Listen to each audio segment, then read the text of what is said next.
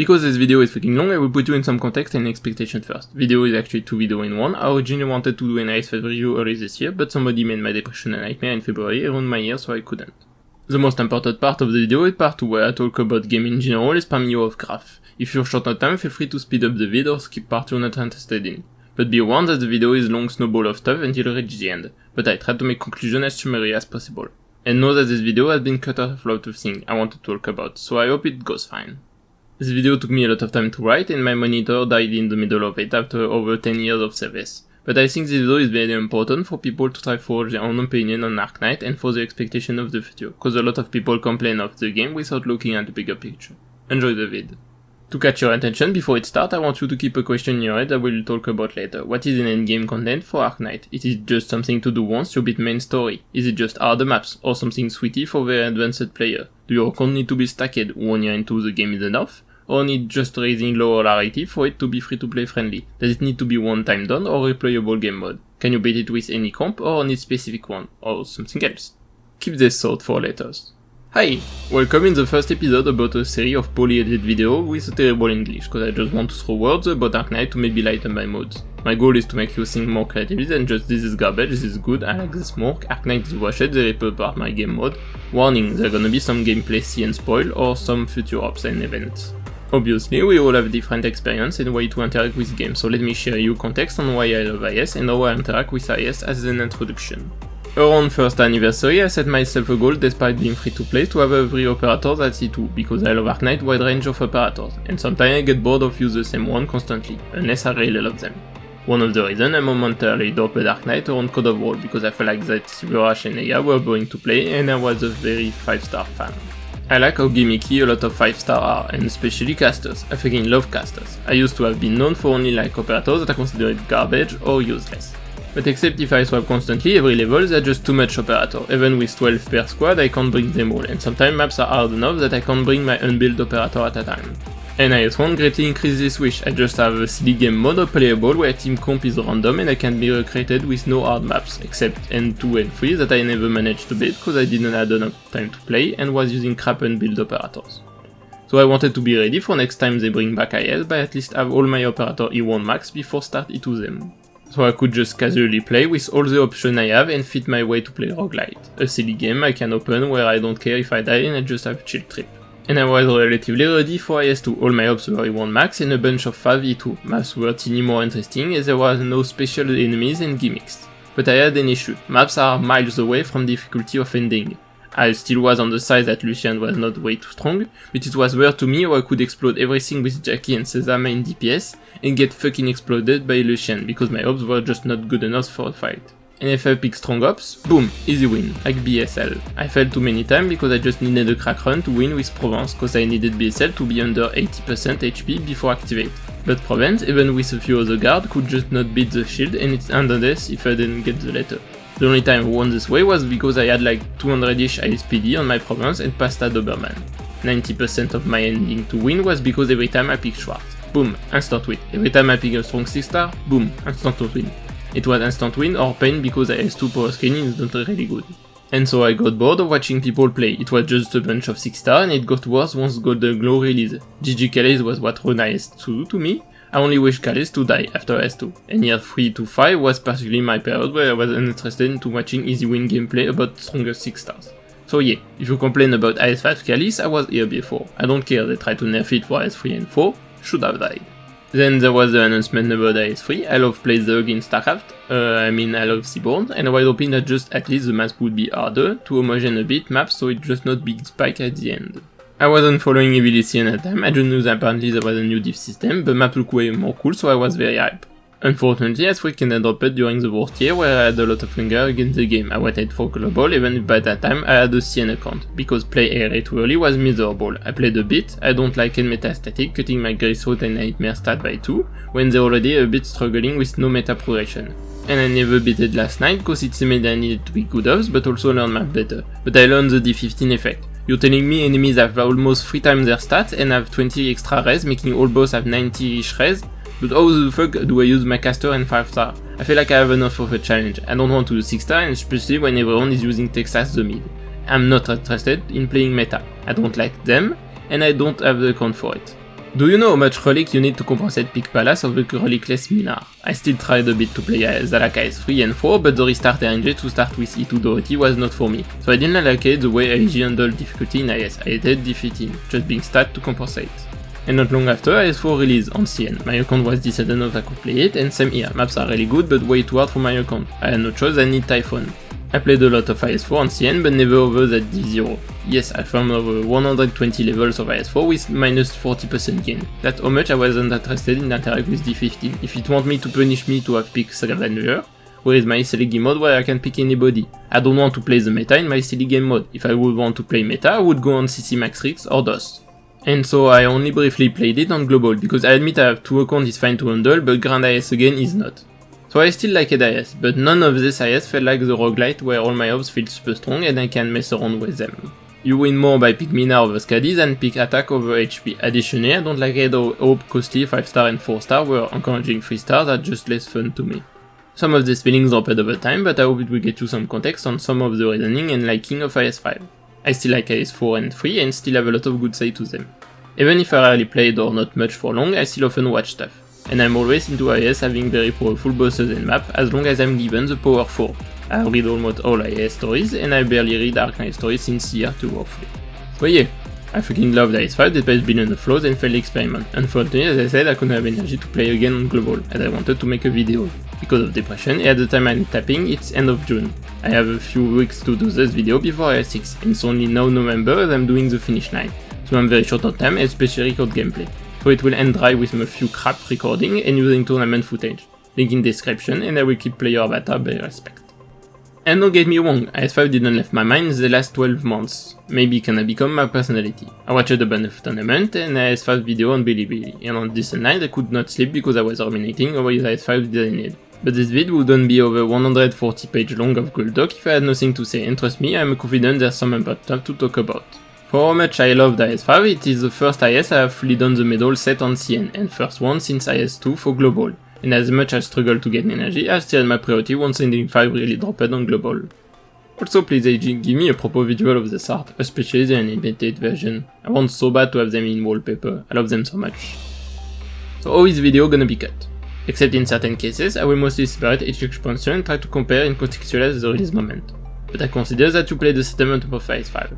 You can watch category, but basically some short recap and review of different elements, a bit bigger review of Talon Lamp, and the 18 system in the middle. Then I will put more depth in the reviewing stats of IS4 and 5, why IS5 is so messy, then stats for the endgame mods, then talking about what is an endgame, talking about identity of the game, about catering to casual or advanced player, then conclusion of the release show of Ark Knight, a brief review of IS6, and finally before post video awards, a brainstorming about updating IS5. Warning, I'm not skilled with writing and understanding. So let's start by a very briefly recap the story. Revenant are using energy in Furnace, need to be freed but they're very angry. An explosion happens, scattering a bunch of Revenant everywhere, affecting stuff emotion and behavior with hunger. Ideal are immune, so the Hot Leash army asks the Hot and Cutie Pie Nymphy to collect the fragment while she's busy with the mess. Nymph make plenty of friends on her adventure. At the end a bunch of them are lowered by a Amongard to enter the furnace to see the ritual to peace them. But it all fails and Tin Man asks them to share their wishes of a better Casdale. The Revenants get interested and they start making tales through the Revenant Furnace vision of different Casdale. Ending 1, Fremont get angry and lecture them, telling them if they want a better Casdale, they better use their hand instead of daydreaming. My bad, Fremont. It's hard to beat depression when you're hurted. I'm trying my best. Hermie tries to defend the tales to calm them, but is tasked to make everyone well. Fremont and Tin Man have a discussion and Tin Man leaves with fully Revenant. All her friends got affected by Furnace Syndrome, where they sort of had depression, hallucination, and a bit disconnected with the world. Stuck in vision from in the furnace, but the Revenants are yearning for more stories and her friends have to come back a bunch of times. Telling all the different stories of Casdale you can encounter in IS5. Some where Sarkaz are all united, some where Sancta and Sarkaz are united, a war where Cliff is a Dial, for a Sarkaz mercenary, a different part of the history of Sarkaz, etc. And some of her friends left Casdale when the syndrome started to reduce and Casdale more rebuilt. What would have been expected of an IS related to Sarkaz and nerf elemental damage? Just like Seaborn, Sarkaz are usually on their lower side of death and higher side of res, so the thing rise again will be annoying when wanting to use Nerf S2, but Sarkaz still have wider variety of stats.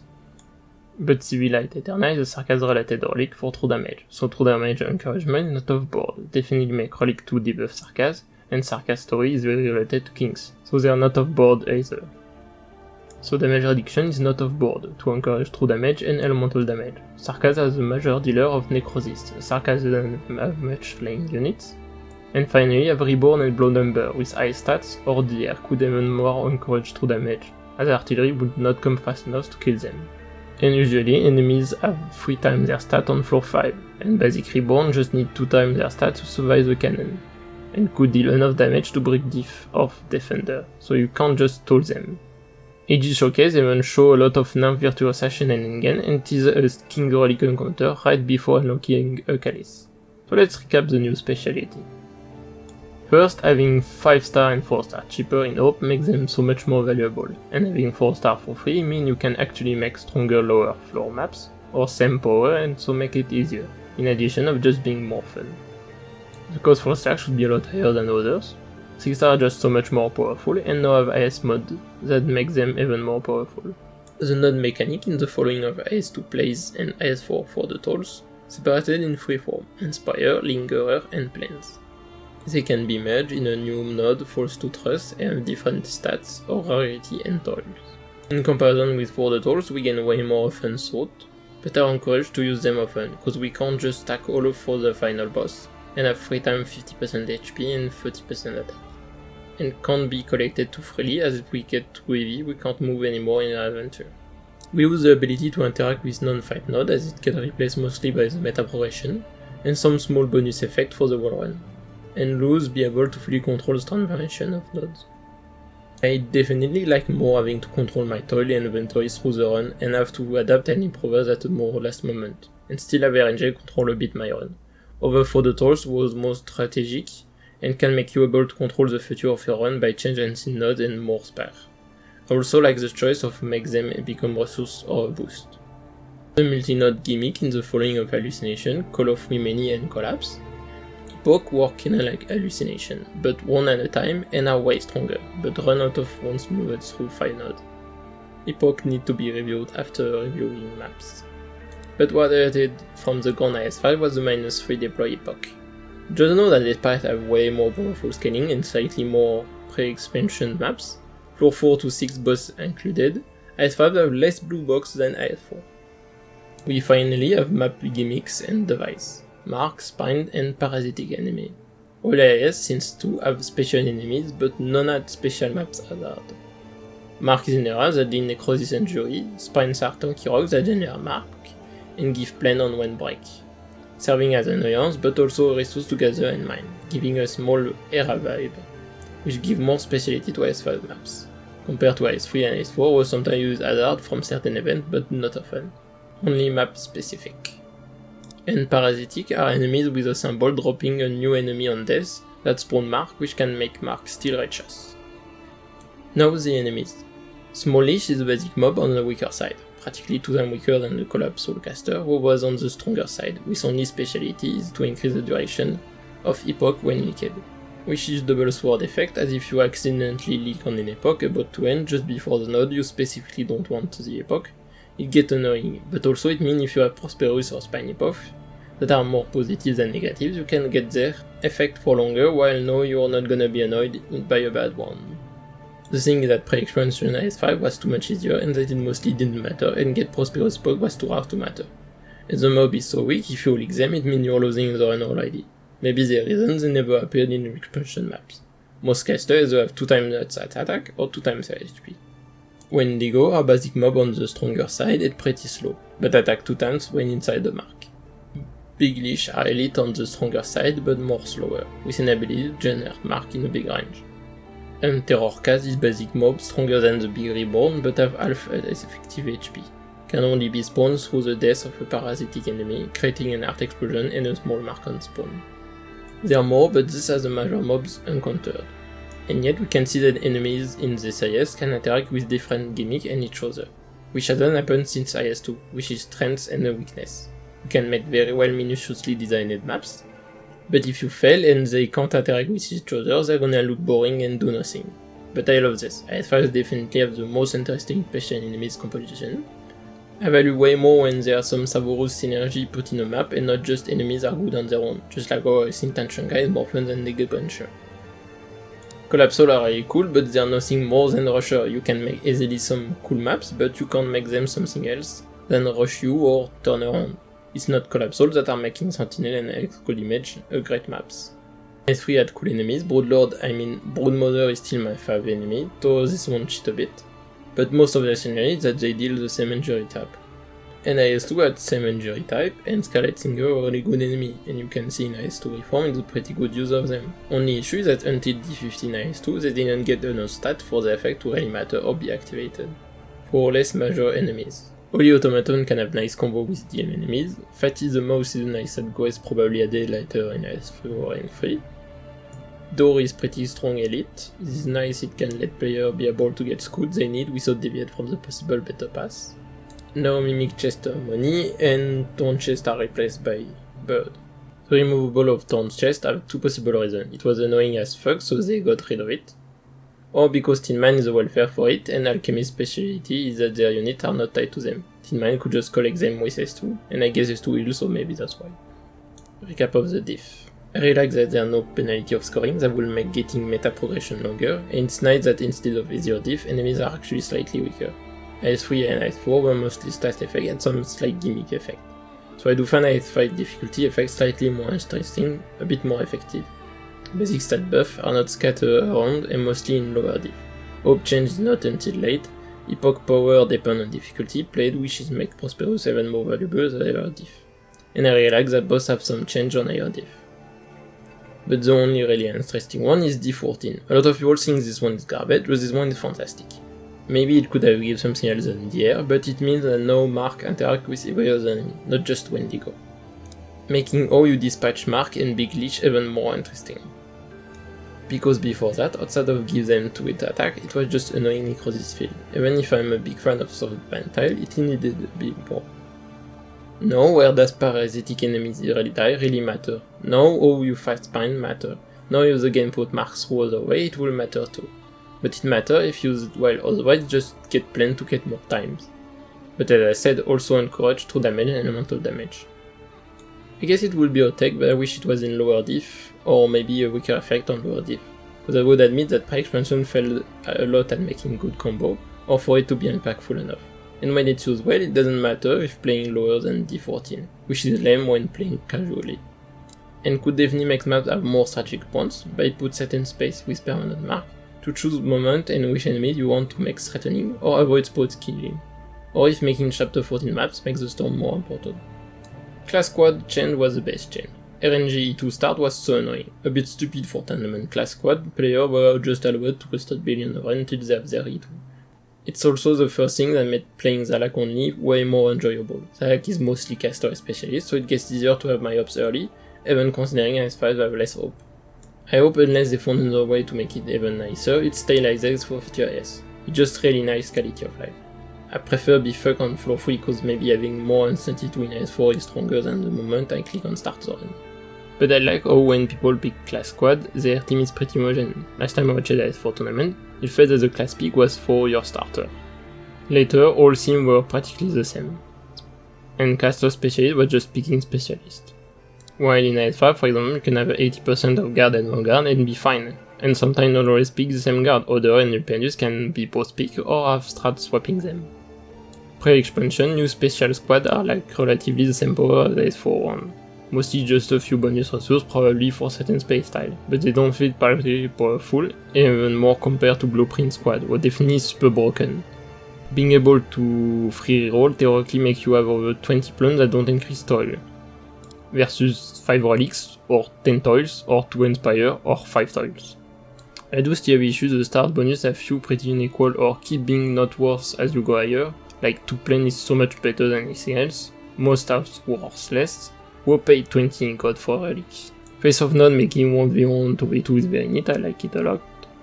And I like possibilities more than boss key passage, with effect replaced by this curse relic that stack as more you go in to make it more difficult to use them to get more nodes. while being something you can throw to lost and found. Though I don't really like the freeze one when I met so much map about needing a powerful opponent, and it fucks the agent and other DP gen. Though I do think Bosky Passage had more interesting effect. I like AN3 being unlocked at the same time and AN2. As far as I fetish more relics than others, in addition of more frequently give them, and have the merge to even get more. King's Relic has slightly merge with an encounter to get them all, way easier to get in God for Slab Calice, that should have died long ago, so sure, we get a very strong power scaling. I think this is a good thing, considering we saw gimmicks and enemies interact with each other.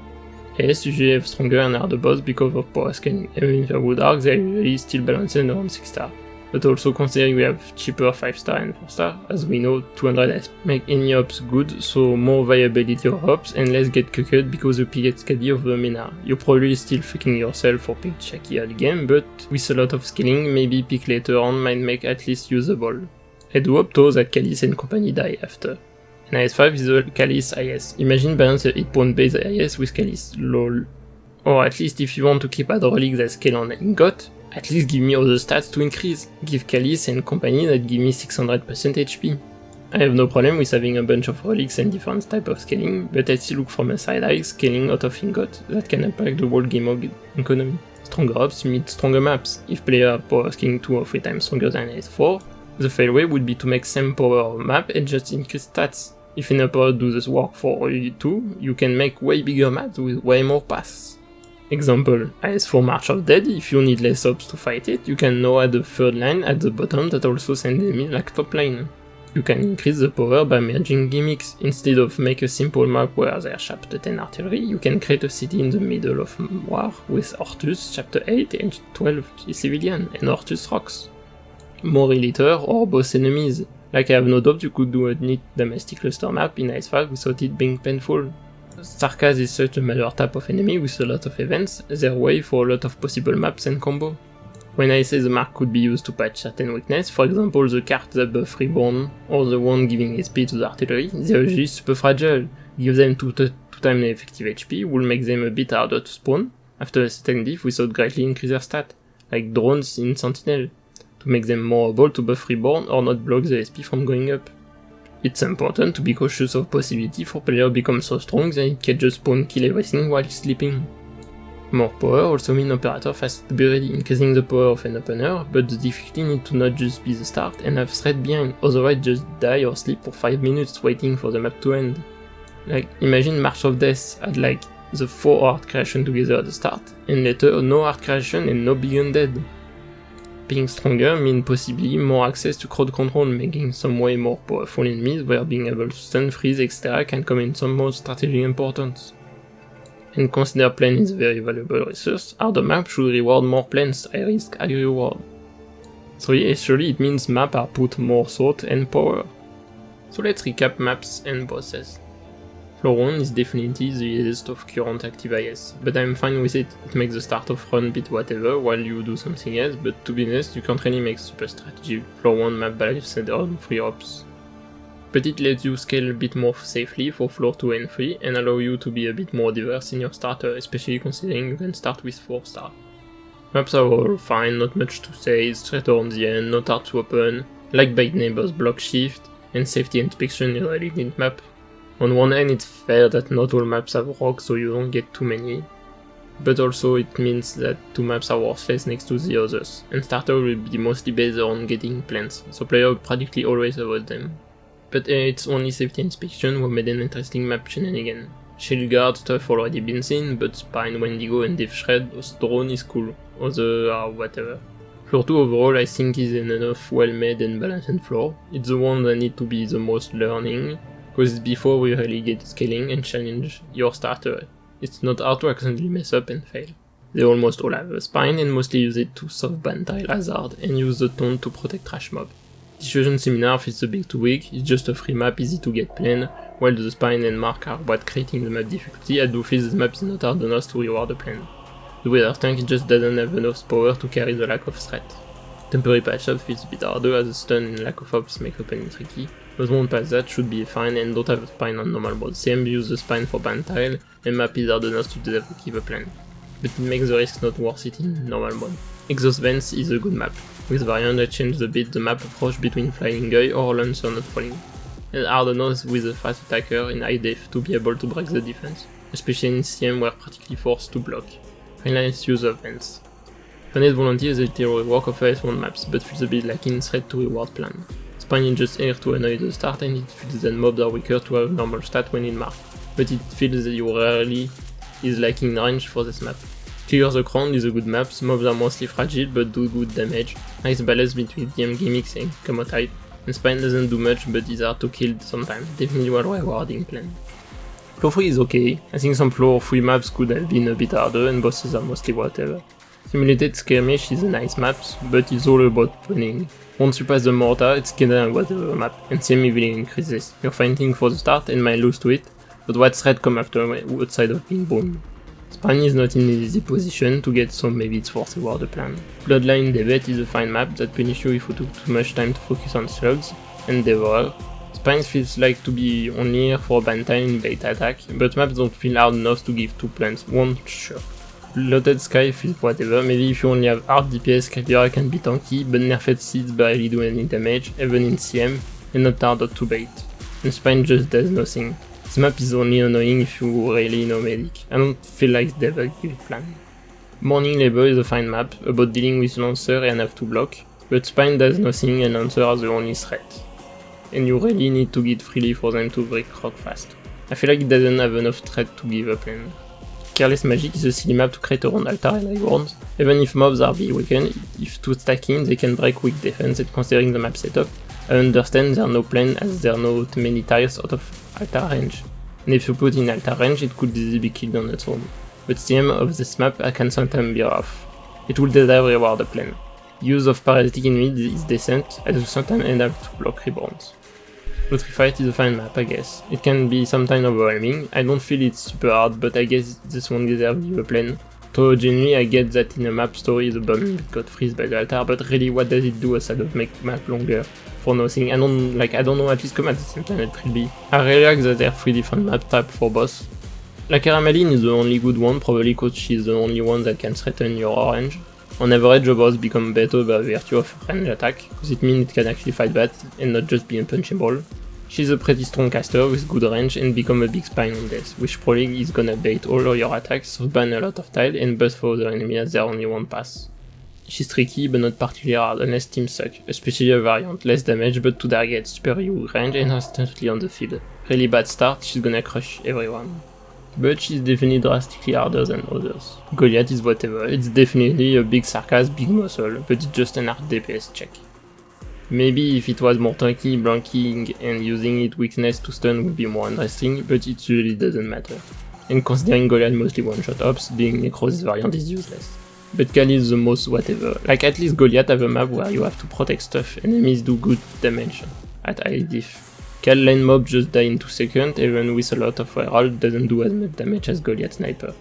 And what does Herald do outside of give death to boss? I'm usually not blocking them anyway, and it's just a multi-target DPS. I don't think with my playstyle I've lost to her, and like when swapping Kal just stopped moving, being even more easy to kill. And Variant is just doing more damage for less HP, basically easier. The basic maps are so bad, it doesn't change at all. Like at least a full variant get harder, but that's just because maps have way more strong elites and less easy range style. She have teleportation immunity to help I guess, but not like many people have Shubi for floor 4. And floor 4 is the moment it fall apart. Pocket Gaps is a map that compensates all maps without plans. It's like fine chapter 12 map choke point maps, it can be annoying to start with a good damage of Absurdist Operative, and if getting the rest is its choke point, and I don't think you can make this map hard for this reward without rework from ground, or making it way bigger. Parasitic enemies are kinda whatever unless maybe the less easy choke point. Kinda same for Sordid Surveillance, but no area larger and more AoE check, and big leashes help protect small leashes. Past the Aqua Pit is start check. It is easy to fail at first, but it's very simple map, as you just need to deploy 2 random melee at top, or make Ines Medic melee bind slow. And boom, map beaten. Once you have passed the hard start, that is only very hard if no vanguard that usually you have by floor 4, the map just doesn't say anything threatening. I will admit I'm a bit uncertain about CM, like just 2 pre-spawn when you go, when anyway you need to put damage for the spine that might spawn, but it's just here to annoy. Crimson Corridor is another reborn spam map, all about the opening, throwing plenty of them super fast, needing to deploy AoE or to damage quickly. And then nothing. By the time most Carcom waves are more or less small ones. Cart have no HP and the Standing Guy is just no hard to spawn kill. CM makes the opening pretty hard, which to be honest would reward the plan. But Sam, you die in the first 10 seconds, or sleep for 5 minutes. Rules of Modern Warfare, my beloved, I love Gramophone a lot, but my god, this map is so fucking dodgy. What the fuck are you doing in floor 4? I genuinely bet the normal mode of this map could be on floor 2 and still be easy. You genuinely need to have a really dog shit team to face this map. The only way this map can be hard is that you purposely don't activate Gramophone and so it becomes hard DPS check.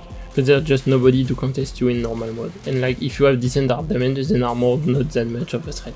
CM make you sure you want to activate the Gramophone, cause the red Gramophone are just gonna keep the armor alive, but the range one have no stats to kill most range jobs. But it's not like Lieutenant Caster are open to kill, they're pretty squishy. Like at least CM is decent, but still thanks, fuck this map don't give plan.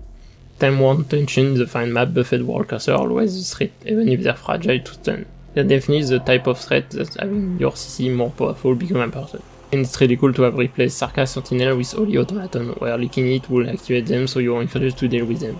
And the Gatardo and CM by being parasitic, which makes them tankier for Mark, and the Terrorcast can bait some attack. I guess it could serve as buff the Wingo, but Wingo are so slow and late it doesn't work. But it issue where as much as how strong World Cursor are, they mostly explode range jobs, but not guard and defender with an extra healer, especially when fighting one by one. Hotil 1 is not hard, so same here, you can throw at the opening, but if you have the power to quickly kill the World Cursor, then maybe just sleep 5 minutes, cause Automaton can probably get leaked. And when Ego and Molish are not used in any threatening way, Pan just serve as bait, attack, and at very most make small leash at start tankier. Ego City is another reborn spam AoE check map, they are less rushed but not roadblocks, so it can be tough to open as reborn got enough scaling to be able to break weak defender. And Vanga. But again, once past this, they're just 0 street. Another sleeping for 5 minutes. I don't know if Rotizer are even a menace on this map. Floor 5 is when they're getting less plans, which is fair, you can't keep giving resources, otherwise there's just not even a small bit of strategy or planning on how to use them, as you can throw them everywhere since you would have too much. Saving is important, and surely now there's gonna be actual use of Mark with Parasitics or Permanent 1, not just use Spine for some whatever bun tile. Rogue Mercenary is a decent choke point map. Reborn can break weak defense, protect parasitic civilians from a caster, or since they are stacked they will create a chain of explosion, and Modrock just be a hard check moving. But to be honest I feel like Modrock is so whatever such he never kill melee ops. But the map doesn't keep up with player scaling, the Artificer just are so weak they die in 2 seconds so artillery precision never get charged, and the only threat is the caster who either dies easily to sniper or can just be tanked by a guard and deal out elite. CM diff is just extra attack stat and Mark is basically useless. You just need to be offensive, and to be honest a lot of I prefer player to be more offensive and spawn kill. Which I can get being something beyond used at the start, as I S4 you try to keep your distance and be safer, but I do feel that map threat is more on start. Land Reclamation, the GG slope map, would have been fine if it was like the easiest. The artillery and wither tank do a lot of damage to range up, but they're not that tanky. I feel like it was unneeded to make only waves from one side and then the other, at least the threat is not so much at the start. Kurt Alliance is a choke point map that is again about you either die in first minute or sleep for 5 minutes. The goal is you activate fast device or Taunt Shell will deal too much damage to any non-phalanx and defender. So you need some multi-target or AoE cause the HP tank Devourer will be able to aggro. Then once it's done, you Annihilation wave 1 and then there's just nothing. There's just nothing wave 2 that is threatening, they will just come die and you're just waiting. If the music was swapping back to purple maybe, but no, these waves are just useless. Plus they come so late you have billionaires to put back your ops. At least put some yellow music good, I don't know. Just make it a short 20 enemies maps. And because AG never want to edit enemies, Devour are not even affected by the music. They're not even a small, oh but if I activate yellow music, I can no DPS, but no Devour will go 2 times their speed, making them able to more easily reach my melee. This blockade is another choke point map that have a second pass only used by 3 people. And oh my god, finally parasiting enemies and Big Leash. Surely it's used well. At least this time the threat is a bit more later, and to be honest the map could just be the twin wins, it wouldn't change much. But also what the fuck is the point of the spines? They're dying before even buff anything, and you're rewarding a plane for this? You know you can also make Mark for this without giving valuable resources for free? Also Maul's Leash being parasitic, it's super easy to kill them. They will never die next to Wendigos. And Big Leash are too slow and too far away to buff anything. And Wither Knight's probably at best at 20% HP left when it's getting buff. PG Armor really just mean to make spine tankier and soft spine types. Guiltless Paradise is arguably a choke point map, and if you're leaking on this map, it means you're dying, just like a lot of IS5 maps. You don't leak until you're dying. It could be a nice map, but killing Chimeras is super easy, and once you kill them, the map is just nothing. Aerial Assault is a map you can die later if you sleep too much. It does nothing, it works with nothing in IS5, and for some reason they're unused red seats. Wicked Academy is the floor 4 maps. The camo tiles are well thought for big leash, but in practice it doesn't work because enemies just doesn't have the stats for it. For some reason the rewards plans mean for Wendigos. For 6 is decent but lacks stats, at least it tries to compensate it a bit. Quest for Consensus, the AoE stat check maps. Once the Kalis are dead, enemies die quickly, but at least Parasitic Automaton covers this by dying inside the wave.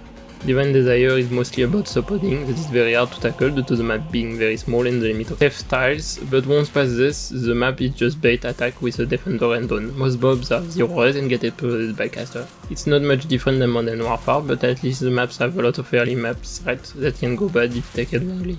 Cannot Fight is probably the only one that use parasitic enemies well in pre-expansion. Not much to say to face off, but I like them. I like the different level difficulty. These maps have been quite a letdown. Can boss fight not fail? But let's first talk about the elephant in the room. Why do I say the stats don't keep up? In floor 5 IS4 enemy scaling is plus 150 HP, plus 160 attack and plus 25 def on their best stat. S5 is plus 200 HP, plus 170 attack, 230 for Talon run, and have no def up. This stat would be fine if you are doing a Doodle run without King's Relics or without meta progression and Conrop cannot, but that's because Doodle is so shit compared to Talon. In a Talon run, you get over 2 times the number of relics you have in IS4, in addition of fighting more emergency to fill the scaling relics, but to compensate the power scaling difference, so you're easily 2 times more powerful, instead of enemy have only 50% more of their best stat, which is basically giving an extra 30% on IS4. I don't think in IS4 by doubling your relic for the cost of 30% more stat you make the balance still equal. Once you have 60-ish relics, it's not uncommon to have a Condabili S1 do 4 or 5k damage instead of their 1 base K.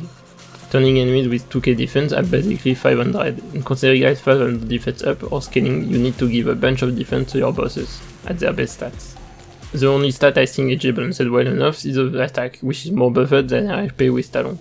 So when playing Talon, you fight weak and poorly done late maps, with not enough stats to contest you, and that's where Epoch come in clutch, and also running even more.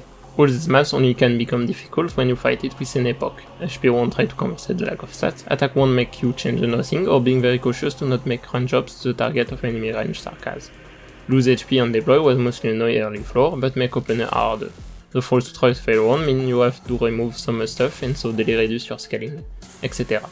If you could remove it as your wish, you would never get Epoch and just steamroll even more the game mode. If it was weaker effect that 20% HP would really change anything. Unless the maps were actually difficult, but the issue is that yeah, these effects can be used in early floor maps where the player power skill is still not high enough. Hot take, but pre-expansion it was good that there was no control on Epoch, because even if they were done poorly, it was the only reason certain maps were getting hard. But they mostly were on floor 4 extra spine, have a really good position to make maps hard, but only if you get the Epoch. But also that FG made possibility to fight the maps on an higher floor, yeah, fighting past of the Aqua Page should become way harder in the middle of floor 3, before you get some decent Vanguard and making harder map would have make it worse. If you design a map for floor 4, it's gonna be hard. If you design a map for floor 4 where you got a drastic stat up, it's gonna be pain. If you design a map that is in the middle between floor 3 and floor 4, when you fight it in floor 4 where you drastic got a stat up, their maps are gonna be jokes. Another issue is that AG made plans open up through spines, but then proceed to use spines almost only as nothing else than a random hazard maps, to annoy your operator or softband tile. So it makes Spine Epoch more of a bonus than a malus. You get drastically more plans, so you can just move around even more, reroll more stuff, which can increase the duration by making small leash. As much as how important plants are, they are just not used as rounding resources or rare resources, because you can't get so many of them and not even by fight back and nails. Like imagine you could just get index in IS4 by fighting certain maps, and for some fucking reason, Man-Made Carnival doesn't give one. If you make Wicked Academy give plan, at this point just make all maps give plans for free, and now the one that would run a lot of stuff in IS5 from the start, the -3 deploy Epoch, and I will stand on this hill. This is the first thing IJ has done with IS5.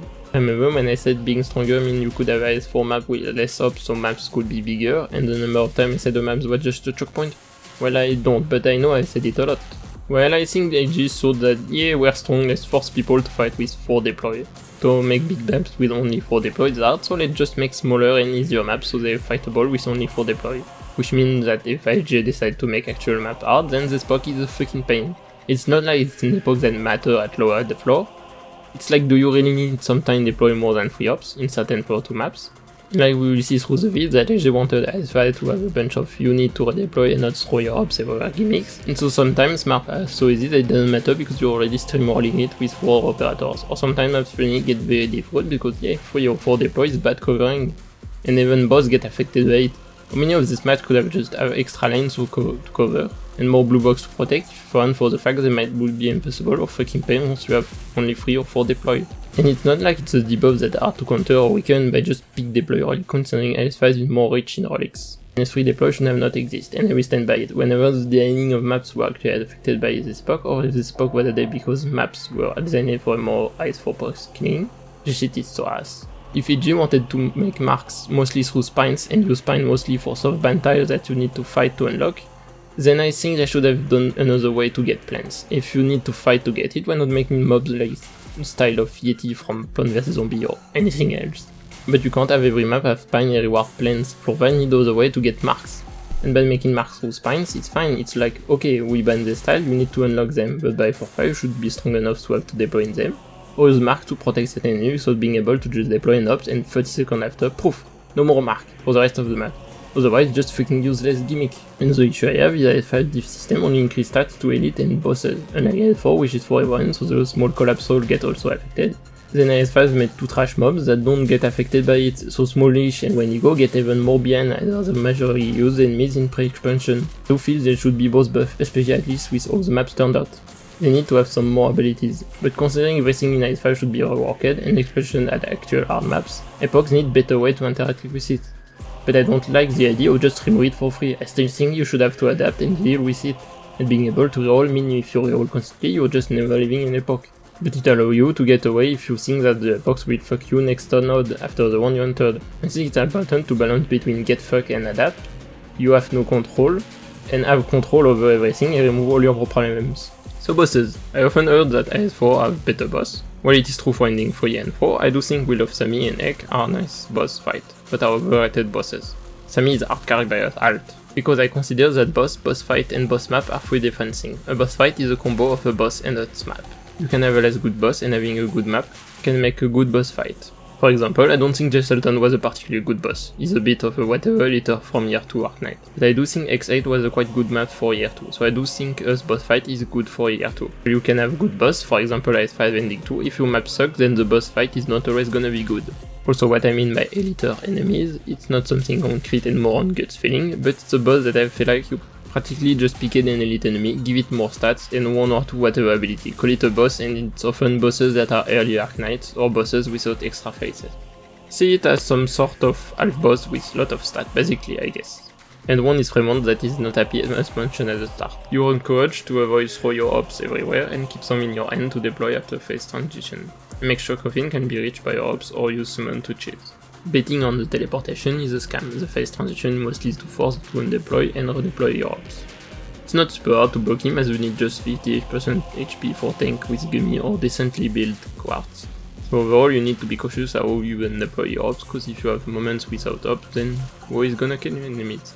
His effective HP is 660, which is only half of Sami being 1,200,000, because Fremont there can be removed unlike Sami P2.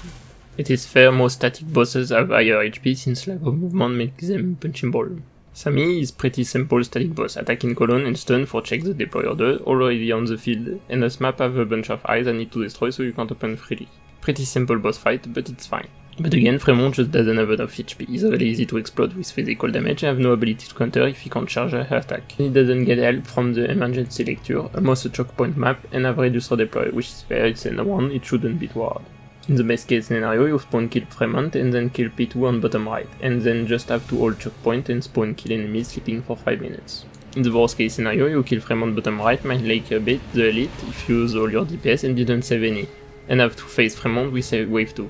Parasite Wendigo serve no purpose. Big Leash and Colossus can help Fremont, but 80% of the time you're already losing when it happened. So again, you lose on first minute or wait 5 minutes. Sami can have this too, but at least it have more HP and power scaling is lower. And it's still not hard to just stall Fremont and kill everything else, then kill Fremont. And again, this map is very for deploy friendly, because there only one blue box and the coffee system is that nobody deploy on left side on wave to not risk to get their ops killed and stuck forever. Although I also seen a lot of people trying to cope with the TP and already get their DPS stuck and then lose. Confused Man for different boss is nice, but all three could have got something more interesting. For the ending to unlock, it is pretty nice. Mandatory prophecy early, it gives high cost thought, which means you can't pick up too much early as your toll isn't very high. Especially when you are in low meta progression and need to be merged for a DP relic, which is usually worse in higher diff, it's not that much different from in IS4. I think it's fine for early ending to have pretty simple way to unlock, especially when since IS4 there's some triple ending possible, and it uses the thought system. The story about ending 2, her first tale and furnace illusion in her quest to find different and better castle. In another past, Teresa and Teresis decided together to holding the crown, becoming both King of Sarkaz, managing to create a castle united and prosperous, with no more Sarkaz being divided. But Civility Eterna realized that we are not from this world, and so we end fighting them. On the trial pass, as we are not here to create conflict, and invited our friends to visit and discussion with the dreamful Arkasdal. And so the story should end. As the Revenants are happy with this vision, but now doesn't want to stop here and want to see more of this beautiful castle, but she starts losing consciousness from staying too long in the furnace. Until Amiya comes over and turns her vision to share Civility Eterna with the king and with each other's stories and world, and we learn that in this illusion, Amiya died of neuropathy. Then Narf wake up in a bed and Amiya greeting story. Narf narrate to the story, this tale and a wish to work harder to help Kazel to become like this vision. Then it's a turn to Amiya to narrate the story she learned about the other Amiya, I will call Amitu. In this illusion, after an attack against the king, Teresa found Amitu on a dying state, and heavily affected, trying the best to protect her and went back to Babel and managed to save her life. Teresa decided to raise her as a daughter with the help of Teresis. Amitu refused to be part of wars that hurt each other, she wanted to only save life. Once old enough, she decided to leave the kings and wandering medic without help of kings out of determination or for a deal. She wanted to cure her apathy, but unfortunately died out of regret. Sharing these regretful memories with Amiya, the king still felt satisfaction and more understanding to help Amiya too. Cause even if Amiya is not her, they both have tenacity, determination and courage. Then Amiya told Nef to get some rest. But the part Amiya didn't mention to Nef is that she shared to the king about calcite and doctors that she believed in to cure her apathy. The king then decided to seek answer to their calcite, even looking through her memories if needed to. And with the help of Amiya memories, they found the path to find Oracle in hope that they can cure their apathy in this tale. In the boys' fight against Teresa and Teresis. Even if I feel it might miss a little something, I do think it's the best ending to boss yet, who have mostly all being stolen stat check.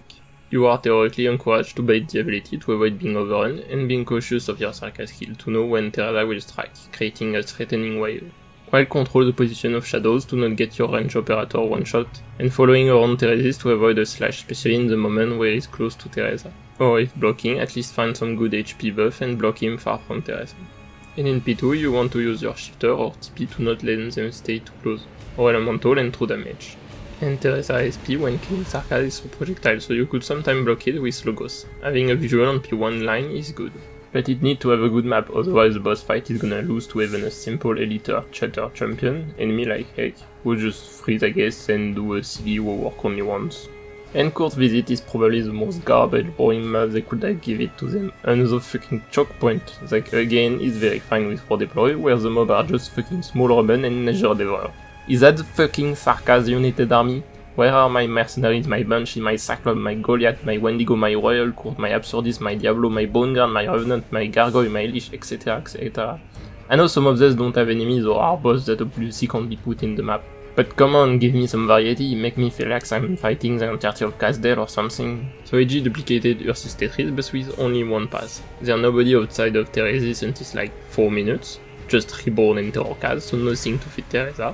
Because the map is so small and bolshy, cause if Teresis was doing some turns there was part where you can't block the orb, so Teresis just goes straight for the blue box. So I guess you could burst him down and burst him down again, which is not that hard per expansion with some elemental damage. But the best strat is just to stall until the Reborn spawn, and then set up for P2. During P2 there are not a single wave, just Teresa summon, which are just HP tank, that you don't want to block. And since they are shift for style, which I guess it's fair, not to make it too hard considering getting HP is easier than getting shift forts. So once you pull down Teresis to 35% here, you just have to unleash all your DPS, which I guess is fine, but since now there are no more summons, that they don't threaten your ops, that Teresa no more can do explosion to attack your range ops, there are just nothing anymore to threaten you. Which feels like fighting Sammy after all waves have come. But at least Sammy can do a bit. But most importantly, so as DR plus the div DR, Teresis have 41 DR, which make effective HP as 900. which is less than Sami. Again, IS-5 have more relics than IS-4. You need to not be able to shift him far from him to be tankier than Sami, and once you beat it, a second time the final wave is just Devour again but being parasitic. Parasitic for the 3 side ones, they are probably at 25% HP from the Oni needed by the time one of them die. At least Confused Mind have a cool final wave.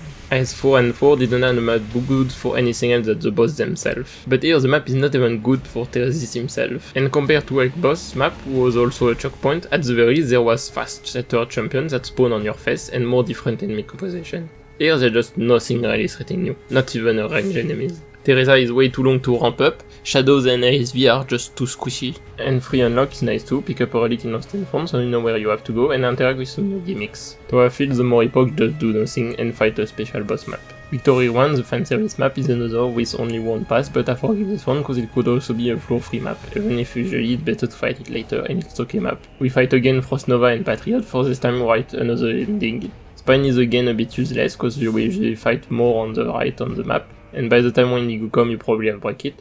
Parasitic Guerrilla is maybe sometimes painful and maybe make them tankier or make Patriot tankier, but I feel like it's mostly not important. First fast Frost Nova in our squad, the more you struggle the harder fight against Patriot will be, as we'll see a lot of times. They do strong damage, Patriot is hardly tankable with a 4x 11k damage, and Frost Nova Altar serving a soft ban tile. I think it's a fine double boss match that don't like much caster. Free Story is the one I'm most likely to inaccurate summary, as it's the one I care the less. So Lost in a Tale about Sarkaz and Sancta stay united as Tikaz, trying to enlight everyone to the low. Casdale big game in City, Bulldog is Hooligan Knight, but not the war is between Tikaz and other races. So Nymph and friends appear in the middle of conflict but get picked up by another Calcite, and bring in a near camp of people angry of the law or didn't been accepted. And we learn that Yelena is also alive, is still adoptive daughter following her dad works, hoping to one day become also a good knight. They still have conflicts in the family, still have conflict as the law will probably never accept Yelena to become a Hooligan Knight. After a few days, Nymph friends disappear, possibly being out of the furnace, but Nymph is weirdly stuck in. Bulldog come meet to the camp and them to pick up Nymph under order of the Pope, but the Holy City have been starting to get infected by Originium. Bulldog decide to enter into conflict with the Pope, while Yelena and Calcite are bringing Nymph to some secret chamber to meet somebody. Bulldog is basically R6 Patriot, a static with same amount of HP as Theresis, very powerful attack of almost 12k, and one of the first enemies that is very noticeably it had Tremble immune. But not the first one to beat, there was already a bunch by that time.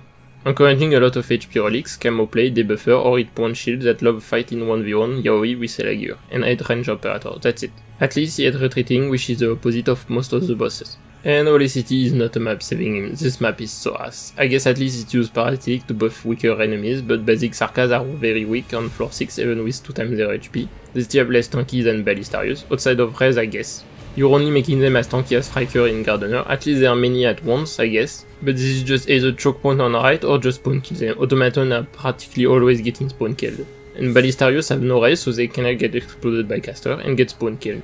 This map is just H7-4 but bad in the wrong game mode. Again, at least make enemies not all spawn in the corner and add blue box, like at least in Gardener enemies turn around the maps. Hell, even in Destiny of many and twisted in every way, there are 2 blue box. Why is there only one here? Why is it so easy to spawn kill enemies? Get the idea that it's just random Tikaz not get blessed and then the Hooligan Knight, but like could you not make them spawn at the different location at least? It has been scientifically proven that at least 80% of the time having multiple blue box equal better map, and one blue box equal bad in a very lot of cases. You look at maps that people beloved a lot and there are like 80% chance that there are at least 2 blue box, especially since tier 3 or 4. I freaking hate this map, why is it designed like this? At least freaking give him an alt map. At least they're doors, so maybe if you didn't kill by the Ryok fast, you have to sacrifice some operator. Like if you wanted to be easy, just add a blue box but make way weaker, especially if your stats outside of attack doesn't keep up. Even more to Blueprint Squad, Ending 3 just doesn't have a scaling possible to defend itself to how broken Blueprint Squad is.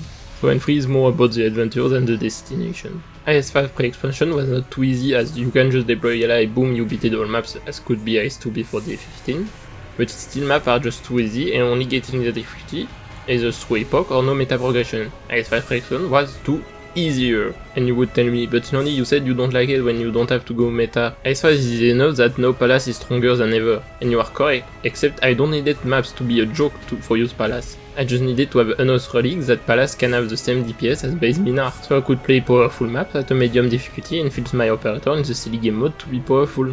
The map doesn't need it to be that much easier after all the quality of life and power scaling you have in. I genuinely believe you put some of the later floor map in IS-4 with IS-4 enemy scaling and some of them are still free. I don't need to cook some really interesting gimmick, enemies that interact with each other, for them neither matter, because these maps are fuck as fuck.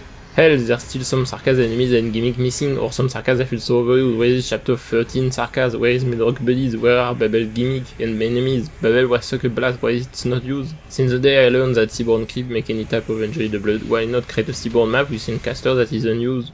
And if we take the idea of Mark make enemies deal Necrosis, since Necrosis is less bad than getting stunned, maybe there could strategic at fighting the Seaborn inside Mark. Being more casual friendly doesn't mean tear down your potential. The reason that IS-5 is more boring is not because player power scaling is drastically higher than others, because that's the whole point of IS, and not because IS-5 have a bloated stat, because clearly no, and enemies have lack of HP power scaling to contest us. It's the maps that are just garbage.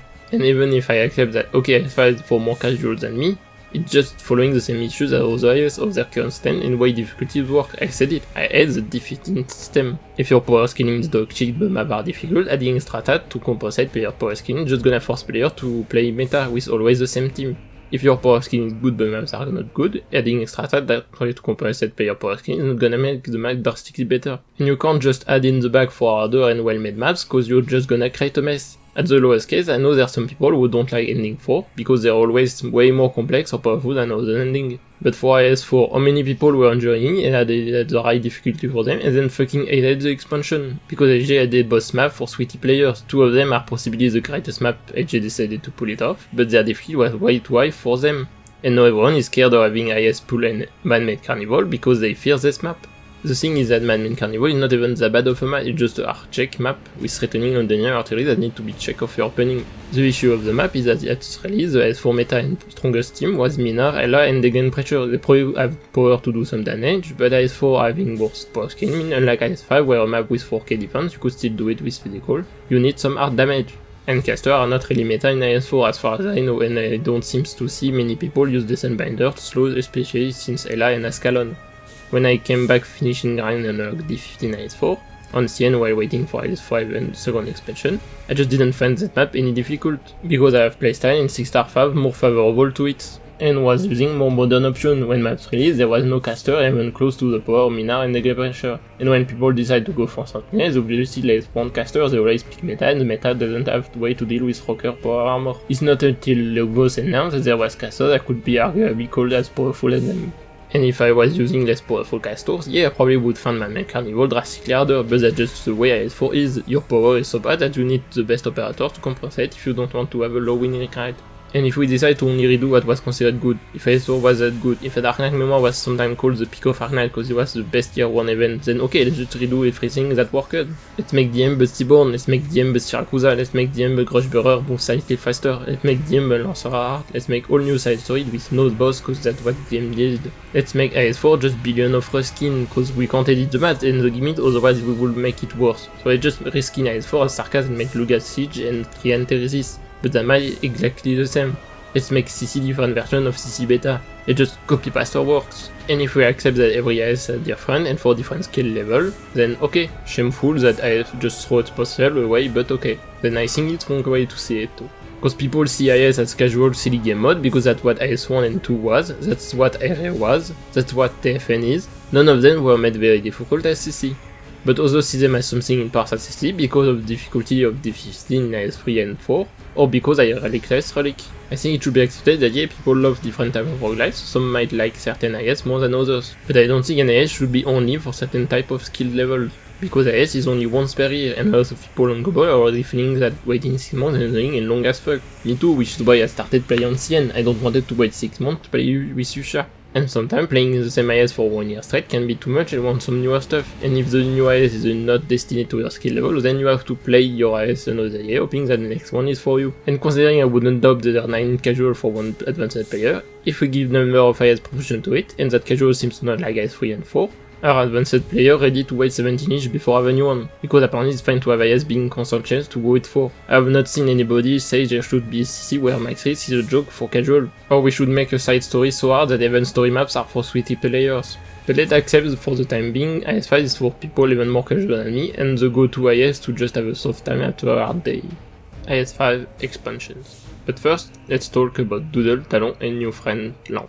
Firstly, small thing, I think the encounter should be a prophecy node that always is before the shop, kinda like Flock 2 ending to prophecy. I find it kinda cringe that sometimes it just don't appear and so you get a shit run. And it go badly, and it didn't even appear on floor 2, and sometimes was reroll to get it. I guess have a bit of RNG is nice in a roguelite, or losing the strat of reroll first node to get it first node is bad. But I feel like when it's so special of IS5 run, it should be something mandatory to go through without get fucked. Pre-expansion I already felt that Doodle was underwhelming. It's nice to learn and get a hang of IS5 system, but really what will it give you? If you're lucky you will get King Collection and Counter, and if you go speedrun either cause you love this or want to unlock reward or D15 faster, you might have enough power to beat pre-expansion stuff, but as you get higher diff it just feels useless without unforced energy. And Talon is just so much stronger, you run last forever, but you fight more and more often emergency as you get more XP, so more open slot, more relics, more voucher, more sword that can be translated into more relic, or either fight and more rocks, which can be translated into more fight. On average, if you assume you always have a fight, there's an average of spine per map. So even if it's mostly because of Apple Gold Gap and Sworded Surveillance that compensate maps without, pre-expansion you are actually solely gaining rocks to beat to compensate floor 5. So the rock from bosses will serve as getting into world or go up and down, and after first expansion you only lose 0.1 of your rocks. So in Doodle it's uncertain if you will get your rock back, and Lamb will practically never get your rock back. You will lose the rock and type 4 if you decide to take them all. And it scales even better with free rolls, increasing the power difference between Talon and Doodle. But Rock have even less ties to compensate the power scaling of Talon print run. So pre-expansion Talon was giving players so much power, especially once players got the hang of maps that are not really hard than Doodle, and bosses didn't have the stat to keep up. Which is why I think expansion map and 4 stat are more to compensate Talon. Even if Talon is slow going buff, you still have chance to get shit stuff from 4-2 and 3 considering you're also buffing enemies attack. And if really the run don't go too well, you might get shifted still. And because nobody play confused mind bosses, Quilon is so much stronger than others one, just for people who love abuse print quad. Additionally, expansion 1 comes with more encounter in the pool in the alt 1, making King's encounter even more rare, causing Doodle to get even more underwhelming. You need to sacrifice a lot to grind RNG to get the King relic that maybe will put you at late compared to Talon. Maybe you're still fine and can avoid the expansion emergency, but I doubt you're going through ending 4 with this. I don't know what use could get off the Doodle at this point. To me it just doesn't give a power to new or average player to pass the game mode that maybe you could have before expansion. So to me, AG decided to make a better Doodle to rivalize with Talon, in addition of something that is a bit cheaper in time. I don't think everyone wants their IS run to last for 3 hours, I think some people want their run to go faster. Lamp of Wishes for wish fulfill nodes that give you relics based on what you wish to get. Definitely was thematic, simple, but well chosen. By adding an extra relic proposition based on your operator picket, the relic you picket extra, and add an option to pay 3 rocks to get everything. So Lamp is to me easy for new advantage player or people who just don't want to play a lot and hyper learn the map. I think one of the areas for difficulty to people is just that they don't want to grind billion of runs to know how to win, and there are people who are not eating roguelite or losing too much in roguelite. They want to win and doesn't feel good of the runs they had unless they won. They don't care about the ride, they care about destination. If you lose too much, people are gonna say the game is way too hard and bullshit, and if they win too often, they're gonna say it's easy and boring. So I feel that the huge majority prefer win very often. So Lamb gives you the good for all run relics and a bit to help your current setup. It gives you good early power to maybe scale a bit better for later floor, and just overall mostly give you what you need to win if you go simple run, and especially what you need to beat ending 4. But once you get all the broken relics, you don't get much afterward. Just a lot of ISPD for make a cord slop. Lamp is very lame, it's just super easy, not super expanded effect for people who want to always win or have high win rate, or people who play soppily IS. You theoretically just become a glass cannon, which is usually pretty good. I still feel like Talon is stronger, cause yes, your run are less constant, especially after the other expansion map, but once you learn them and know how to relatively deal with some of them, they really get less consistent. Also I feel that Talon is better for when going for harder challenge. Lamb doesn't give you XP, voucher, hope, thought, rocks, it scales less with stacking fighter relics, also get less chance to get utility and HP relics. So you have winning relics, but more limited in your roster by having less chance to get more ops, but also because of end selection. But at the same time, make playing with weaker niche possible. I don't know if Zalak could beat floor 3 bosses in the 18 without Yushia, and plus 1 or 2 King's Relic, as even with Lamb it can sometimes be death.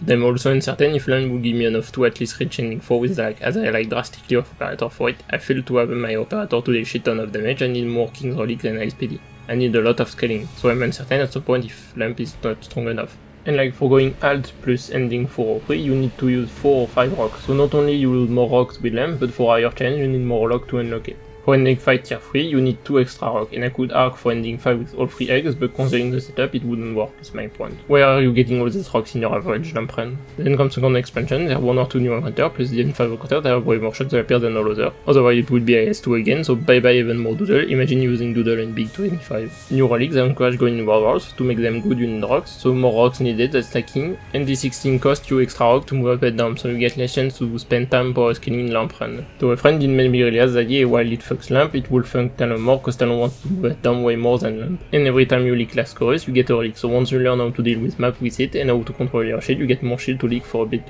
more reward. But it's still relatively higher in competition. Especially when the first D18 Confuse 2 alts, Confuse 4, Confuse 5, triple legs plus 25% stack Curse League where your Vanguard costs 20 DP with Talon, so it probably was just to show them at almost their real stats. And 245 on Funny Deeper Investigation was Lamp, and both had no choice than leak a lot. In fan tournament, the most common system is by taking your score screen and adding points when you fight a certain boss in certain emergency, giving more points depending on how hard the maps are considered by the player base. Which for your Talon, so playing it have a higher risk that you fail your run, but you have a higher chance to score higher. When for Lamp, you have a higher chance to survive and win run, but you have to hope that Talon player all fail.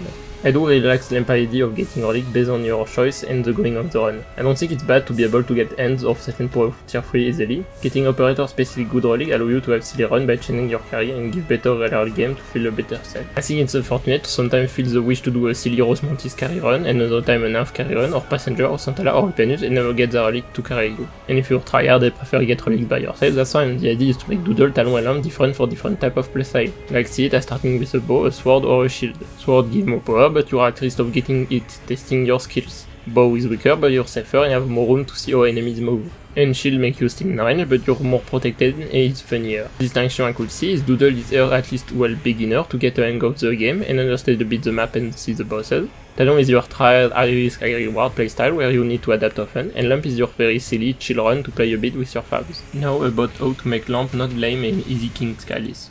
Firstly, if King's Chalice was so much focused in the design by HG, I think there should just be another way to easily get kings without grind RNG. But for the idea of giving you relics based on your build to make your run with a special build, an idea I have would be to be like Scout Nodes. You select an operator and it will propose or give you relics that will benefit it. Like I don't know, one rare, two common. With the current system is that if you don't get the broken relic, they sacrifice one rock in a fight to get one small end or one small relic for your caster, feels kinda underwhelming. Even more if like it get RNG, it give you a medic when you need it to buff your casters. Additionally, not all ops scale the same way. If we make the current system based on subclass and take Crusher cause they're really good in AS5, you can make it obviously not give death or hard damage relic and instead give HP, physical damage and even stun cause they all do stun. But there's a problem. Ulpianus, for really be broky, needs the highest starting SP relic. But O usually use S1, so it's useless, or S2, so it just needs the tier 1 at best. It's not like waiting 4-ish seconds was the trouble. And rarely use S3, which is often used an early drop, and might just need the tier 1. So if you don't have Ulpianus in your account and take O for S1 face tanking Quillon and get plus 18 starting SP for Ulpianus, but don't have, it's maybe nice for other ops, but you would have preferred get some healing or even more HP, so it feels a bit scammy or wasted. And maybe early drop Wine Chames is nice, but for S2 will you get really much help from ASPD or starting at DP, and will Quartz get help from Pasta unlike other, or at least UPP and O. Which is why I feel like if you really want to make it neat and be relatively equal to Talon, you need to be very specific on the ops and maybe more than one relic. But if you make a very specific selection, you need to rework the node UI, and AG will need to make a relic selection for all over 300 operator and every time they add a new one. So at that point, why not make it a new type of node? So after that, do you make it Lamp special node? If you make it not reroll, you can lose the speciality of the encounter and a headfat gimmick. So AG will need to either make a system for the alias, or will get tired and give up or not do it. Maybe they wanted a system like this and decided to go on easy lame way cause laziness. Doodle probably could get some inspiration out of the Otis Deep Investigation, buffing increased shield and leak relics. Because being able to not face emergency is fine for low difficulty on newer players, so they don't get too killed. And if they do some failure, at least getting a massive shield would help accidentally leak. Once they got an hang of maps, the shield is for leaking boss or learning boss, and once you get a hang of it, they probably can start use the other run types. And I doubt it could be abused by tryhard to just leak hard boss, cause then you still need your high difficulties to scale, and you can only wonk boss out of your triple ending. And leaking is probably the most powerful and easiest thing a banner can do, it can be in a balancing aspect. Alright, the new addition of Expansion 1. The new swords are really good, they help a lot to deal with epoch and certain gimmicks. New squads are nice, to me in God Squad and Collection Square try to get a bit competitive with blueprints, and Mimic Squad is best one by randomly choosing effect, making funny random run, improving even more the aspect of play without caring. Now that AG added some good maps, it's important to have a better control on epoch, Grand Wishes summoning windows so you can get in more often without betting on an encounter and allow you to fight a new dangerous floor without get extra difficulties. There probably should be an extra option, but at least that's that. And Padma Sana of Rebirth, the Red God, I like it a lot. Petrol is the first relic for Ending 4 at a lost and found, which nullifies Ending 3 by deciding to learn about Quilon tragedy in Eastern Land where Sarkaz, now called Anassa, settled long ago and the cost of your God. It reduces by life, XP and God gained from bottom, assumably to reduce the power of Talon and unlock a new effect in face-off. By picking the new effect for 2 play instead of listen to some tail gas up 18 man, we let the Lotus shape her tail. But Quilon reached enlightenment and became Anassa, taking a boat to turn back to Gazdel. Then enter a special 2v2 face-off with only flying enemies and hard one always being Padma Anassa, mostly just being a ranged DPS check, but can also use some melee or deploys and slow down bots. Once victorious, unlock Anassa Karma, increasing elite and bosses HP by 50%, turning floor 5 boss into an emergency version, and unlock Ending 4, which will give elite a better power scaling more in line with player. Emergency Lectures is a decent change, no more reduce or deploy, cause by now you should be fine without it. Enemy compared to before are 2 times tankier. Extra attack allows Saxophonist and Fremont to be less easy to tank. First boat is not much impactful, second boat doesn't do much either, as you will probably have your operator retreated anyway. Third ones are the most impactful, even more when fighting Fremont at the same time. Top 1, just make sure that you can deploy enemy lane, bottom pass 2 of your best range style. And they're coming fast, so you either have to acquiredly level them or max set M1 so allows somebody to give you more time. It doesn't fix the issue that you can easily stall Fremont bottom lane, or that if you burst the enemy it's still water wave, but at least it proves the need to know when to deploy and undeploy. Court Visit is a good enough chain, tankier and harder to block, more parasitic rebound to adopt it matter a lot.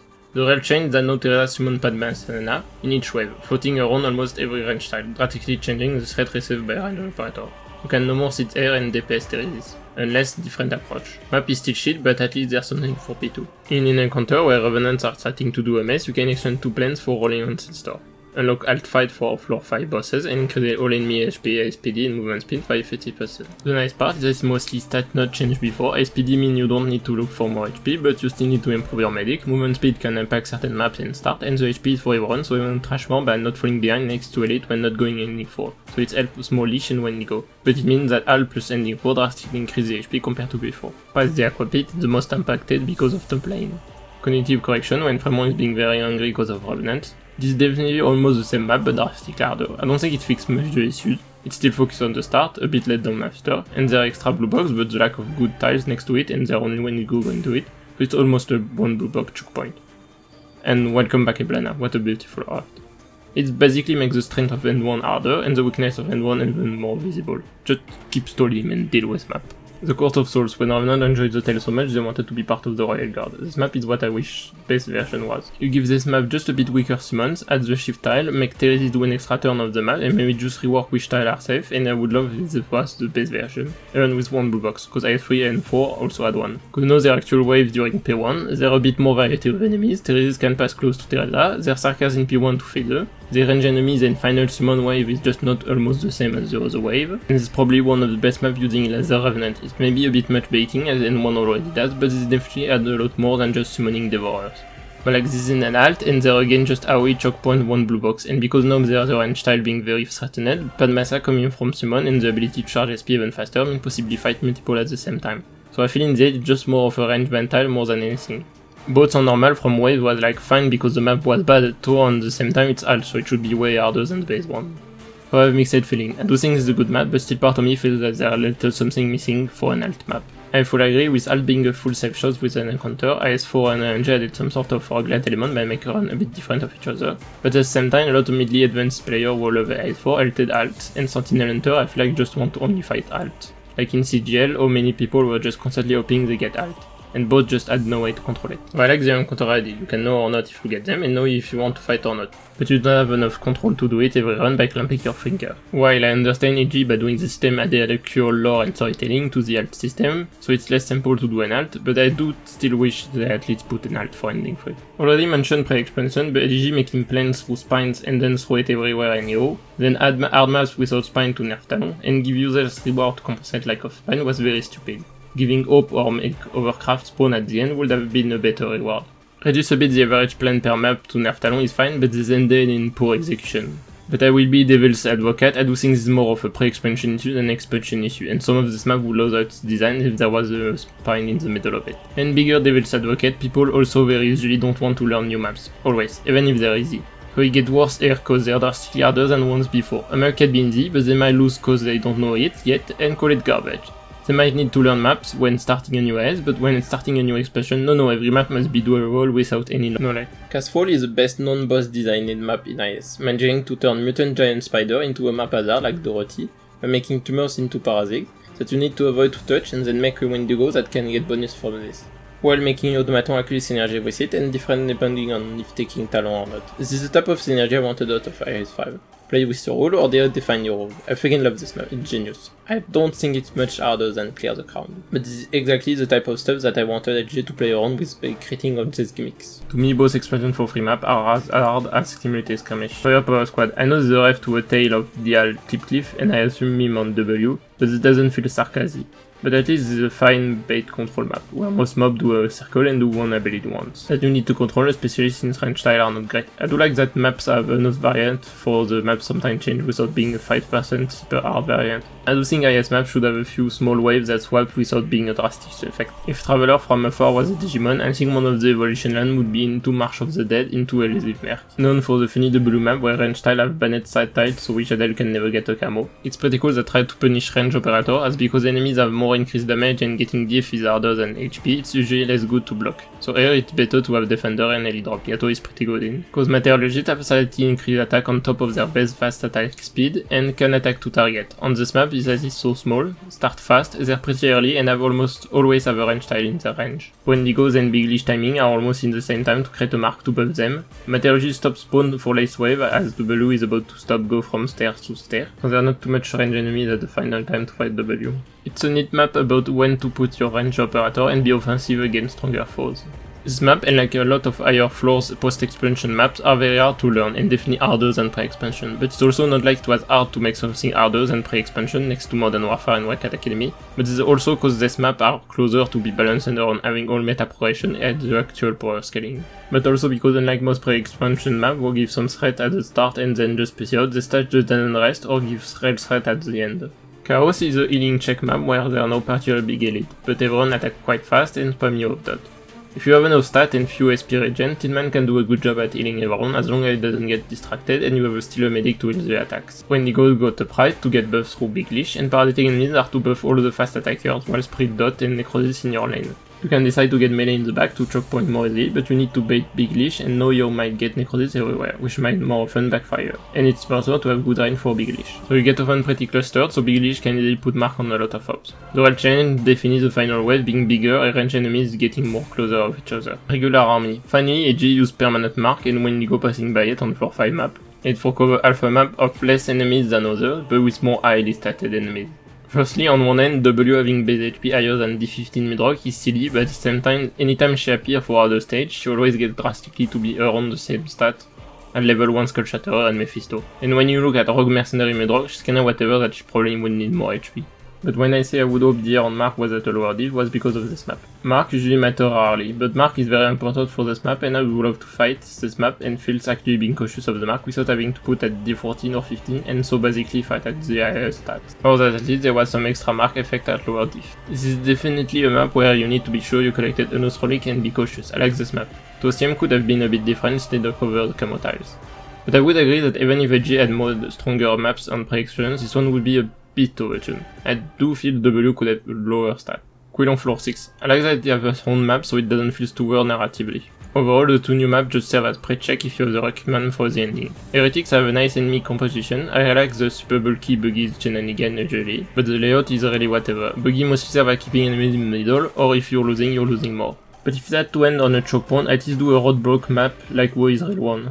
It is a map where the start is so instant that getting your engine freeze in World War is so bad. And I know this is supposed to not be an ASA and there are no Sarkas close as an ASA, without creating a new enemy, but no Sarkas and no Mark, the attack hitbox is just so useless. Evenly Paradise is a good map, only one blue box but compensated by cut into side, with different type of threat. Wargates that need a lot of feet on the left, and ones that need less but are in mass on the right. Left have nothing to threaten your range, and the right side is very dangerous. Map really check attack speed and a bit of AoE. Earth below are very powerful, they can do a lot of tough damage, especially to range up, which for opening makes stairs valuable ally. If down tile are not that much impactful as usually tank with HP and powered pure medic. The only thing I think is overtuned is the change mode. Sound like you need to hit more the true form of Wargaze, but instead add double HP of everyone and more enemies. Like Heretic was just giving HP to the biggest here, just absolutely everything. Plus more enemies. But now that AG added stats more adequate to their floor, now get them in the lower floor, so possibility in the fucking pain. And now the part where people will not agree with me. But holy shit, the number of fake news and exaggerated rumors I had to hear for this expansion in second one before and even when it hit global. Ending 4 is the one where I struggle more to understand because I'm not a writer and not good with spiritual stuff, but also I have no knowledge of Buddhism. But out of my own small understanding, Fight is a debate with Quillen, who reached one of the highest level of alignment and leading people to it. Mudrock is the first to reach it, but become an Asa, following all Quillen teaching, only ending with more and more questions. We learn that Tidman is mostly here to do a bridge and let her friend participate in the tale, but try to follow the illusion to free him of the suffer of Revenant, but realize he was already free. Now she's like sort of an Asa, as she feels it's to living suffering in the earth, but her suffering is living as Casdale getting better, but she doesn't understand something to earth that even her heart can't understand. But this fake Quillen understand is not real, and all start walk to Cassidia if it can't help them on their quest for Casdale. Walking through Oasis and Lightning Strike before Cassidia bells ring and make her friend leave this illusion, but in a blink of an eye now she's back alone with the Enlightened One, who share with her stories of this world where Casdale made peace with Victoria and Yan, and become a tourist and trading city and yet calm of meditation. About to enter the Bell, who looks like the furnace because Quillen never dies out of tragedy, he is still the king of Sarkaz and still able to communicate with them. As both are somehow in a separate place and in the same simultaneously, Quillen shares a story about a scientist, assumably the Oracle, who followed Quillen after enlightenment, and left after realizing it's nice to not be stuck in fleeting illusion. Which I assume was sort of a more complicated way to say the same thing as Fremont about daydreaming, but also Quillen not being real. Or I mean that's understood. But Nerve didn't have understood, but she shouldn't feel feared about what happened inside this illusion and should focus on surviving. Then let her back to Casdale. Something I like about this ending is that even briefly we do have a bit of not only Nerve. And so Mudrock did sort of actually become an Asa, but we don't really know what happened to Mudrock after Furnace Syndromes. And after this ending, the Vita feels skinned of Mudrock, I was really hoping it would be an Asa Mudrock scene, whenever canon or not. But I still dream of an Asa Gargoyle Mudrock. I would cheer for a Chinese New Year Mudrock alter an Asa because she decided to go eastward or something after this illusion. Quillen feels like a god. When leaking, defeat all enemies left, and get 20% DR for each Agini of Nila, and every attack will make it deal hard damage equal to a attack, to all tiles in the cross. An allied device representing a cerulean flames will take HP and can't generate explosion from Quillen until 5 seconds. Can be removed by healing it fully or disappear after 50 seconds dealing hard damage in explosion, and reduced by half the attack of the operator with the highest attack. In meditation state, Quillen has the target wall and sit there for 95 seconds, always through summon 4 Calice. Every 25 seconds summon Flame on top lane, left, right, middle. Every 10 seconds make them explode like he was doing an attack. In the Step of Freedom, Quillen now summon wave every 38 seconds, when in Confusement summon are different. But the real form of Shepherd are parasitic, dropping Tororcas on death. Due to certain wave having different waiting time on their checkpoint, left side will be the most AoE check, with wave mixing a bit together. But right side will always be less needed in AoE due to Quillen. Every 20 seconds deal 5-8 in 4 seconds. Flames are now summoned every 35 seconds. Every time you lose 25% HP, summon a special wave and stop moving and become invincible until the Padmasana die or leak. In the Ashoka state, reset the deploy time of every operator, and only operator who got transported by Padmasana can be deployed. Default attack are now to hit and reduce the cooldown to summon flame to 10 seconds and wave to 20 seconds. Compared to others, you have a crazy 2 million HP, good 8.5k attack and relatively equal to other 2.4k defense and 75 rise, but attacks lower than them. If you think about it, it's almost some sort of merge between Big Sadlock and Mospace. Map can have the same issue as others, being very simplified because -3 deploy epoch and being not too hard for casual, and the gimmick having to cut down your team in half. So only one blue box, but they compensate being in the middle needing to hold 2 lanes, and it actually works way better than it should. Enemies passing is very basic considering the map. I heard so many Doom posts that 2 million HP was completely overbloated and yet nothing about 1.6 million LZP or over 20 million era bosses. And yet he died faster than Lugan and Kagan because of IS5's power scaling. Yes, if you compare flatly, 2 1 million is more than 620 of Lugan and Kagan, who are also static and ending 4. But if you compare like this, means you're comparing without player power scaling, and so playing Relicless, and that's on your own, playing the roguelike without its element. I will do slightly more accurate maths later, once I have recapped every expansion, but if I take a very small example of a few Talon stats, from watching tournament compared to their default against him, Cross the would have a DPS of 14k, needing around 2 minutes and a half to kill him on her own. Versus IS4 Lugal, cause she's the one with the closest stats to Quillen, a DPS of 2000, she would need 5 minutes to kill him. So if Quillen wanted to be more tanky than Lugal, you would need to have 2 times more HP or 4000 each defense, or always have around 2 flame on the battlefield to compensate the player power scaling on a fast attacker. So for a fast attacker, Lugal actually have more bloated stats than Quillen. And if I do briefly this with Skadi, IS-4 took only a few more seconds to kill, so you need to use a very slow attacker with very big damage to have Coulon being tankier. And if you're actually a bit stronger in IS-4, then it means Coulon is only like maybe 30% more tankier, who came 1 year-ish after, and with IS module that makes C-Star drastically stronger. The stat increase is here so your operator is more powerful from all the league, but you are still not just stomping on bosses and enemies like in IS-2 before D15. And since with IS module 6 star are drastically stronger, if IS want to be balanced around 6 star, then I think Coulon is still lacking some stats. For attack, if you compare flatly and get 0 defense, Coulon have 8.5 attack every 5 seconds, so DPS of 1.7. So weaker than Bulldog and definitely stronger than Kagan. Range enemy tend to be weaker than melee. Compared to IS-3, Last Knight have weaker attack but slightly stronger DPS, despite being ending 2 with lower power scaling. Izumic is weaker but at max stack is far stronger, despite being ranged. By sketchy math about power scaling, taking Gumi and Warfarin, Coulon would have a DPS of 1.60 and ability would deal 40k. They would barely die. And compared to Legal, because Kagan is not blockable more than 5-8, even if it should be compared to another physical damage, Legal would be able to kill Gumi even faster. Coulon DPS is only doing 3% higher than can be healed, and Legal 76. So we can see my example wasn't great, which is why I will talk about later, but I hope you understand my point. On this exam, despite being higher stated, Coulon gap between us power scaling and her is way more smaller than in IS-4 for ending 4, and if in IS-4 you actually was stronger than my example, it would even it.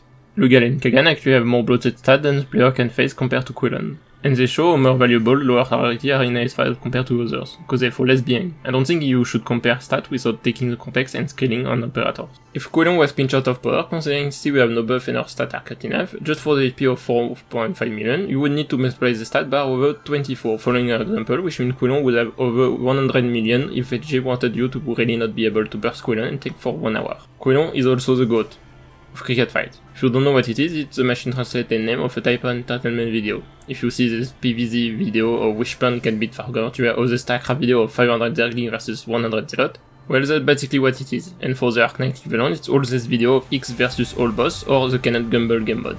But people also use their simulator for this, putting anything against each other. And so at high-end Cricket Fight, Coulon is the strongest because of his cracked amount of abilities. Despite the cracked amount of HP, he can generate himself a lot of DR to increase by 5 as effective HP. He can reduce by half the attack of its opponent. Depending on creator will, he just have an instant kill abilities on phase transition and can have cracked auto attack AoE range through flame to compensate as only good attack. But most importantly, can unconditionally summon forever highly stated enemies that can generate mark to reduce even more the attack of enemy and give DR to make them even tankier, and turn immortal for a little bit, letting us have a fight for him. Which are all super powerful abilities in Cricket Fight and are usually only by 2 max on people. The only thing that Coulon is missing is having some form of crowd control on AoE. But being the strongest boss in the game with a lot of abilities doesn't mean being hardest or mechanically deep.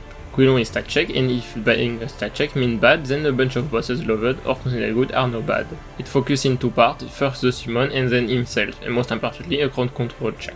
There are 2 major ways to make a crowd control check. Enemies are super fast like IS-4 did with strength and weakness, or making enemies slow but highly tanky and dangerous to block to using CC as a way to give you more time or weaken them enough that when blocking they don't feel to stay blocked long enough, with strength and weakness. That's the way chosen here. Enemies not only are highly stated to compensate your stat scaling, it also to compensate the player being able to apply more CC. Amplified by the map being super small so enemies can enter blue box fast. Slowing enemy not only keeps the enemy in your range, but also increase by 5 the time they take to reach blue box. You can turn the 16-ish second you have to DPS Coulon in P2 in over a minute just by applying constant slow. AoE check for the wave not only cause tanky and come in group but also because of Calix. Healing check to out-heal enemies but also to turn off flame, either deploying them or have global range, kinda like with Mouthpiece but healing. HP check to be able to not die to enemies attack in one go but also attack speed so can CC better but also kill the weakest true form. Same for Coulon but DPS instead of AoE.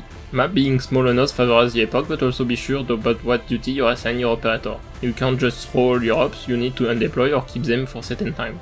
Encouraged by the suggestion of boats, where not all ties are safe to deploy, and if you needed an op for a wave, in Coulon you need to replace them.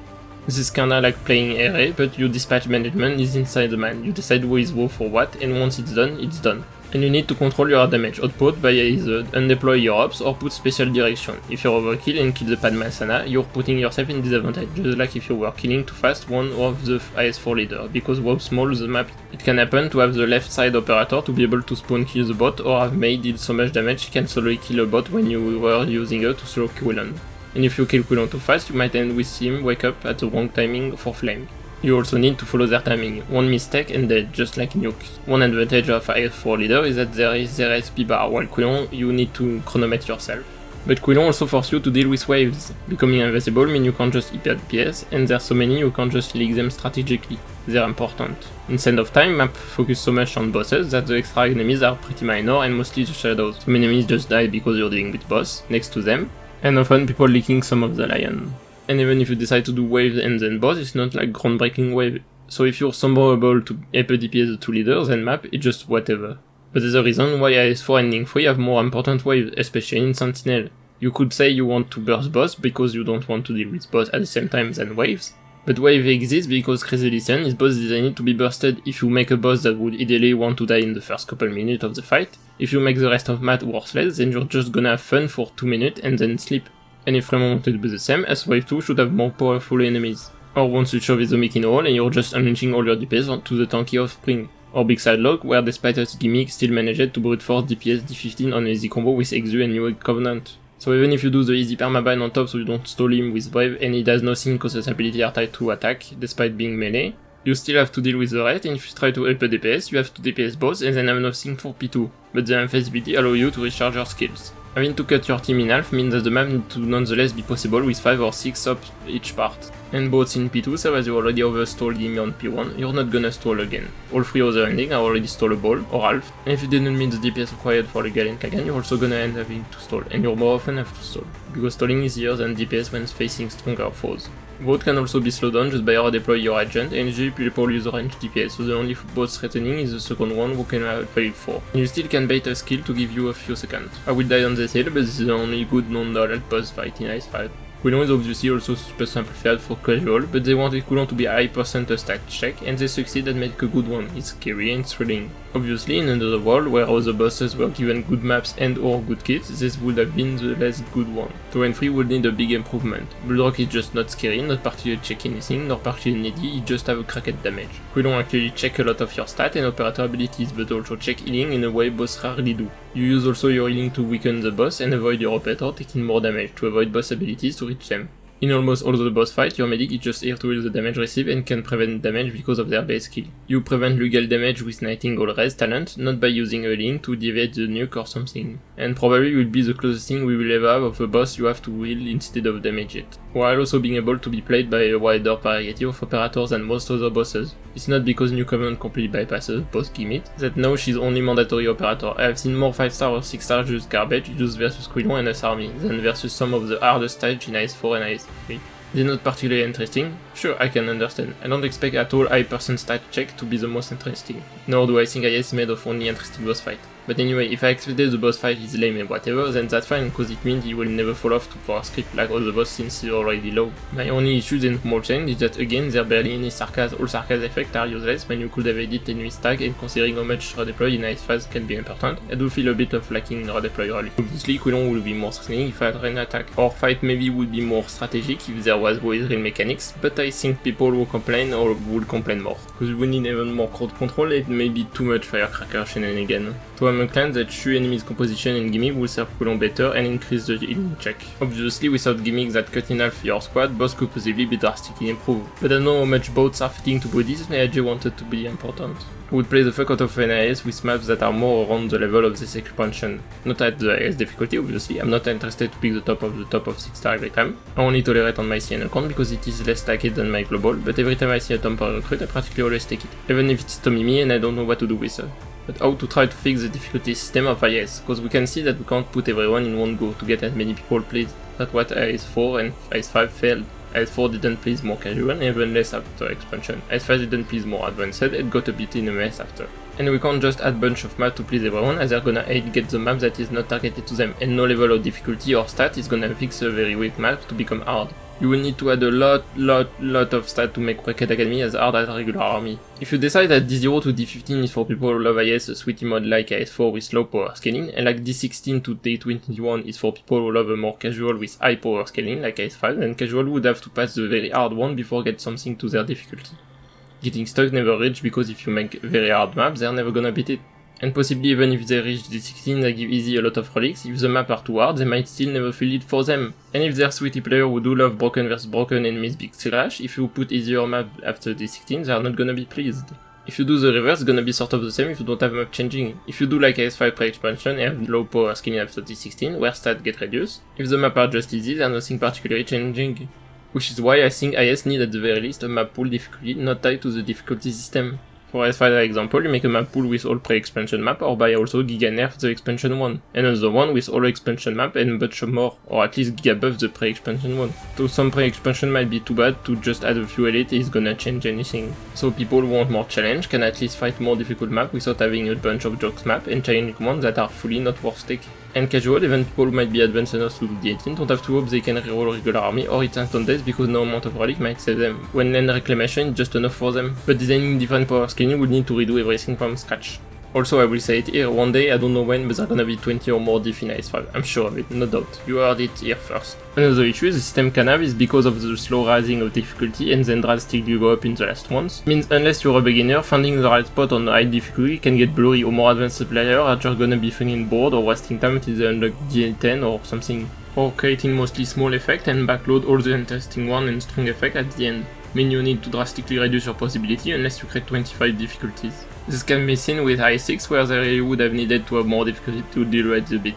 Like look how much stacked the effects are compared to IS4 and 3, and even IS5. The stats spike around those, you know you will be less bored while grinding meta progression and lower diff, but it also makes the start of IS6 fucking annoying and less fun to play casually. Because IS6 if you start this shit you might get a shitty run assuming you survive past floor 3. And then by D4 you have stats even stronger than IS5 D10. IS2 D15 have the same stat, but IS2 was designed to specifically have very nerfed early floor, not the fucked CM that IS6 have on floor 1 and 3, and just cause if you're lucky, you can be actually pretty powerful by floor 2. Device have barely any defense or res, but it has like 6 or 5 times more HP than Spine, and it gives 75% DR to itself and enemies next to it. Unless you are fighting right next to it, the Spine doesn't give DR until D14.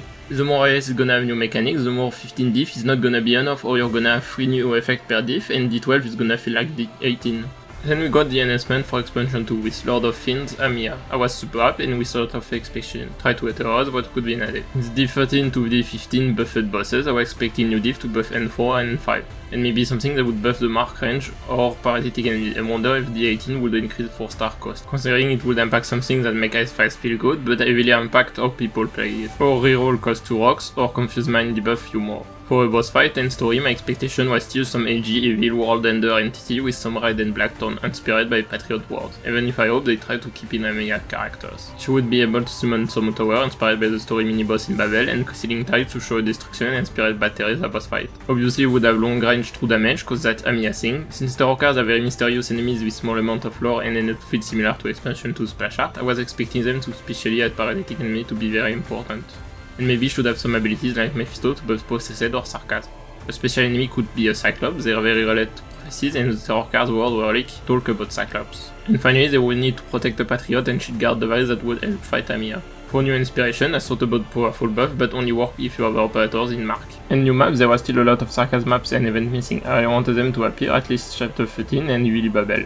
I really wanted a nice fast Babel map, so since Quilon had some non-boss maps, I was hoping for Amiya floor to be a Babel maps like BBS1 and maybe even a map being Babel gimmick and Sarcasm Centurion Possessed. I wanted floor 5 to be a chapter 13, and maybe floor 4 to be Sarcasm Punisher and Sarcasm Chaincaster with Altar Keeper. And because it was not too long after we got Vina and floor 3 have the heroes mid-boss, and especially Kelsit, I was hoping floor 3 would be a map with Vina non-boss Team Knight, with a event boss and some Sarcaster. And maybe for once add extra map in floor 6, like a map for Bloodrock where instead of Mark it is on Dwayne Dodge field, and there's a guide-ahead caster that kinda looks like Sarcasm, and here people saw map for Quilon. And that maybe know there will be half for ending 3, 4 and 5, and maybe by sell the relic to Canot or send it to Lost and Found to maybe get a stronger version. But at the very least I wanted the ending 5 story and boss fight to surprise me and be something I was not expecting. But I was so happy, it felt like even if it was bad I would still love it. Expansion 2. Top Gun is for a new player. Having a bunch of free 6-star you don't have can be pretty fun, but the bonus and RNG can make it difficult to beat hard challenges even if possible. But for a new player, have a free 6-star, free 5-star, borrow a friend 6-star and take one of their 4-star. Allow them to have a way better safe start than just borrow a friend 6-star and try to cope with the barely build operators. I think it's really good start for new player to be able to maybe reach D10, but at least get a few ending in low diff to get some reward and get a hang of Ice 5. Upgrade are exactly what they needed. Can squad give back plants and more easily in God, make it the most stronger, and abuse with its system can reach over 270 relics. Collection more easily give great relic and the Haha Sutuer allow also more plants. Both allow them to be even more in touch with blueprint. Erudite at least now have a personality, focusing on easy funny with varving, and so Escort hopefully something to catch up a bit on the strongest while have its own identity. More toil when using Esperum mean easier to stack them, but also any sort like Weeds. And the -12 second mean you can now use your faster deploy as Gekari and do funnies like stall Quilon army with Kafka until he die and kill them. Still one of my favorites clear. Feels very powerful and is funny, since a lot of math up. If you really are very behind in stat, you can still win with Yato Kafka stall. I like the batch of new relics. Class relics that scale ongoing in World is really neat. The end of Operator attacking really fast fit AS5 that we know they don't really face much defense that fucks them. Brothers Gate is a really fun relic and gives so much resource even if you don't know much how to use it. Expunger of Trade from one of the new events helped Doodle a bit to keep up, but they are still behind. And Visage of Crowded Fate kinda helps these relics that need to be max in life point to be used with King's relics. To Ancien launched some of them with bug and was not buffing King of Sarkaz vessel. But even if it's nice, you need to get it after being level 6, otherwise extra level will give you 1 extra life point. So you need it last, otherwise it's kinda useless. Overall it's at least usable, but still not worth it. Others are nice. The 16 increase the cost to move vertically. It's like sort of reduced with some starter getting more plants, but it's also more powerful as it sort of balance the plant distribution. So you are less in abundance of plants and make avoid certain paths harder or slow a bit the sculling. D17 give curse relics when enter floor 3. It can be thrown to a lost and found, so it's sometimes not much impactful. Need a bit of adaptation during floor 3, but it's mostly annoying when going in Link 4. And the 18 is probably the less impactful stat doesn't change, even if -20 attack and -20 SP regen can be drastic, the most impact it will be is on floor 2, because unless you really tin mindless or set and build, you usually pretty empty in toil every new floor or before a boss fight. And by the time you're confused, you have passed the half of the floor, so you had a bit of time to scale. Overall, the diff are pretty impactful for people who try the hardest change of IS5. Ice Age is a whatever map. It's a bit harder than others one, but it's mostly just cause it fuck a starter with low range, because of all the freeze. And so some hard damage dealer, but it is nothing for sniper with good range. It's kinda the opposite of a starter you would take for fight, safety and inspection and pick up plants, which considering they're none, it also reduces your chance to get plants on floor 1. But again, freeze altar map. I know survival is very sarcastic, but it just feels like lottery fight, but floor 1 and not really interesting. Give me something more sarcastic. Death Jungle, I can sort of forgive it, cause the plants are basically range devourer, but it's like Ice Age where it fucks starter with low range. But if you have mastered your physical starter, it can become a joke. But I will say this is one of the worst maps, because I do think this is a bit overtuned for a floor 2. It's like a joke for certain start, no matter how buffed, and way too hard for some. At least plan is hard to get and more rewarding. Motorized Squad is fine, I guess. I think it's just slightly higher, but still pre-expansion tier. They are all already seen mob, at least the spine impact a bit the Wendigo, and the CM helps them get impacted. If you relate to kill spine to help the mortar being a less prone kill in addition of dealing good damage, so a misplaced last stops and it's hard to get back. And it has the anti-air or stun check that you have in Firepower Squad, but with less range variant. Frequent Dispute, it's a Pokemon evolution. It's a nice one, but it just feels like a baby from Umber Phalanx and Supervision Seed from IS3. I fully support the political of Terrans, but again, AG also really loves the gay companions. I really like enemies that get stronger next to each other and they're Mafia duo in Cricket Fight too. But you already use them so much, and now here, if I look at pre-expansion IS6 tier list of how many times a mob appear in IS, they're on the side of most appearance. Demolitionist top lane to break the pass and hurt range ups with the AoE, and the spine forced to be more on retreat at the start and very cautious. And usually need some crowd control to be deployed before defender or guard top lane if you decide to open pass, cause you will hardly block them freely. The tight map always make your range ups also in a tough spot. The Parasitic Flying Squad will buff each other, buff the Wingo and deploy Necrosis on your fops, encouraging to stun them as fast as possible. But none of the super tanky enemies will go through this mark. If you decide to open top lane, both companions will go to it, making it easier to have all your range ups together to deal with each lane once they're done DPS, and easier to heal your tank, but it means your range up might get distracted out of the flying squad and companion be more in sync. But by going through the other way, your orbs can focus more their target, but they will be divided. Taking Alaric make companion being more in sync and make start tighter. Even if it's a range variant, that nice they finally use the big spine instead of the black caramelin. Map is nice, but again it feels slightly reused and not very sarcastic. Pan Guardian is a real cool map. It feels like a map you could get in CC with so many mobs are pre-spawn on CM. Even if it has one blue box, the range tile are not ideal to cover both sides to choke points, since it's a blue box in the corner. Map is still mostly about at start, but nonetheless doesn't let you sleep, especially if you don't keep up on the fight. Traffic Tower have very small range but deal really strong damage, so the faster you can deal with Crossroads, the easier it will be to outrange and deal with them. First one on the right takes so long to move so it can be delayed easily, or at least reduce their big def and res, but next one coming right side will need more stunner or good tank to bait attack. But you also have some place in the middle in the map, even in TM, because Crossroads also have very small range. And there are a swap between Dog Rush, Commando Rush and few Offender. If you use Engineer Module on some weight stuff, you can get a few elite in hold. RNG event either make Commando fly or start or Offender deal more damage, and right side Crossroads if you couldn't deal with them. But it's clear flying Commando is more annoying and they automatically fly in alt, in addition of making the rush a bit more dangerous. And because Machina mostly on lower res, but the faster you succeed your start, the most on control the match you will be. It is definitely advantageous to have a bunch of high speed. Even more if you stun lock some of the traffic tower.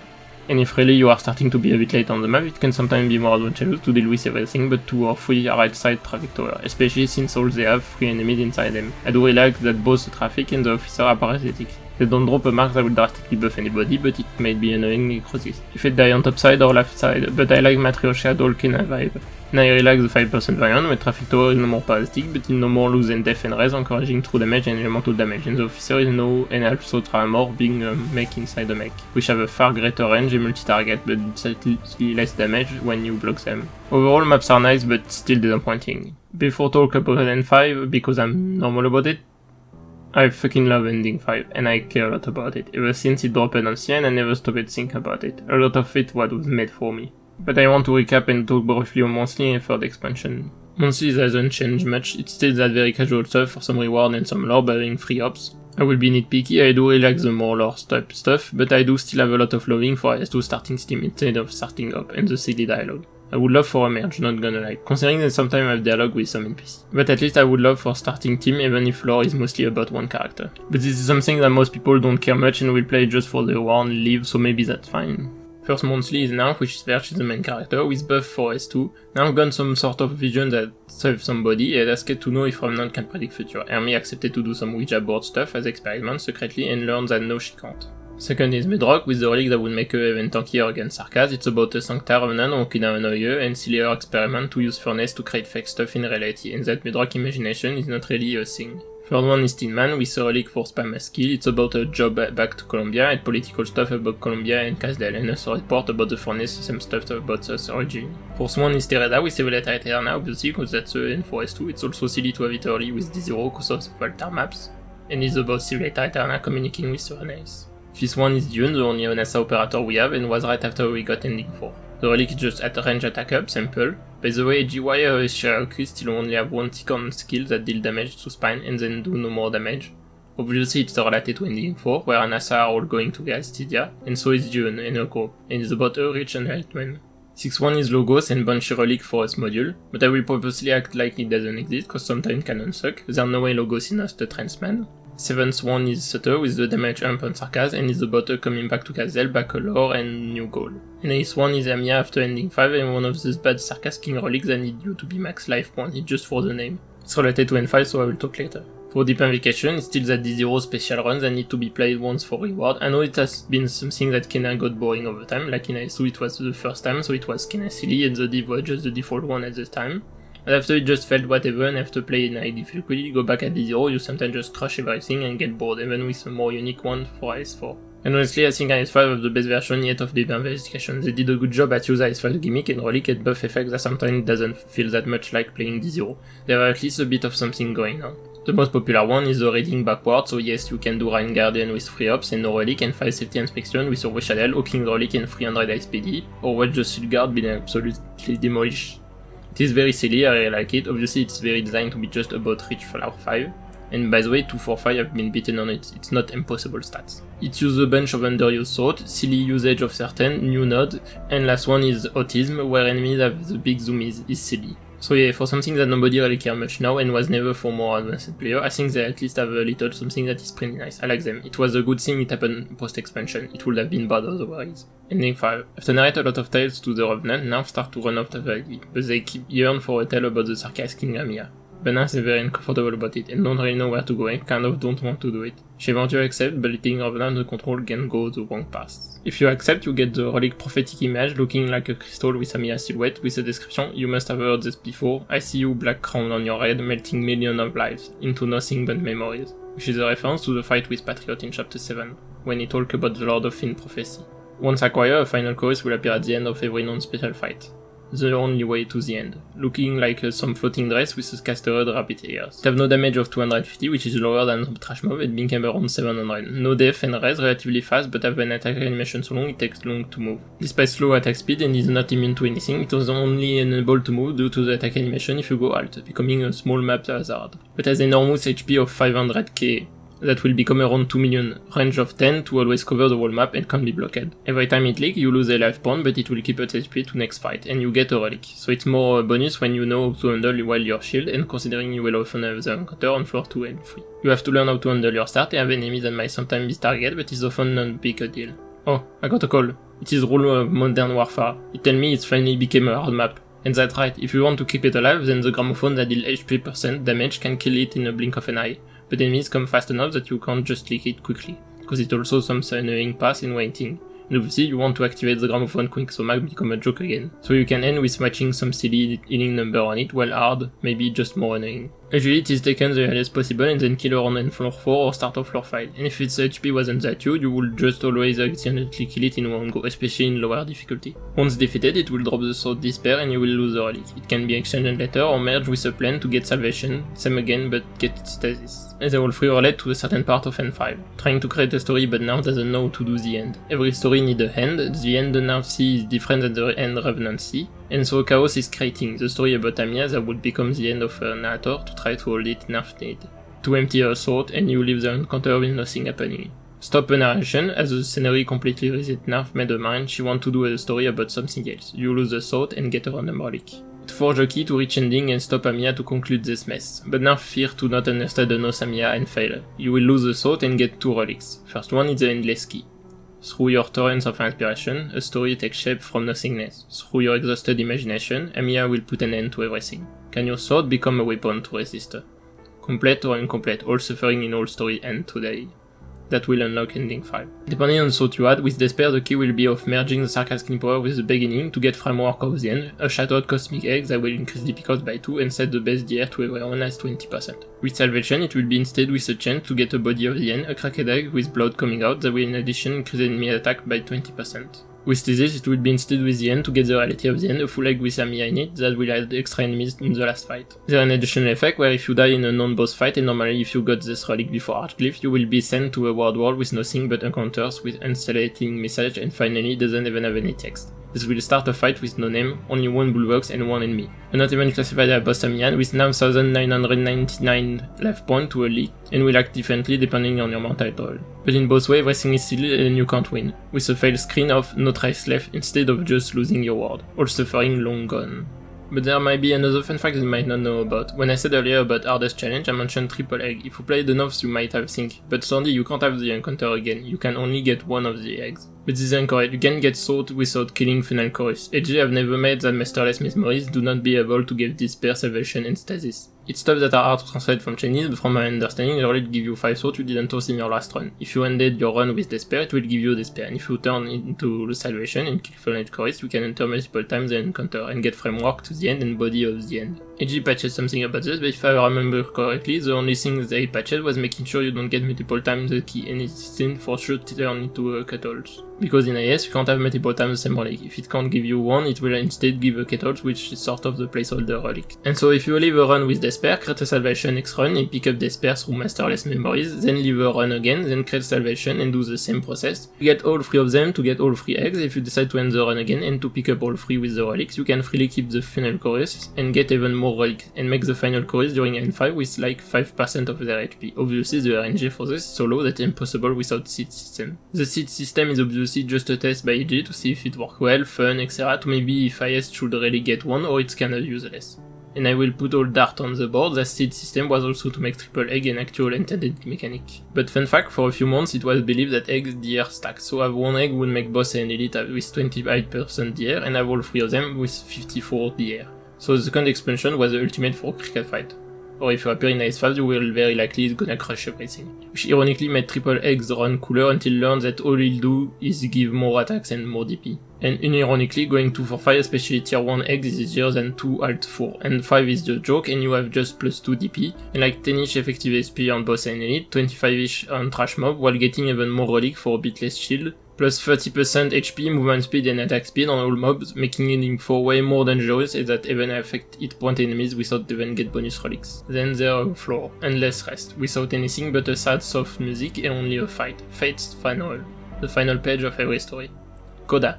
Every story stops here, the light gradually dims, and the furnace soon ceases. If you're wondering why I haven't said the description of eggs, it's because they relate to different parts, and so I want to summarize the story following the timeline the most possible. In the past where Kazel got annihilated and Sarkaz are hunted down and genocided, young Amiya got separated of her parent trying to get back a burdened beast frightened by some artillery. Until she found an injured pink-haired Sarkaz with a black crown on top of her head. Firstly a bit scared cause warning and hatred against Sarkaz was all she always heard.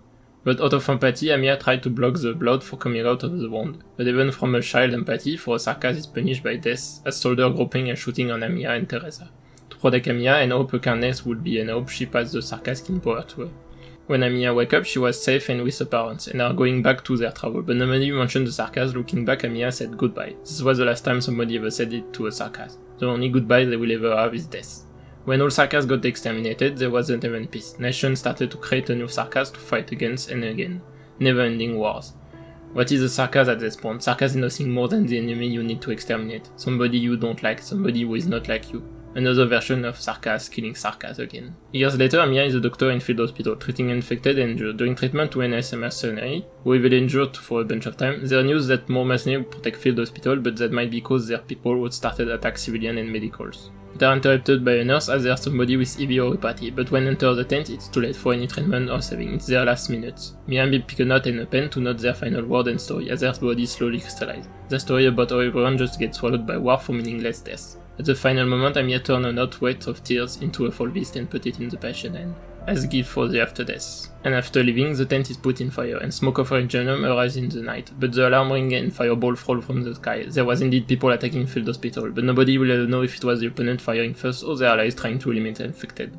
Amiya got saved by a mercenary who unfortunately did not make it. But Amiya had a duty, and when artillery stopped, she went back to the room to hopefully save from lives, even if they might not last long after. She hopes it would mean anything, but they're nothing but a river of blood. You will definitely please believe in this. Catastrophes and war, as far as the eyes can see, when help cannot stop death, when medical treatment becomes only an accomplice to hatred, Amiya carries on with the only option left, the futile mechanical act of saving lives. Years later, Amiya was assigned in operation to stop war once and for all, looking in some old civilization technology, secretly a death weapon, but another group wanted this location and ambushed them. Amiya got blasted by explosion. She tried to wake up even if it could mean get faced with death from ambusher, but they are nothing but herself dying in an orange light. Freestone tried to ask questions about Civil Titania and origin inside her body, but Amiya at this point is nothing but a dying doctor. He decided to save her with sarcophagus even if it was never designed for her, so she survived. The origin multiplied and merged with the crown, changing Amiya forever. She now sees all war, famine, catastrophes, greed, hatred, envy. These are the plague afflicting everyone. Searching for what to do, she prayed to God, that I'm tempted to assume art or a called priestess. One give warm light of hope and the other cold rock so she doesn't get affected by anything, freeing of sorrow, but Amiya refused. When leaving sarcophagus, Freecon asks if she has the answer to prevent extinction, but she still has to search for it. People with life-ending or apathy are now enveloped of warm light and turned into a cocoon of origin, giving them peaceful and soft death. Then now everyone who were giving death through suffering were having the same ending. Hunting for the source, people discover the resurrection of Sarkaz, Amiya the Black Crown Cotus. Sleep here for a bit. When we find a cure for apathy, you will be able to wake up healthy. Amiya looks sadly at the person before her, sealed within the cocoon, frozen in place. They will no longer feel pain, nor will origin cut their life short. She was unwilling to recklessly use her newly awoken power, but no, there is no other choice. Amiya have become the world's most important threat. Nations before fighting are now all allied in developing power to kill the Lord of Fiends. She wanted to save more lives and it ended with nations afflicting and treating even worse infected and less fortunate. She can't cure illness of society, but the sorrow is spreading. She decided to seal everything until she found how to end suffering. This whole story have now ended. Amiya is now alone in the void, floating stories to other stories, to find an answer and close them. Sorrow is all endings. When all you wake up, There will be no more suffering. Until that day arrive, I will bear the pain alone. Everything has been sealed into the cocoon, and no time flows only for Amiya. She will seek a panacea for all application, physical or mental. She wants to cure them all, an absolutely lonely and endlessly long journey stand before her. She has already set off. All stories turn into cocoon around her, and they all are similar. Amiya sees them too, and follow trail left by Nymph and her friends. She knows her existence comes from them. Maybe they have the answer to cure suffering, or they all seek for an answer on how. The key disappeared, and now fears that the Revenant will not like the story. As the text say, when you defeat Ending 5, the Lord of Fiend destroyed all. This is what the Revenant imagined, but with enough time, if Amiya can truly figure out how to save everything, all life trapped in Thesis will be granted salvation. For Revenant and many players who haven't read the story, Lord of Fiends is just an evil entity that seeks destruction and ending worlds. Because of all these prophecies, but Nymph knows that Amiya would always use all power to save a life and bring peace, even with Edgy World and their entity power. And that's where the struggle to create an end comes. But if Amiya ends up being created to bring the end, how does she bring end to her own story? Nymph all alone in a void, lost after let Revenant complete the story, Amiya give her back the key with a smile, sorrow and kindness Nymph is familiar with. So she feel no fear faced to the embodiment of the end. The key have turned into another cocoon, showing Nymph all stories and tragedy Amiya witnessed before end Nymph's journey. But even if narrator have an end, Lord of Fiend have no end. Monthly is a fourth wall break, focusing on point Lord of Fiend never encountered Doctor, that have always been her to support her, and so player have never been by her side. So Amiya knows she's a creation, sealing every tragedy without stopping a goal, knowing how every tales go after so much time. But what if these sarcas are also creation of somebody's tales? After sealing Nymph so many times, she one time found you from far away, immediately launch a gigantic attack, but nothing reach you. Unaware of all her attack, she feels you're no more here. But she now have a trail. If you're the source of her suffering, she will track you. Amiya have years to do so. But she can't interact with you. No action can reach you, but there's probably some projection of you in the story. Maybe it's cause you never existed in the story that Amiya is different. It's not you who created story, only somebody watching them with your own suffering. Maybe she could see you to prevent it. Maybe you can walk with her on the same path when suffering. After a fight, some unusual but familiar kind word appear on screen. It sometimes happens again, and for the final time just blank boxes. Amiya has now been able to feel your emotion.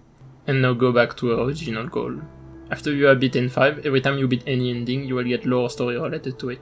In Cassidia, practically everything is gone, left only the Oasis with the Enlightened and the Lord of Fiends. It is not the first time they have a discussion, nor the first time she seals this land. That salvation only exists in emptiness. Can joy exist in emptiness? Is Quillen enlightenment emptiness, if a narrator and its people never find deliverance? But hopefully if they do, then Amiya would not have to seal the story again and again. But for now Amiya seal once again the story, another sorrow, to find an end with calmness, but in a world stuck of futile daydreaming. Even Quillen wisdom can reach a limit.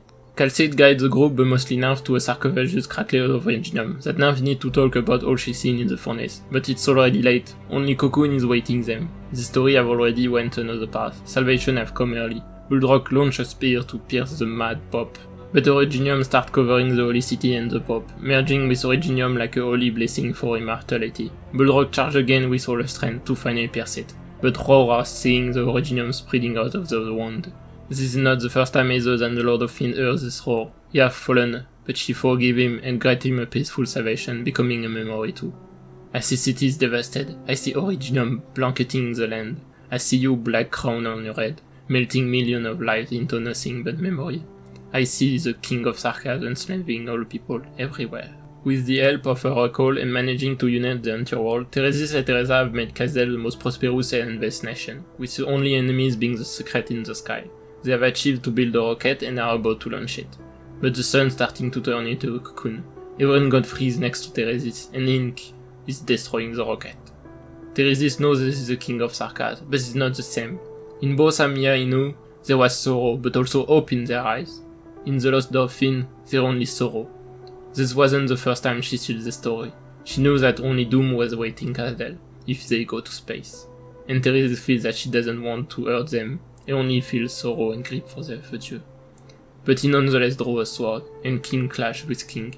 But Theresis is not strong enough, nor Arama at 10. Oracle is waiting for her. The Lord of Fiend doesn't exist in Seolite Athena, nor in Perties. Oracle knows she's not from this world.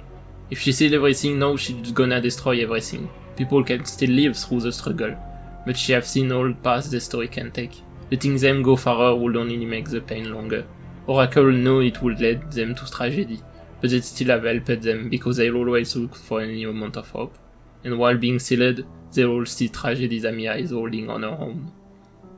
But Oracle was bait. Now Theresa can almost fully merge the Originium and Civilate Eternal power, so the King at Sarkaz can be equal to the Lord of Fiend. Lord of Fiend, more than anybody, wants world to be beautiful, but she can only see it before it decay. But for the King, no story is always doom or tragedy. Whatever the version, Amiya is always on a goal to find kindness. But would the story be less heavy if Theresa or somebody was by her side? And so the King starts to use her new power to embrace the Lord, becoming boss a cocoon. Back in reality, as the furnace repair complete, Nymph furnace syndrome is. She gets less and less of vision, but she always have a dream about a lot of different Sarkaz in the dust, no more showing different castle, but waiting for the coming end next to somebody in wild dress and black crown. Nymph, in fear of furnace syndromes, went on a medical check on Rhode Island, but would only show that Nymph might just be tired and need some rest. But she can't leave her mind on what meaning her dream had, and who was the familiar figure she can't find. Interrupted by Amiya and Doctor, who are back from meeting Castle, Nymph starts losing her consciousness to another vision. Amiya slowly turning into the people of the vision, and slowly leave. Revenant murmurs start stopping. Only left is Amiya calling her. Amiya proposes help if it was the furnace syndrome. But Nymph starts feeling better. She never got vision after this incident. I tried my best to summary without losing myself to just read it fully out loud. I really love this story. This is the type of stuff I dreamed when I was energy depressed 14 years old. Unfortunately, as the song goes, I don't wanna be a superhero cause I can't save myself, much less somebody else, so I gotta do better. I like the nice player on Nymph coming back to the same tale in the line with Ice 5 being a roguelite. But I realize that we have 3 different Amiya, the real one and 2 fictional ones, and they all are always following the same goal that Amiya have since chapter 0. Always chase for her ideals. I wish I was pretty, cute, kind and tenacious as Amiya. And even by making her an edgy world-ending entity, she still uses her power the way she would use it. Little aside, in a lot of representation of N5, Amiya she almost always have her right eyes covered. I wonder if one day Amiya will actually lose an eye, or it's just really concept they gave up after the launch trailer. Making this far has cost us so much. Sometimes I can't help but ask myself, is it really worth it? I love this trailer and music so much, it was so for me. There are parts that is not really inside the story, but mostly a vibe gotten by the fan and the trailer, but also related to something in the boss fight. Lord of Fiend can also be seen as Amiya's self-doubt and depression, because even if it's a fictional story, Amiya is still a teenage girl. It's hard to always stay positive and helpful in such a world with such importance. Sometimes she would deserve therapy and to watch some shitpost on TikTok. And that's the major difference between Amiya and the Lord of Fiend. Now as a twin king mentioned often, she still doesn't give up her journey, but she no more really has the hope that even futile actions serve a grander goal for a better world. That there will not always be just tragedy. And because you can't do any ending after a fight, she will obviously represent the end of your story. I like the fan narrative of Lord of Fiend also trying to get her own story, due to Amiya being the real and actual story, and Lord of Fiend being a failed creation without ending. When all of you wake up, there will be no more suffering. Until that day arrives, I will bear the pain alone. So the boss fight, Amiya, Furnace's final. It awaits at the end of each story, taking away every character, shutting the door on every possibility, bringing a close to every narration. It is the imagination of the end, and the end of imagination. It is everything, but is not someone you know. At the lowest stat on floor 7, Talon, she have a decent HP of 1.1 million and low attack of 3800 at the true damage, which makes sense. True damage is a very Amiya thing, and there are not many boss with true damage, so first ending 5 and being a world ending entity that would deserve some true damage, but even by dealing true damage would deal less damage than going Talon ending 4 Fremont against 25 res, so she still is the boss that deals the less damage in IS-5, and one of the lowest attack speed, only compensated by long range of 10, so she can always target somebody from the start.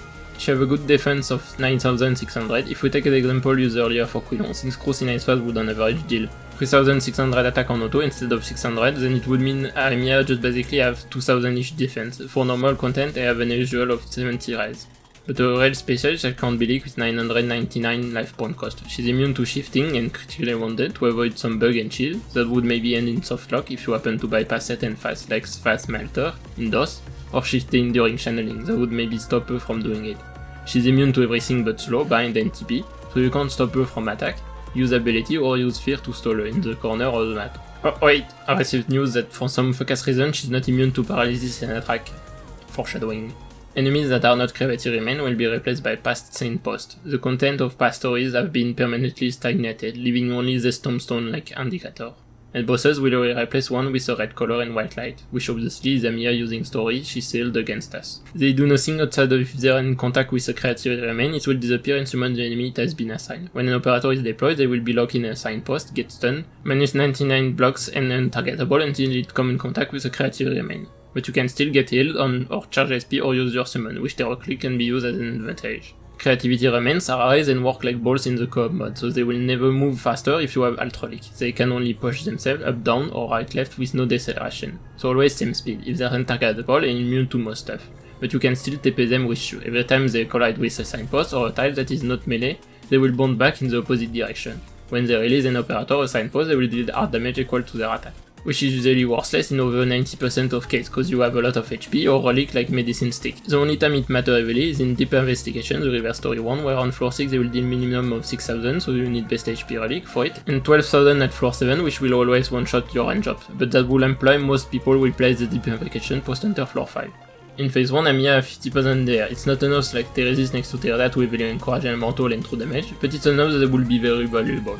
In addition, offer defense and raise, which I respected. It gives value as breaking Amiya to fight Amiya true damage versus true damage. And once half HP, she will become invincible to avoid she just get killed too fast. When certain bosses leave the map, Amiya will automatically get 250 SP. When reaching 180 or 80 less in Confused Mind, Amiya will stop move and attack and start channeling. Tile on each column will get sealed every 3.5 seconds, until they are all sealed.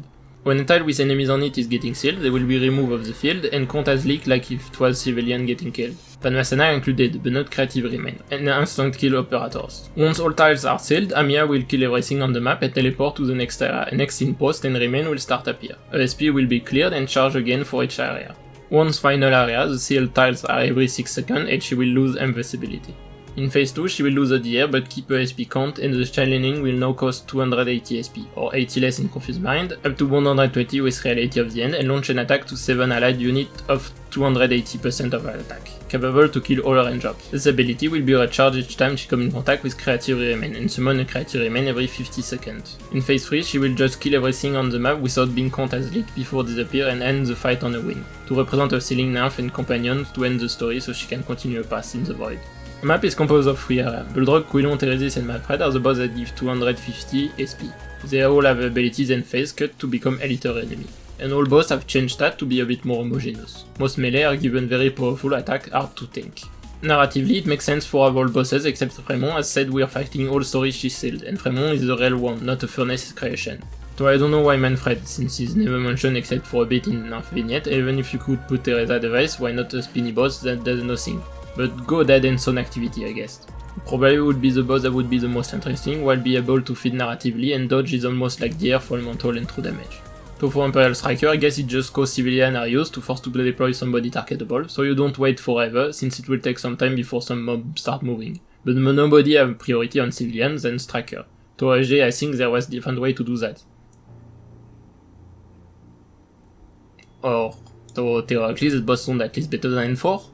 There's some puzzle to which order you deploy and you have to control eyes so boss don't get awakened too fast. Sleeping World-Curses track you from the eyes, you can use the ability to be untargetable to pre-deploy ops, there's some baiting stuff. Control eyes so Amiya doesn't have the ability up, in Confused Mind to not have enemies still in signpost, we're running out of time, and unlike N4 it's not a massive amount of enemies to just stat check. Why would I call it a lame joke?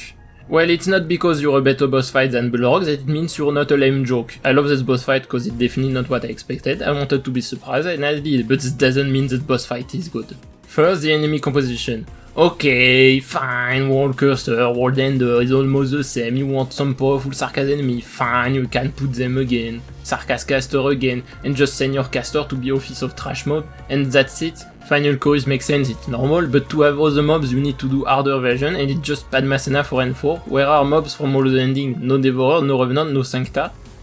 Anyway, back to this after. First, the boss. Amiya just doesn't do damage, even the World Cursor deal more damage than her. She just throw auto attack until 10 minutes into the fight, and for some reason she's blockable. You can literally just block her with a melee ops, and because she's stuck attack them, is fucking slow to attack, and doesn't do damage, she will be useless for 10 years, and if you throw the RS1 to her, it's over. Bro is never gonna die to her, she will be stuck doing nothing forever. It's never gonna be, I really need to abuse the ability to be untargetable until being freed, because there's just nothing much to add yourself. It's just, oh I guess I can use it, oh well since I will not die, it's just a nice bonus. It will maybe only matter when you are lacking stat, like in Relic Rest, but if you are lacking stat you might gonna lose before reach it, or for another thing that doesn't matter to this. She only start doing damage if you run Talon and do Reality of the End. There's just no actual puzzle past your third run. You will quickly realize that the puzzle is just deploy a Vanguard, DP, deploy a Medic, deploy your range ops, and just deploy Gravel on cooldown so Bulldog doesn't wake up.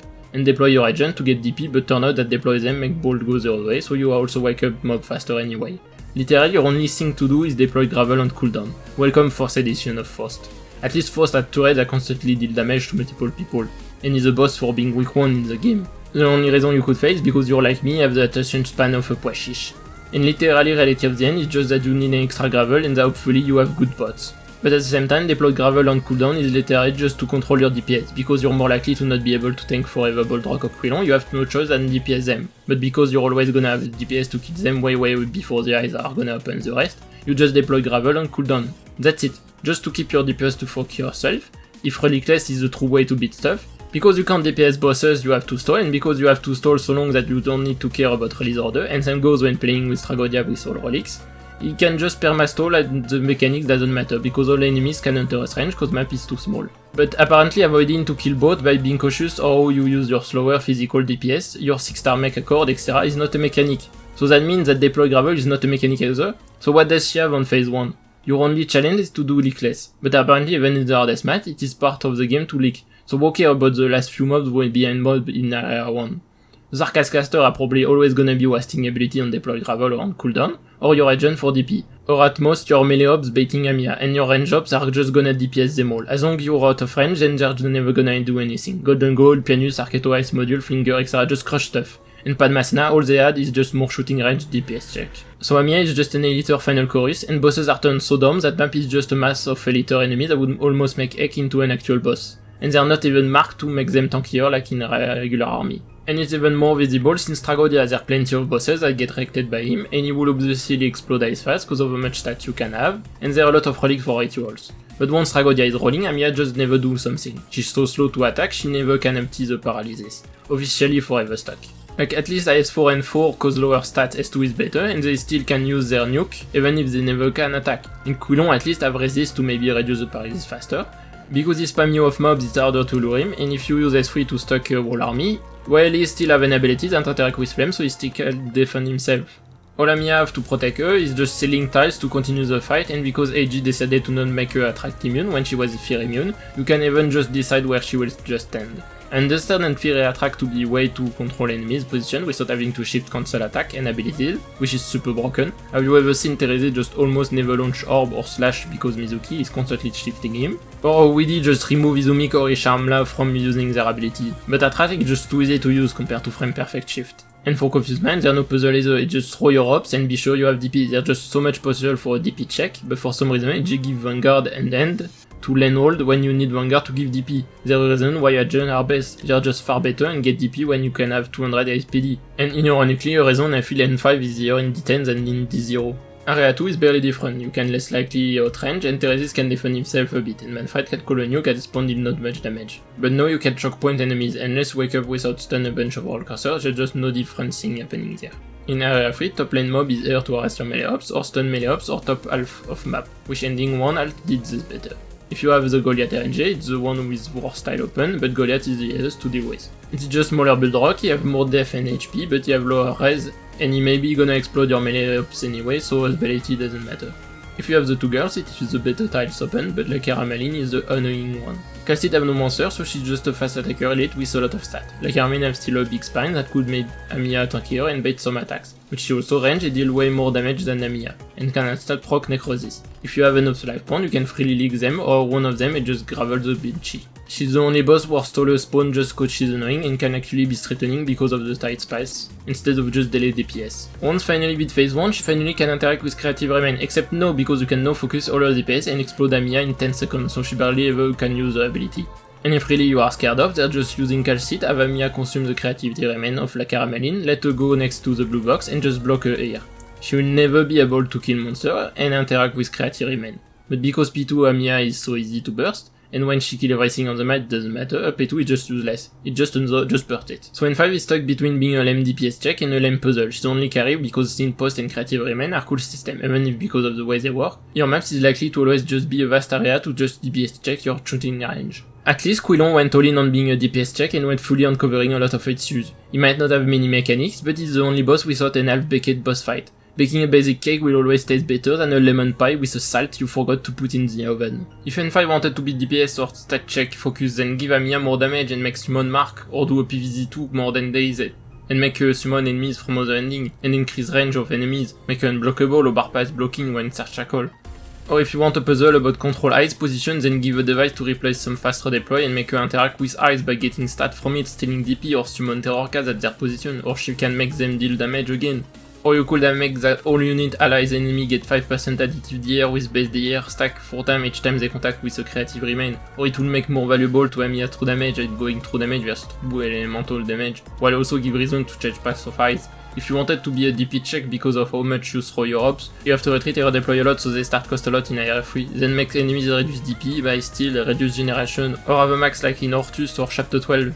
There are no real reason to control creative remains direction in 90% of cases outside of control your DPS and make mobs come faster. This boss fight is a fucking joke. If it was ending free where you free stuff from Oranginium and fight some Thakta super buffed and Bulldog have a long range until the end where he start go melee, that would be a bit cool. But this ending fight, this first ending fight, and most of all Amiya real boss fight. This is your game mascot, she deserves to have a cool boss fight. Most of all, this is supposed to be the hardest boss fight in the game. There's Arc Knight Ian just watched bait video on YouTube of people discover the fight without any contest, on anything, and stat and doom post on fear.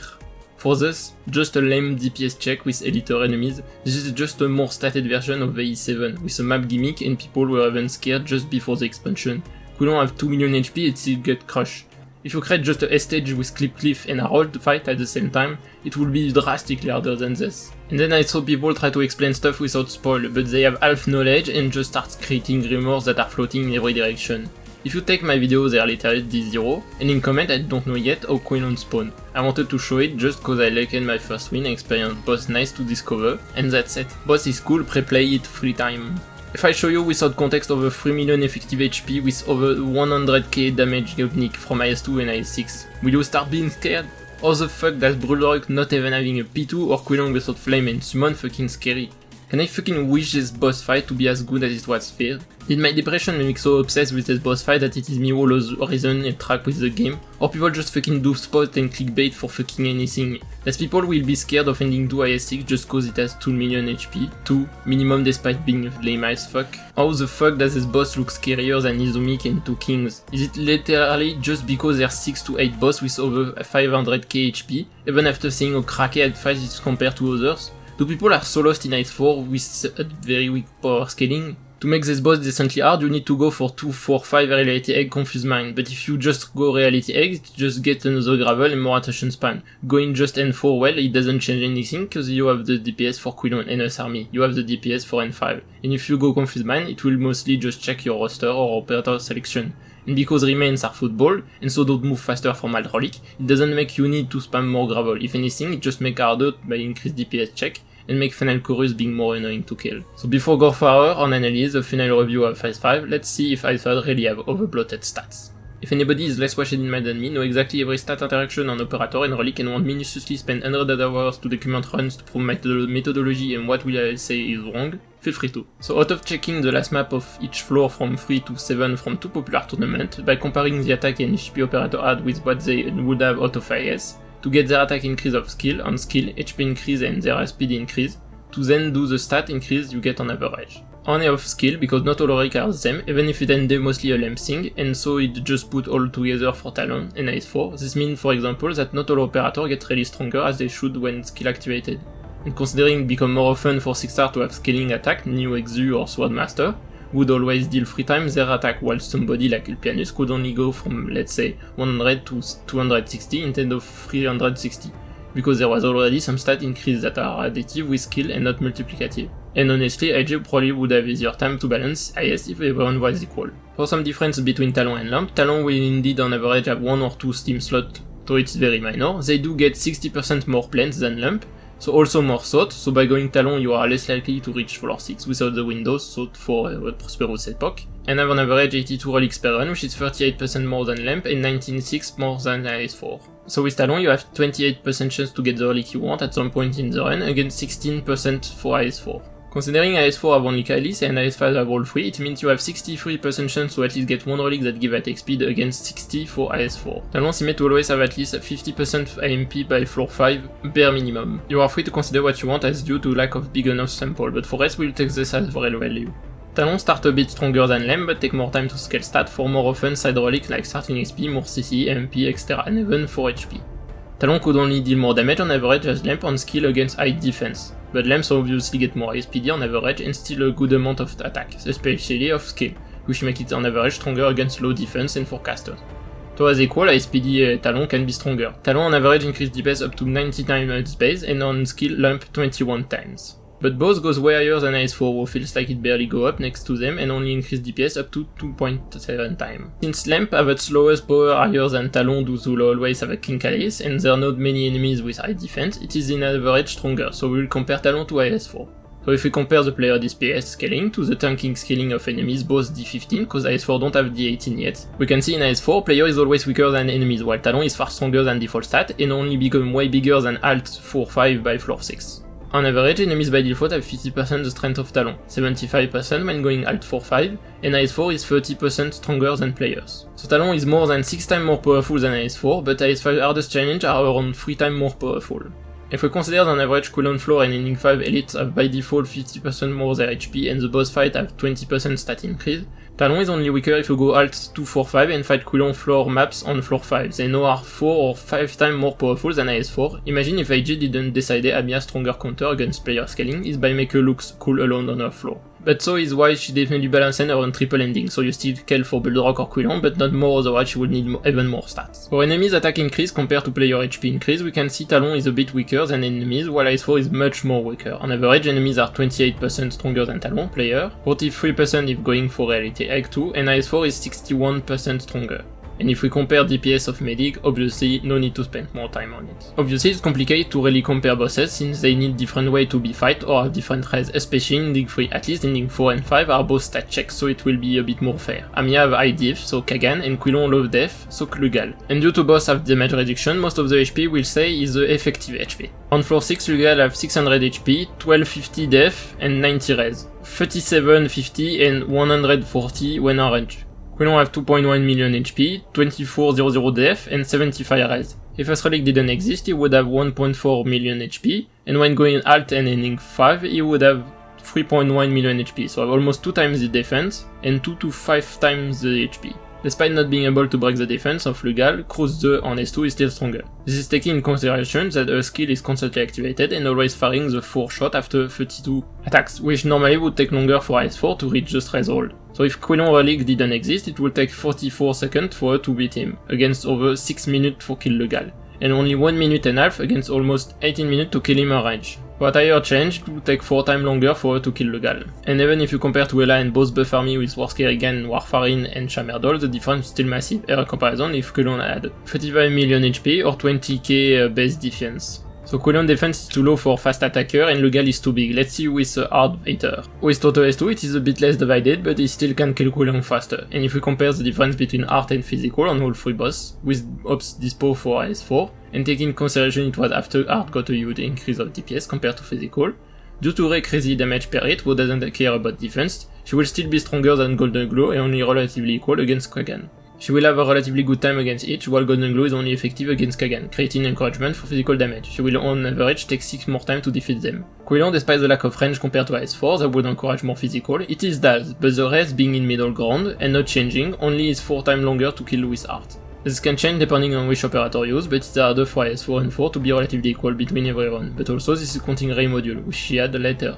On floor 7, Kagan have 700k HP, 6250 diff, and 50 res, 8750 and 100 when on rage. Amiya 1.2 million HP, 9600 def and 70 res, 2.5 million when going alt and ending 4. DR is P1 is basically double HP up to 5 million, so she have 1.28 times defense and 1.8 times to 7 times HP. Matoimaru is incapable to break the defense of Kagan, even with Shamerdol to break a ranged defense. She lack over 2000 attack to break it, while in AS5 she still 1k attack over Amiya defense, and despite phase 1 having 7 times HP, again AS5 can be killed faster. But now Amiya have durations are close to what we had previously for Lugal, and now have a low star and this time from launch losing to a broken 6 star. Wow, needed almost 10,000 defense and 5 million HP to get somebody in AS5 relatively tanky as Kagan.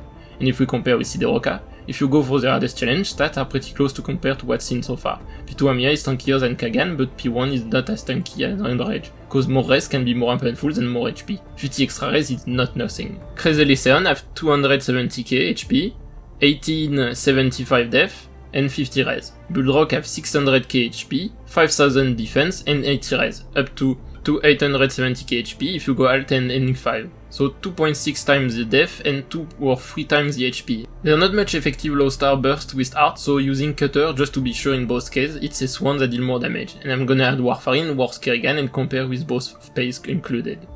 But despite having more defense and not being a boss you're heavily encouraged to burst down, it still tells Cutter less skill to kill him than Crazy Lyceon. And in addition, he normally wanted to die with 4 skill, 2 per phase. The only way to get Bullrock to need more skill it would be by Go Confuse Mind, and considering compare Amiya was far tankier than Bullrock, I don't think there's any reason to compare Bullrock to S4 stat check. And last one, Sammy Villain versus phase 2 of Theresis. Sammy have 1.2 million HP, 1000 defense and 40 res. 1.5 million in half map against Theresis who have shiton of DR effect, so you just compare to without moving him and moving him a bit, so he only have 50% DR and not the max needed. 1.2 million HP, 2000 defense and 60 res. 5.9 million in if close. Up to 2500 def, 3.2 million HP and 6.3 million HP in hardest challenge. So 2 times def and equal HP to 13 times the HP. Cruiser would not be able to kill any in time on her own, except maybe Theresis' lowest challenge, but you need to really go for the strongest challenge to have Theresis tankier than Sammy. But considering Sammy need to be defeated in 600 seconds and Theresis 500, that makes Theresis 3% tankier than Sammy if going only ending 4 and 22% against alt Sammy if going for strongest. So what we can see for now is that AS5 bosses are weaker than AS4 bosses unless going for the hardest challenge for floor 5.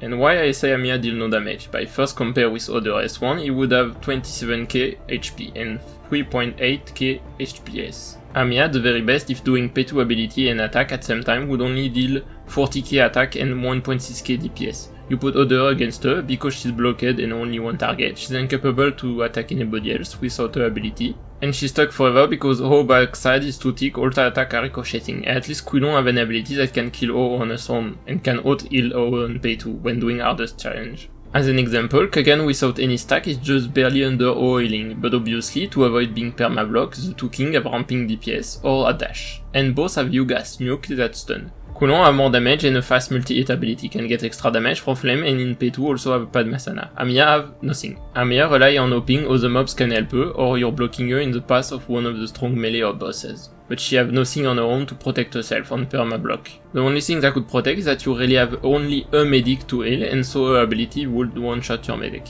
If we compare with a medic who is not made for heal in single target, Breeze have actually lower healing than O, but it's still enough to out-heal the same result. If we take one of the best single target medic low star, Quercus without considering her talent should be able to even out-heal Quilon P2 and almost her ability.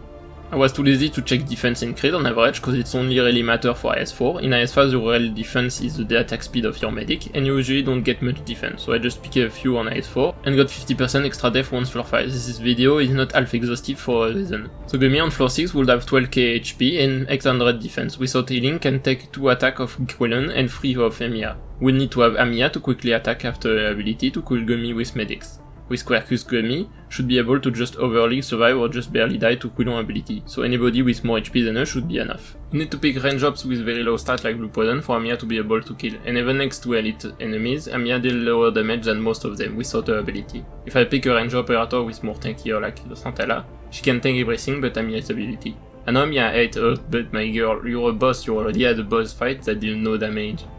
Akame and Lin here is the only ones that have a DPS close to breeze healing. So enemies deal a lot of damage with their DPS not super high. You need one of the really good run to be able to take melee bosses with Elpian in a row. Compared to IS4 with Quarkus as medic, instead healing Santala and Tanchaka, they can tank everyone outside of obviously the king's ability. The royal companion is the only one she can't auto-heal. So on average, IS5 enemy will deal 56% of the operator HP against 43%, but only 47% of the medic against 74%, despite Breeze being way worse single target than Quarkus. But let's continue outside of bosses if IS5 have too much HP. Since we don't have Qualis, which Evelyn encourage AoE, we'll compare Grey, who's weaker but with all enemies being targeted at the same time, against Ela, stronger but only enemy at a time. With the summoning cycle on the left side of the map, we'll usually face 3 Envies together and a big wave of 5 Furies protected by 2 Calis. So enemies need to be elites, stacked under Calis for them to be harder to kill than IS4. And side enemies are not even the focus out of the 2 Kings boss fights. Compared to Kulon, we also heavily focus on the side mobs. You really need a strong run to face the hardest challenge with Confused Mind or be really good.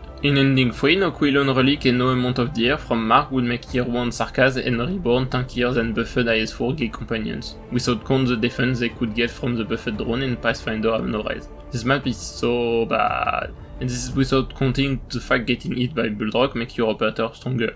Ending 3 have no stats, the only real stat in this map is the damage of Bulldog, and that's it. Your run need to be really shitty for being outstated. Ending 1 and 2 are the ones with alt, so I'll compare 2 of each map. F4 F5 normal is ending 4 only, and alt is ending 4 and ending 5. Ending 2 also encourage AoE, but I will continue with same single target. Devourers are counted with their defense up, but they obviously are HP tank needed to be focused by fast attacker. Before Devourers they are super tanky and make art harder, which make IS4 ending 2 bit more fair for both damage type. IS5 need to be strong challenge to be same or tankier than IS4, but they also have on average weaker in damage mobs, unless going with Confused Mind. Ending 2 could be considered to be too tanky. Ending 1 also have a more difference between Fizz and Art compared to IS4, but here is mostly cause World Cursor are pretty tanky. It is a bit tankier than IS4 for Art, but is also comparing more mobs at the same time. In Ending 2 it was relatively wave of equal amount of mobs, in Ending 1 is relatively equal due to fighting more enemies. Both IS have Collector Disciple and W with 50% DR have same base stat at 2 Colossus, and yet even when being understated it's still faster to kill them than IS4.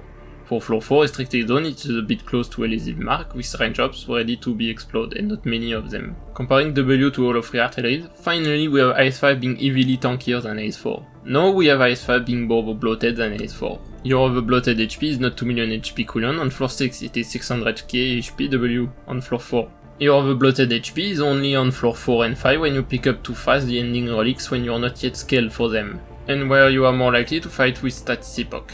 And if anything, the stat that is usually stronger than IS4 is the attack, because attack you usually only have HP to protect you when for DPS you have attack speed and fragile stuff, in addition of fighting bosses. If you get it by attack epoch, W can have in attack 3 times the HP of Cruz, but also it's not like there are any other way to make W boss from chapter 1 a threat that make it sure it can one-shot you. They're also being saying that because of HP increase come from relics, lower diff ending 4 and 5 have too much stat, which is fair, like in IS4 they all have default stat, while in IS5 now you can get 20% attack, 20% DR, 30 SPD, 30 movement speed, and 95 HP increase on difficulty 0, and bosses have another 20% extra stat, with only 20% HP debuff. But if we take this data, again, if you can have enough attack to break the defense, it doesn't matter how much HP you have. Ending 4 in IS4 have too much defense for weaker ops to break it, and too much res for caster to do meaningful damage compared to top Fizz DPS. And like yeah, no shot at stronger challenge, Amiya phase 1 the tankier one is tankier than the tankier boss before it get tankier, and the less tanky boss when using it is really nice. Is that enough to kill it overbloated? And if you're wondering why I picked a lot of lower star ops instead of top 6 stars, that's because there have been a lot of complaints the expansion was of Wishadel fault, using Wishadel as a black coat every time the stat wasn't their liking. There are no IS other than IS5 where 5 star have ever been more valuable and useful. In the tournament I used for documenting, there was 1 or 2 run in IS5, with only 3 6 star as big carry, rest being 5 star doing good job or 4 star filler. In some more casual tournament where practically everyone is picking lamp, there was 1 or 2 people who did 5 star only, while in IS. Due to the poor power scaling, the higher cost of ops, and getting enough ops for many 6 star, you were lucky if there was more than 3 5 star in the team, and 4 star needed to be really good to be picked instead of filling with a 3 star.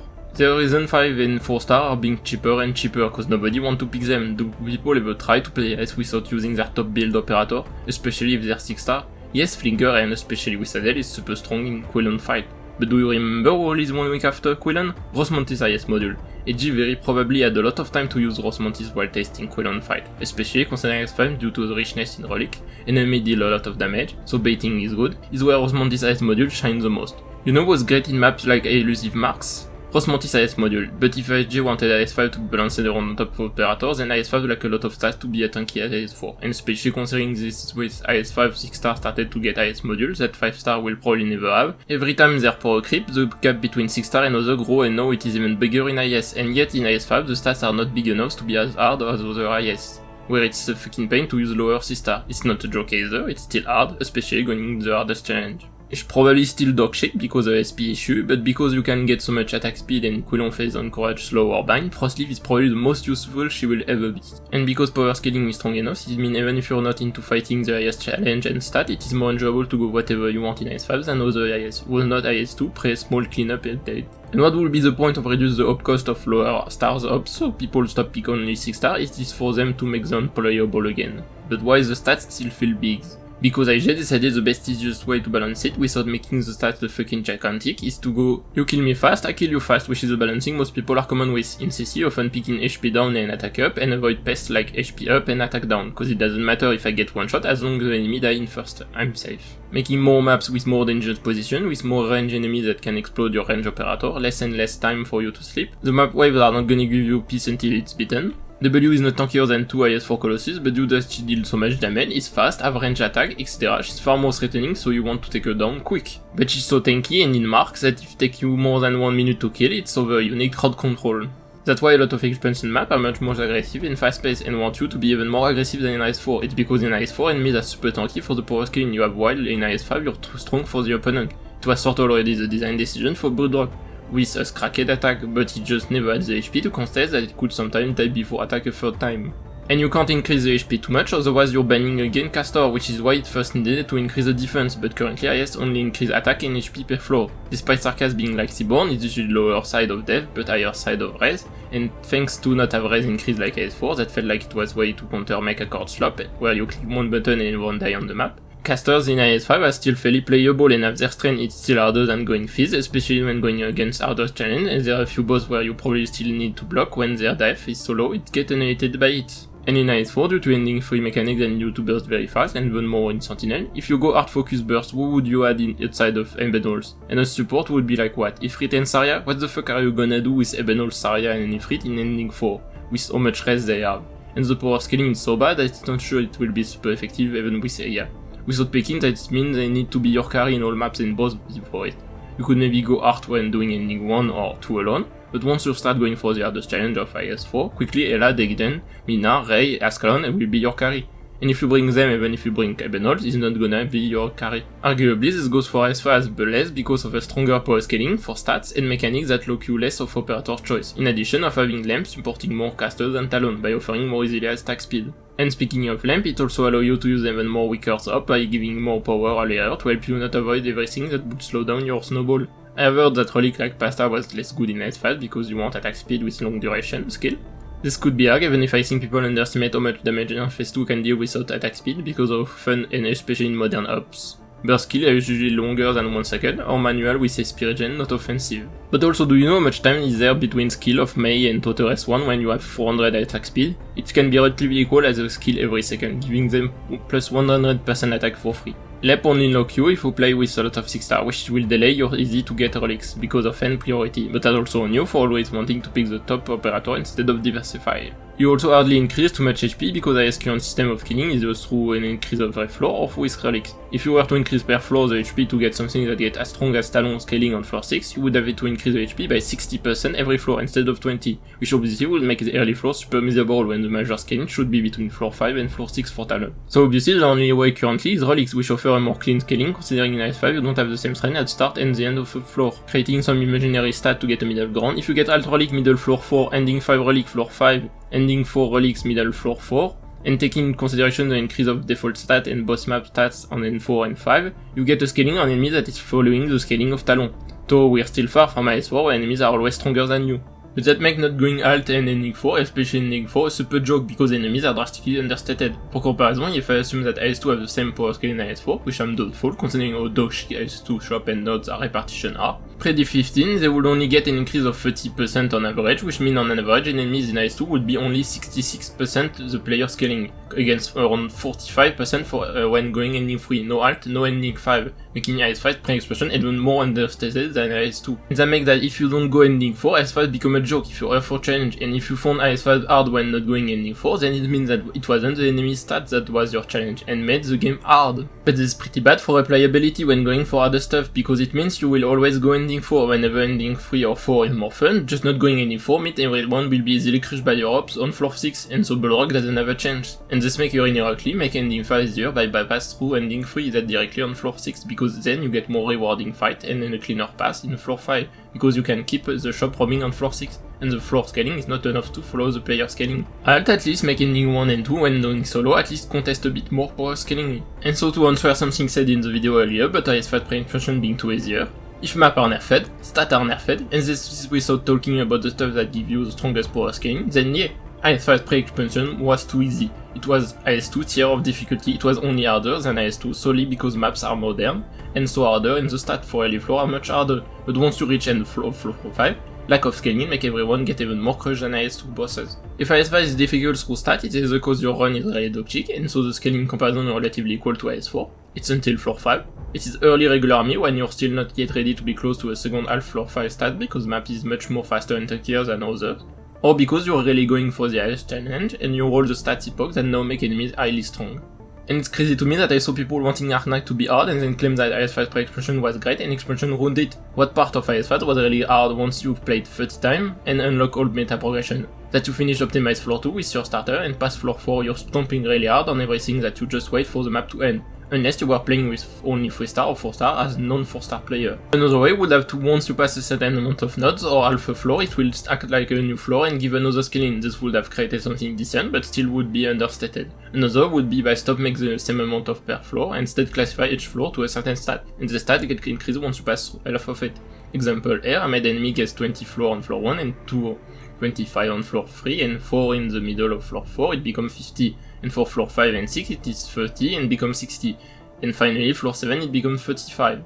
This would only work way better and impact all ending instead of have to pass through our leaks. So we can see it would need to be more drastic because we're still behind at the end, but this would possibly need IS to change its way it's coded and will need the 18 to be added with cooldown and be completely different, creating a new way to floor scaling and adding defense in it. Another stats are to increase is the attack speed on enemies. When you go alt final, Chorus already have too much attack speed that they can't move anymore, and you played pool 3, you know what happens when you give too much attack speed to range enemies. They might have the attack animation too long for their attack interval and they get incapable to move. And because of how strong melee can be as long as you don't get one shot in later floors, they might be able to always out-heal everyone. The only way to contest this is by drastically increase attack speed of enemies, but obviously if you increase the attack speed on enemies by 100 once floor 5 or 6, possibly all range enemies will start get static and be blocked outside of your range. This could completely change the way to play and so recheck every map on which it could be an issue, or it could also make the game even easier if you still cannot out-heal. Another way would be to make an effect where your operator suffers the damage they got taken after a certain interval in a certain amount of time, which can be stacked a certain amount of time. It would potentially depend on the attack interval of the enemy, who inflicted damage, and not count damage from enemy's skill. This maybe would be too much work for AG considering the bare minimum AG did for IS-2 D15.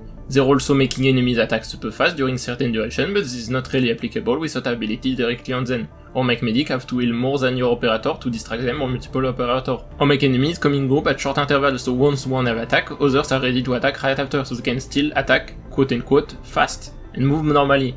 So this creates more need for AoE damage, but this is the easiest and most effective one to do. Cooldown NS4 is full of this, making him way more effective than others to contest player healing, especially compared to Ending 5 where you either get one shot anyway in most cases, or it's only happen a bit on area 2, but never from Amiya herself. And there are also very small niche amount of range enemies that have their range attacks through skill which will not be impacted by attack speed. Another thing that makes IS-5 a bit more friendly to be versatile is that boss fights step on each other. They all have some similarities and all are bosses that walk and can be blocked, which can make them less interesting, but allows that if you go for Ending 4, your AoE operator for wave cleaning will also work against Ending 2.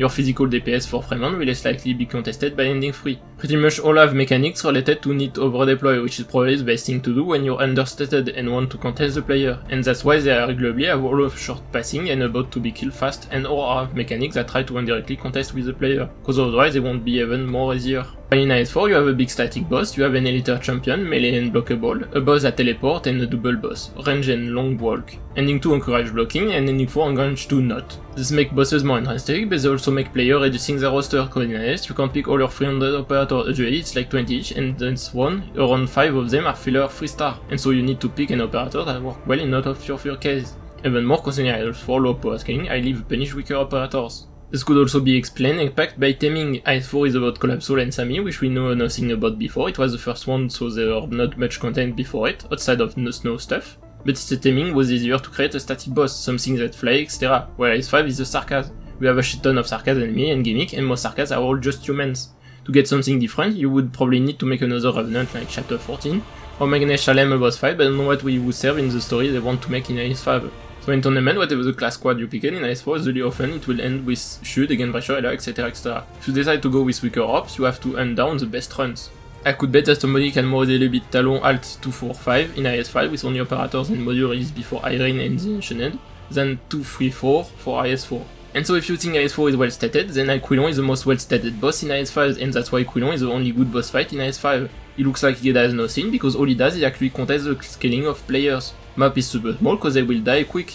There's an this guy from Mutation to Wine to contest attack speed, enemies come in group to have quick attack interval, your medic are much more useful than any other boss maps, Quilon have an ability or fast attack to contest medics and high HP, he have resist so he's the one contesting more Tragodia and CC relics, ESP can actually contest arguably, he constantly summon mobs so you can't stall easily, you only easily stall his Q-Buy, that's only weakness, Padmasana divide your team in half because your player can fight more with less compared to IS4, Earth's invincibility allow him to not be killed in 1 second like other mobs. If you're strong enough, Padmasana also make player be cautious of their DPS, cause killing it by accident means less power in P2. Flame can reduce your operator attack in half to reduce their scaling. And map is still 1 bulldogs, but it's 2 lane, and to hold the 2 lane with 1 ops need crazy run. And for P2, short pass again, because you have to kill him in 1 minute, which is how long on average will kill him. You have to redeploy, so you can't just charge your skill to kill him even faster. To hit is in case you add enough HP to tank to flame with your range ops. He's immune to TP, so you can't just have to deploy Shu on the side and stall him easily for 30 seconds. I guess fear is what at least people pick now, like how arguably stat and star things in IS4 and 4 could be to encourage Typhon, but mostly encourage slow and bind, which are more general ACC. Q-Buy is still a weakness, but summoning Padmasana enemies on the path means that Q-Buy will get distracted at some point, so you can't permabind anymore, unless you DPS them.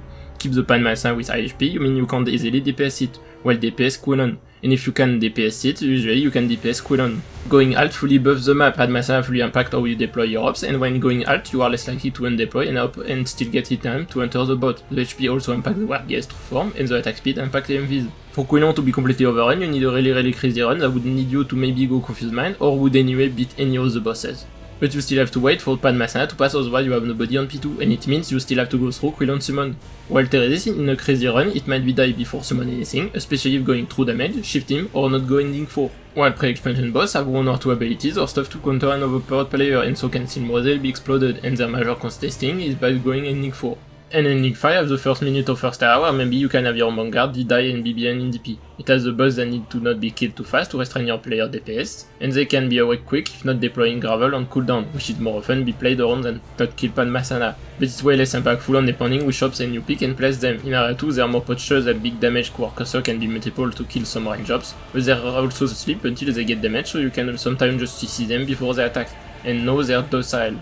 And in Area 3, I don't know what really much contest player scaling, cause mob doesn't do much, like I mean the only annoying boss, but I guess it's the only part where actually not being able to deploy fully due to creative remains is impactful, and Amiya and Studkill doesn't do anything to tanky melee can be abused with Calcite, and the phase 3 is for when winning, unlike Fremont and Quilon. She's just the one bot fully accepted agent with 200 XPD as a balance. In Area 1 past 1 minute, there's just nothing threatening your range up because there will always have melee ops in front of, and enemies will usually be before each. And alt don't impact creative remain, which is the major gimmick of the boss fight. Another possibility for Quilon being immune to TP could be that in phase transition it could have crashed the fight or just a second security even if you normally kill operator before TP. And Amiya being immune to critical wounded, it probably just lacks Schwarzmelter.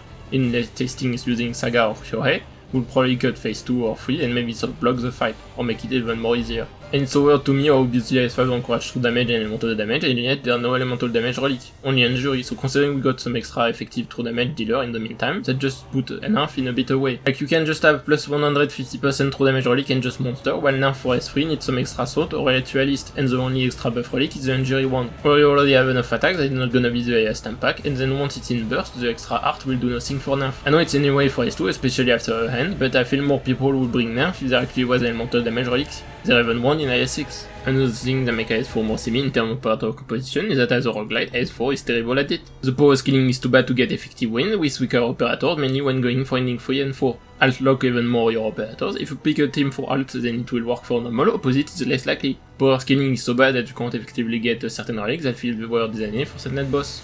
It got completely right out of RNG, like what the fuck is your roguelite element in IS4? Collapsal system is a low more system, and the random effect is not much different from IS2 floor effect, and will less matter if you're always winning and they can't be removed instantly. For the tool you get them randomly, which is basic RNG cause it's like relic, and once you use them you always get the effect today. They are no randomness in their usage. Operator Voucher, that basic RNG again, all IS have the same for relics. The effect in boss keys, it is already something that IS4 had, a specific RNG, and IS4s also have it. And it basically works like a floor effect, but at least IS4 have the best one in diversity. Arguably they're the position of Dominion, you have E2 RNG which IS3 also had, and not always matter unless the start which you can just reroll. Ending are barely RNG gated, the most RNG where you can say I'm getting fucked over, it's alt ending and position of Dominion. In IS2 you still had relic RNG that change your run, you could not know what is the play you pick. Now with diff 15 there is even more relic RNG that change your run and can fuck you heavy, ending were barely super RNG. In IS3 you still had dice that didn't really affected a lot of elements, they were usable in maps, and you had cognitive effects that would also drastically change the run. In IS5 it's not 100% that reroll is gonna give you what you want, you still can be fucked by lamp, you can't easily remove an epoch, and you still have chains that merging give you a poop. In IS6 you also have no control on epoch, which are for full run, you always have to reroll your coin, there is a reroll map coin, but you have no idea what you will get, you have much more stronger gamble nodes. In IS4 the RNG is much easier to optimize than other IS, people want to win, so they're gonna find the best way to win, and so if the game is putting so much power on you, they're gonna use their strongest power. Power scaling is so bad, so yeah, they're gonna use the strongest operator at their disposition. In tournament, into RNG doesn't matter because player will be allowed to reroll until they get one, and after that they probably are using an optimized choice of operator, so it's just bonus if it's E2. I saw people complain that when build for ending they were obviously not picking a best op, because stuff like Softy Silver Frost doesn't matter which ops you pick, you always have way less issues than Ice Cold Damage. And the answer they got is, it doesn't matter because if you pick for alt you will work for normal. It's crazy to me that people complain that the game mode about finding the how to beat a specific challenge with super buffed enemies and nerfed player by a specific clear attended by devs, so lock you a certain operator and want the best operator, and are praising a fucking replayable roguelike to reduce your playstyle to a certain amount of composition. And that's why IS4 got so much drained of relicless relic, because IS4 encourages you to super optimize your composition, and if you can beat relicless then it doesn't matter which relic you have. While in other IS you still have to face RNG you can more hardly optimize, and they make relic fucking useless, and so they're only RNGs when you get your operator you need. That's why I think IS4 is the Ocarina of Time randomizer of roguelite. Relics only matter if you're going for weaker operators, and even then you need a very good run. What is plus 100% attack gonna do to Palace when she will still be weaker than no relic Minar? And I'm sure a lot of people would have found IS4 easier if enemies were less stated or power skills were stronger. All the strat about how to stall Kagan and Lugal wouldn't or less exist if players were given more effective power to beat their DPS check. And the craziest is I saw complain that IS5 expansion are so garbage it took months for Quilon to beat Relicless and it was only D0, that ending 5 skeleton of the end is approachable beatable but very hardly higher than D12, and challenge being difficult could lend to only few viable builds.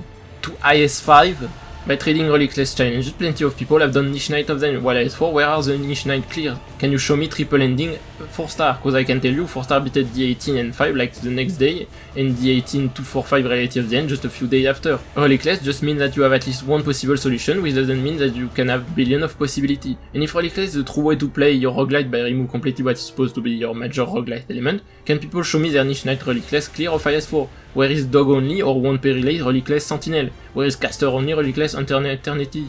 There's also reason why IS4 is the hardest to do with solo. IS4 made people think IS was an adventure game with a few RNG and forgot it's supposed to be a roguelite. And this also made people thinking that IS fully balanced around powerful 6R and need to always pick the most optimized operator. Do I also have to remind people that IS-4 second expansion released just after Dekken Breacher, and so Rei, Shu, Ella, Escalon were after it? And so if IS-4 expansion were balancing around them, if I assume that so IS-5 would have been the same, where are the people complaining that you can't beat IS-5 expansion without Rosmantis IS module, Vina, Decadenza, Torn the Lode Star, You, Antelekia, Necras, and Monster? If I continue by going on equals, if IS-5 expansion is balancing around Wishadel, where are the Mulzis complain on IS-4 for Soul Kagan or Lugal? If Exile the New Covenant is just to be made for Quilon because she bypassed a gimmick, where are the Sentinels Wishadel fault? Wishadel will also just being won for Holy Class. And do you realize I accept that make IS locked behind top operator means that you're gonna make a replayable roguelike gated behind power creep? And if you want something like X4 again, it's gonna lock even more operator because IS module and more stronger operator, which generate early floor to be even more stated, foreshadowing, or even harder. And if a weaker operator want to be fine at the start, they will need to wait for their IS module. And so at some point, Wishadel will be your weakest operator. But no, cause everyone and their dads got so brainwashed by IS3, IS4 and LAMP, they always want to win, so they will always use the best operators. And because of LAMP and ON's works, if you pick best operator, you're locked to picking operators that fit certain classes. If Arknight player hate so much try new operator, why are they complaining about super casual bringing Wishadel everywhere? They got so brainwashed by LAMP that they believe LAMP is the only way to play IS5 post-expansion due to easy King Clalis, give you way more safer floor 3 and 4, support better caster and medic due to being in auto attack, scale better with more modern ops, that IS5 lack of defense scaling means that support better fast attacker, and even in general everyone cause there barely any high defense boss or enemies because nobody realizes how fucking broken Talon is. Talon is so broken and was crushing pre-expansion maps and doodles that IGN needed to make a new doodle that give you for free the most broken relic in the game as so casual could still play IS5 while owning terrifying maps that are actually balanced around Talon, that don't need to consume their entire evening to finish a run, and so they can still go with caster because IGN don't want it to increase defense for some reason. Because I know there are people who enjoy enough play Arknight to after a long day at work or school they sometimes wanna jump on IS because it's the best replayable game mode without just redo story map with plans. But I also know there are people like me who enjoy use IS to play with operators they usually never use, while compared to Error, IS feels like actually playing a map instead of the major gameplay loop is create a choke point and spam AoE. And since AJ wanted to balance around a bit more with less, amplified by making maps being 3 or 4 deploy friendly because of a shitty epoch, then LAMP just helped even more with this. And cause everyone want to win, including more advanced players, they will also use LAMP, because why would they bother use Talon, even if they could potentially have more fun and challenge with it, if LAMP just provides them enough for win. And I didn't even talk to you about Cannon Squad, who can have Rosmantis have 20 times a base attack. You don't wanna learn how much stat boss would need to have to play as tanky as IS4 and be balanced around Cannon Squad. And so what is the difference between pick LAMP to have high chance of win and bring Wishadel everywhere to have high chance of win? Because remember when I said IS needed more toggle for players to find the right difficulty? IS at least sort of figure it by creating more potential run with different easier paths. In IS4, all run type have barely any change enough that people might tend to always go for same playstyle, and your major difficulty toggle are the diff from 0 to 15. And then what ops you pick? Top operator can maybe get you something hard, weaker ops can maybe get you something super hard, and lower ops can maybe get you something super painful. And if you class squad starting with Sin 2 definitely can make the game easier for early buff, or you get fucked, and finally the ending you go. In IS5, run type are strong enough that some can have their own playstyle and synergy with certain ops, and certain being more RNG allowing a run to be more different. Then in difficulty toggle, so you have the diff from 0 to 18, then you have it if you go Cannot Squad or Blueprint Class Squad, Escort Squad, RNG Squad, etc. Then you have the toggle for LAMP, Talon, Doodle, and I guess if you get no encounter and decide to still go to the run.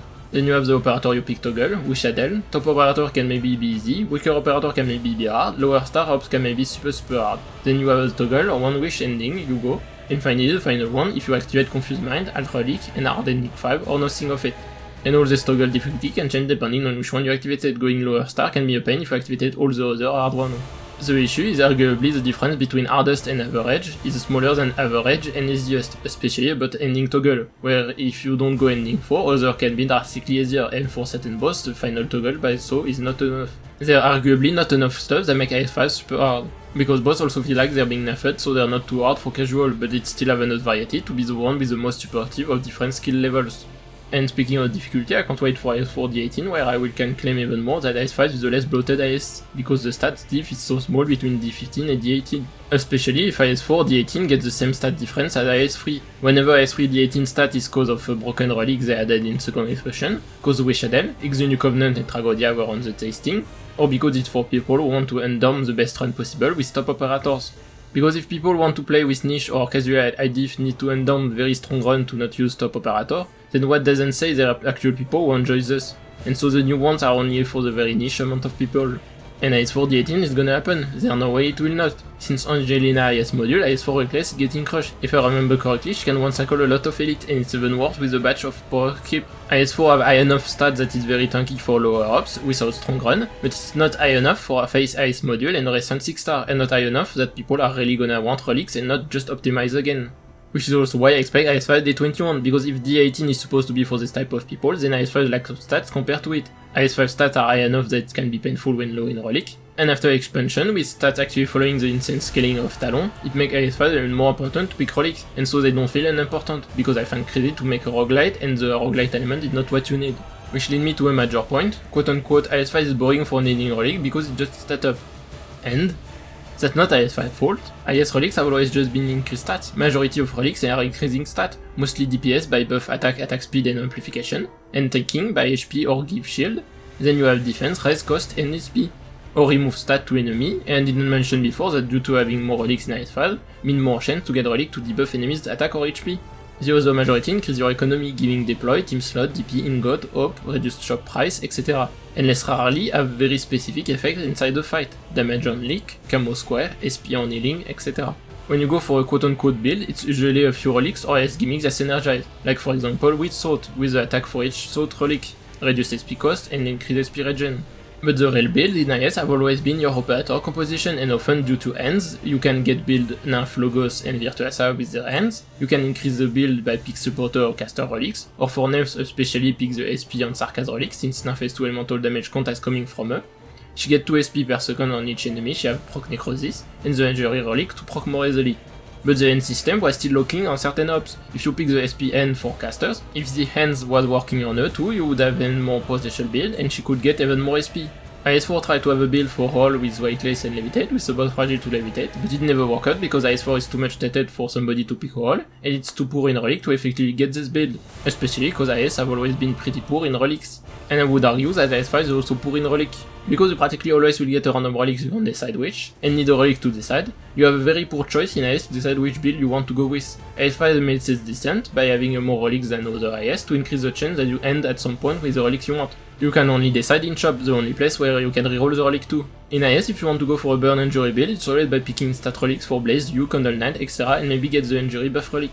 It is never by pick a relic that make your ambusher put flame and tile on them that will deal burn injury, a relic that make burn and burst and decrease even more res and make them take hard dots, a relic that make your fire-based operator deal elemental damage to enemy under burn burst, a relic that make enemies die in burn burst spread to nearby enemies and now starting to take burn injury and hard dots, etc. They will never have a relic that make your click now become Decadenza, or get a first skill, or get a new talent. The closest thing you will ever get to this is IS module, which only 6R will ever have, like our Arketo IS module made a new build about of Seer recovery. But this doesn't change the point that build is your operator, you pick, not the relic you pick. And if I quote an interview of the IS dev that I will talk about later, on the other hand, affecting the design of players' characters is unacceptable, because operator are the core of Arknight. If we skip operator and the player fight against Pigeon with a bunch of props, then what is the point of acquiring and developing characters? I mean, two things, obviously you're never gonna have billion of devices, but operators need to be not too far from their default play. And what is the most easy basic way to make operators the same and being stronger? Increase their stat. Maybe one day there will be an Unbusher spreading fire, but it's uncertain. And if your operator selection is your build, then IS-4 having much more reduced viable selection mean you have even less build viable. And so IS will always be a different level of muscle versus muscle. If the enemy has the bigger muscle, then player will be more restrained in build possible. And only use the strongest one, and game will be harder. If the player will have the bigger muscle, game will be easier, but have much more viable build.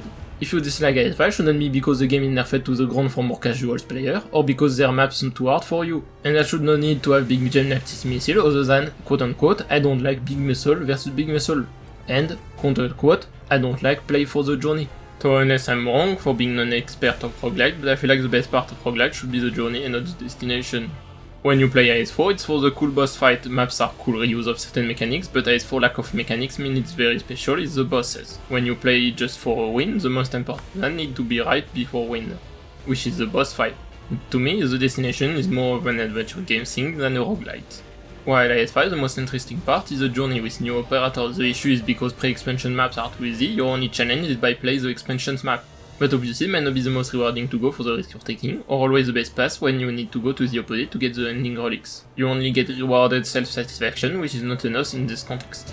In roguelite, usually when you're given a choice of power-up, roguelite element, etc., you get 3 choices given. When you unlock a relic after a combat, a lot of time you get a relic, and you can't choose, you have to deal with it. It doesn't fit your relic build you want? Deal with it. You can't build. While at least in Vulture, you will more often have choice for at least 2, and sometimes have Vulture for multiple class, which increases to me the point that your build is not relic, which is supposed to be your roguelite element, and the less relic you're given, the less you have choice. Something I always disliked in IS since IS3, just that difficulty have always been more stat, and not more enemies or map changing. This is why the thing I liked the most in Ending 3 of IS4 is not even the boss or its map. It's just the relic requirement that was making maps have more enemies, needing you to tackle the map differently. And I honestly would have well loved an epoch in IS5 that increased the amount of enemies in certain maps. They even sort of did this in IS2 with Annihilation and Scarlet Plague. It's honestly one of the rare things I really liked about the third expansion of IS2. I prefer having more stats needed because I have to deal with more mobs than have more stats needed because I have to deal with tankier mobs. Maps are also smaller and faster because Arknight is before all a mobile game. Maps can't be too big because you need to see what you're doing on a small phone. You might hope that PC Client will make your eyes run no more crash, hope it means you can now play Quilon or Ray without a game drop at 1 FPS, hope that it can run on your potato compared to an emulator, or hope that it pause deploy or keyboard binding. While I hope it will still allow me to grind multiple accounts while do something else, my real coping is to allow Arknight to detach itself from mobile game barrier. And allow more clean UI and bigger maps, because who the fuck on computer needs so much place taken? Who needs the operator and button to be so big on computer? Who on computer needs the game to be so annoyingly zoom in Bastion? Bigger maps mean it will be easier to do multiple paths in IS.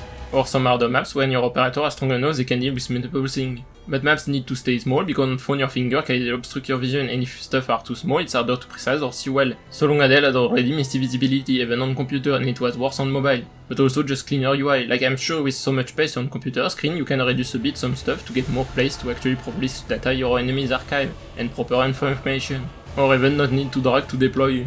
Because for now all I see the engine update we got with chapter 15 is more production put on L2D skin, even more battle particle, creating Pioneer 2.0 with cleaner UI, some other cleaner UI and game effect make the game more crashy on BlueStacks, but overall for now it has been mostly just production put on visuals and on gameplay. So considering NextVec is potentially logos, if they do something like a scale 3 it could be a gameplay impact, but Primanix definitely feel like a kit they made after an engine update. So that make a lot of IS5 issues that come from just IS not being complex enough to contain it. Talon is just too strong for Arknight. If you make a house for a 5 total human, like a normal house, there are your chance that is not gonna work. IS5 got stretched in every direction possible, tried to expand on a lot of stuff but didn't improve enough the base. Sometimes I feel like IG realized they failed the pre-expansion and decided to go all in so they could do a net improvement for IS6. You could say everything is just the fault of IS5 having a too strong player power scaling, and you could be correct. Except I don't think it is a problem. That one of the potentially over 20 editions of IS, at least one is about overpowered player versus overpowered enemy. And while I think IS5 still haven't reached this because it got IS being too simple to slow its back, but also being too much nerf, it also shows that it's not gonna happen again for IS6 unless IG drastically improves the system of IS. But it's probably not gonna happen because IG is too slow at making drastic changes. But it can be seen, IG already planned it before launch. All Ending already had the part 4 planned related to Ending 5, and Quilon was teased during summer livestream, which is like 2 weeks after IS5 release. Or in the world, IG would decide, okay, after 2 weeks we seen people said IS5 is too easy, but also there are a lot of loving. Let's change our next 5 months to create more expansion. Why would Quilon interact with other ending stories? Why would IG instantly decide to create a new expansion when people already loved IS? It was one if not the major game mode all skill level player plays since IS2. And Ending 1 and 3 already had mechanics about cutting your number of deploy operator. There's quite a lot of effect pre-expansion to notice the player was intended to be much stronger.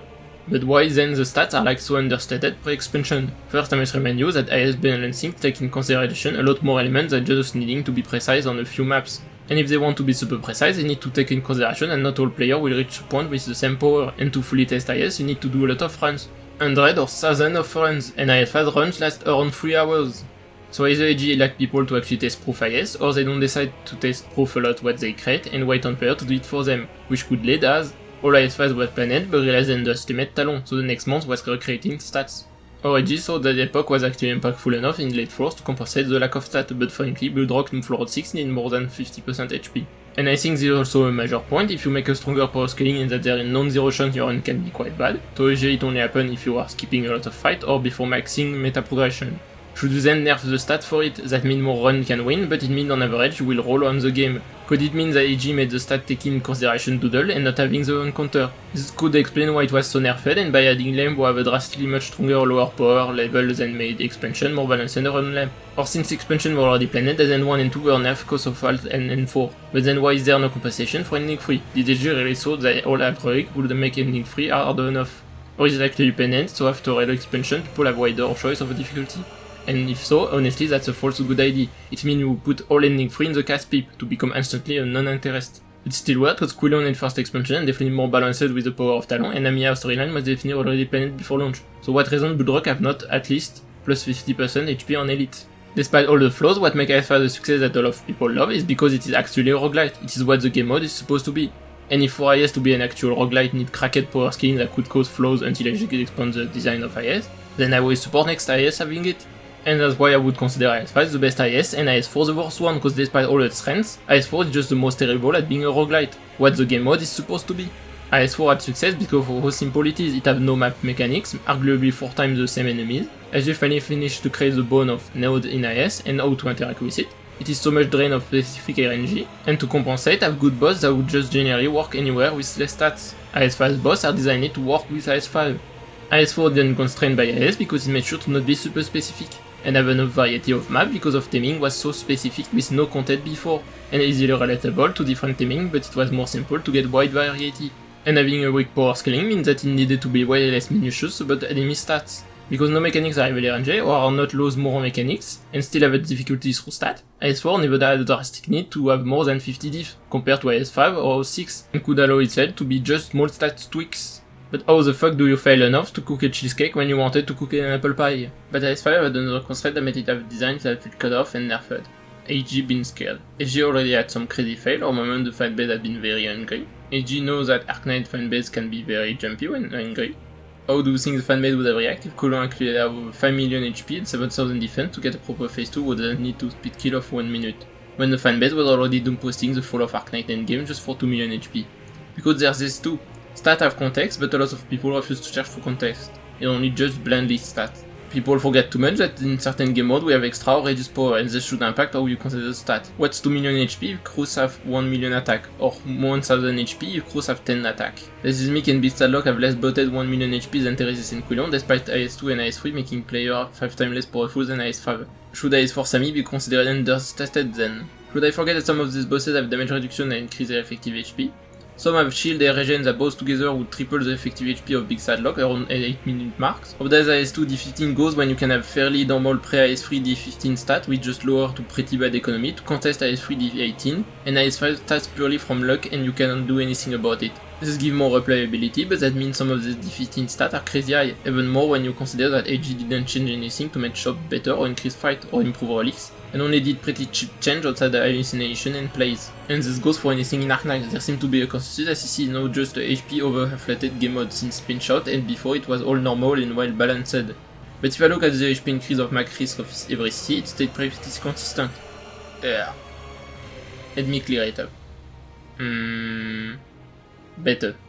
Reiteration. If you remove the horror that is Pinch-Out who was without a doubt a HP of a bloat like never, CC Macris enemies have pretty equal HP scaling, rarely going higher than 6 times their HP. Only Arclight have pretty crazy HP if you consider the damage reduction, and same goes for CC12 with Vendetta Red Tag. But as you may know, obviously some CC are curated and have base HP reduced or changed. It stays pretty stable with only CC5 and PO3 having visible reduction, and some early CC having a more increase. But as I said earlier, player doesn't have the same strength. Some CC have attack down, attack speed down, redeploy time longer, reduce SP, etc. While it's hard to really judge the DPS reduction from redeploy, DP down and SP, etc. But if I scale the HP increase compared to the attack and attack speed reduction of player, now the stats change more. But still we don't have a drastic increase curve, especially after CC12. CC12 is still the one with the higher increase of HP without taking into consideration Arc-like damage reduction. And if I compare to the stat increase of elites enemies in Vec and DOS, compared to their base HP, considering they don't have effects that reduce your DPS, CC Maxris are practically always much stronger than them. They're only relatively equal to CC if you don't pick any debuff tags. So where does the scary plus 350% HP in PO4 come from? And the reason is simple. During first season of CC, tags were multiplicative with each other like challenge mode. During Pinch-Out, it turned out that with the new system it was very terrible thing. So afterward, AG made them additive, although there was still few multiplicative tags, but for the additive enemies it was made in 2 tags to keep having an increase of 5 or 6. there was presing in Poo3 that the only multiplicative tag were minor. So if I keep in this lineup, what would happen? To compensate that the general tag and self tag are additive, to keep the line of increase to 5 or 6 is by either make a lot of HP tag or make the self or general tag bigger for balance with max risk. Because multiply 1 plus 3.5 plus 1.5 equal multiply 6, which is equal to multiply 1 plus 1.4 multiply 1 plus 1.5. If AG kept multiplicative scaling, it would have been plus 140%, or it would have need AG to separate it into plus 200 and plus 150 if it wasn't balanced on my risk. But another reason is also a big increase in 1, just the fact they're auto-killing themselves. It takes around 33 seconds for when they get orange to reach blue box, and they take 250 HP per second. So they out of existing lose 8.3k HP, which is a third of their base HP. Then there's the storm that deals 625 HP. If we assume they usually work for 4 tiles of the storm and so take 30 seconds in it, taking another 8.3k HP, if you slow them down for the duration so they will stay 80% more time in it, they will take an extra 9.3k HP from self and storm, so they will die 26k HP, and they have a default of 20k. And most of the mobs have much less base HP. If on average with just being slow and enemy lose 50k HP, plus 100% on the shield would be meaningless because it's not enough. And since usually critters will die on their own, small revenant will die by feed the range 1, range 1 will die slowly to the storm by standing in, right side case will die by keep the range revenant alive longer. You end up with lower and lower amount of enemies that will need the player to DPS, even if cameras have already good amount of HP, they quickly become the enemy people with the super focus. So let's find another way that would show a drastic increase of HP between CC12 and Poo2, cause alone enemies have not drastically more HP than before. If we took a total HP and average HP of a mob, there was no drastic increase until Poo4 and was already a middle ground increase around CC7, but the HP didn't double at Poo2. And in Poo4 there has been more drastic from 8 before CC, but Callis on their own being almost 1 million HP play a lot, and Poo5 have crazy effective HP. If we compare the average stat of elite in the data so compared to each different enemy, and on the map with taking consideration how many there has been an increase, but on average like what they get between double and triple in 5-6 years. Is this really that huge to be the doomfall of Arknight? And if you go by compare with the very first one, CC have only a trend of increase the total HP by 3 or 6% of beta per month. And the reason simple that stat on average or collectively has been increased, that CC over time has started to buff more enemies. Before CC7 usually had only 2 or 3 enemies that were getting tagged. After it there was often 1 or 2 standalone tags to increase other enemies, usually other elite ones. And with Season 2 practically all mobs now have self-tag, so enemies have increased the same amount, but more are increased. If CC2 were given more tags like second half of Season 1 that buff the shield and the casters, and like Season 2 that buff everyone except the Reveal Girl, then the total HP and stat on average get closer to CC12 and Poo2, because AG wanted their map to be only a few enemies and alpha map being mid-shield. And CC was becoming easier. Like, do people forget how much easier it was to risk 18 on first week since CC9? And Power Creep was not the thing making it easier, it was IDG adding more tags for max risks but keeping the minimum at the same level. CC9 was so fucking easy I decided to make Frostleaf useful in my normal clear. CC10 was already pissing me off cause of your star terrible delay of Dorothy. Risk 18 was so boring it made it worse, I don't think I even bothered to take a screenshot of winning screen. CC11 I made the sloppiest clear ever, and CC12 was barely more a challenge than CC9. After people have complained that CC8 was too hard for beginner and newer account to do Risk 18, AG have listened and made the rest easier. But as much as people refused to accept it, CC needed to be reworked and AG probably wanted to expand it too. So there was a planning for Season 2 with a change system, which honestly is barely changed, but I don't think people want to accept it either. AG created Pinshot, which was incredibly bad and made the scaling stat a nightmare, and people complained the new equivalent of Risk 18 was too hard and it wasn't more of a Risk 25-ish. Then Poo2 released with much closer stats to before, player like it did more, but there was complaint that max risk was impossible again, and there was complaint that it was still too hard to do Medal. Poo3 happened, less, but still there was complaint that Medal needed some top operator, while people who do higher risk complained it was too easy, cause enemies were too nerfed. So Poo4 used by stat and had super easy to do Medal, but there was complaint that it was too easy, and the mechanic was making it too boring. And people are complaining that Arknight endgame get bad and too easy because Ice5 and Poo4 were good enough for casual. Where the fuck were all these complaints for CC9 to 12? They was so easy to Risk 18 that I found a bunch of 8 stages harder than them, and I was supposed to feel like doing Risk 18 was endgame, and people want to go back to Season 1 system? Do you fucking realize how much of a joke Extinguished Sin will be to do Risk 18 with Season 1 system? If I try to create a Season 1 version of Poo4 based on CC9 and CC12 with only Risk 39 at max, Storm, Chimeras and Range Revenant are the ones with having their own group, so they get to have the major tag. Altar and Thunderram have the most tags, so they get the standalone with the enemies in Storm's tag, cause it's a relatively big effect and so to keep the same def. but like CC12 I put them in week 2, same for Revenants. All tags that make more enemies appear are already on the field, so this is easier for Season 2 system. But now for week 1 the only enemies that get buff are Chimeras. But first let's see the free tag to take. You would have attack up free and HP down free cause you're not getting damage anyway, so free 6 points. Class ban, DP down and squad restriction wouldn't be a problem, so 6 other free points, that's already 12 out of 18. You have 4 risks no problem from the standalone, 16 out of 18, and you would just need 2 extra pawns that you can get from the storm, and basically no enemies have extra HP nor nothing, everyone would be fucking dying easy to the storm. Easy risk 19. And even if you decide max is 36 and remove storm tag and make storm by default as big with tags, and have all maps covered of Reginum, what really does Chimeras with a tier 2 tag, plus 100% HP, plus 150 def, plus 25 res, and carrying a storm that deals 175 damage is really gonna change. This is why there are no mandatory tags, cause otherwise you could just easily pick the joke tags that don't change any stats and play something that could potentially be easier than the H or S stages. Now for the enemy's defense that people keep saying was with Shadowfall. Defense is the only stat that would accept to arc that in recent CC it was being crazy inflated. And while I agree there was no need for 24,000 defense when they already have over 4,000 and not give them a quality level board of 200 res. This is solely a map gimmick need, this have nothing to do with Shadow damage. Additionally, considering enemies rarely come in your group, a drastically increased defense to something higher than 5,000 is solely to contest Ray. I think too much people overestimate the damage per hit of Wishadel. While it is overboard for an archetype about bombarding mass of trash mob, they are much better operator at dealing with single target high defense. Back to the map gimmick. There are 4 CC where enemies were killing themselves if I remove CC beta and 4 Originium tiles.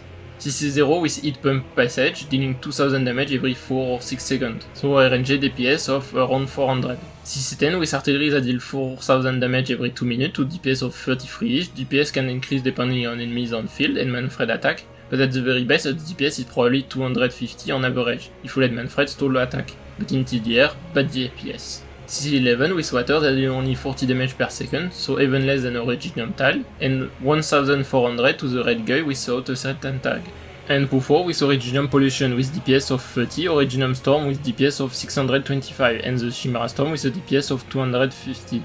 Since CC11 is only about enemy who have it either remove or have much more HP to compensate, we can put it away since it's basically what we have been said earlier, and is related to next point. And CC12 is more of a bun type. So we have CC0, enemy at big defense and hard shield, only effective way to deal with them was through the true damage. At the time only Amiya was an effective source of it, so you need to use the pump.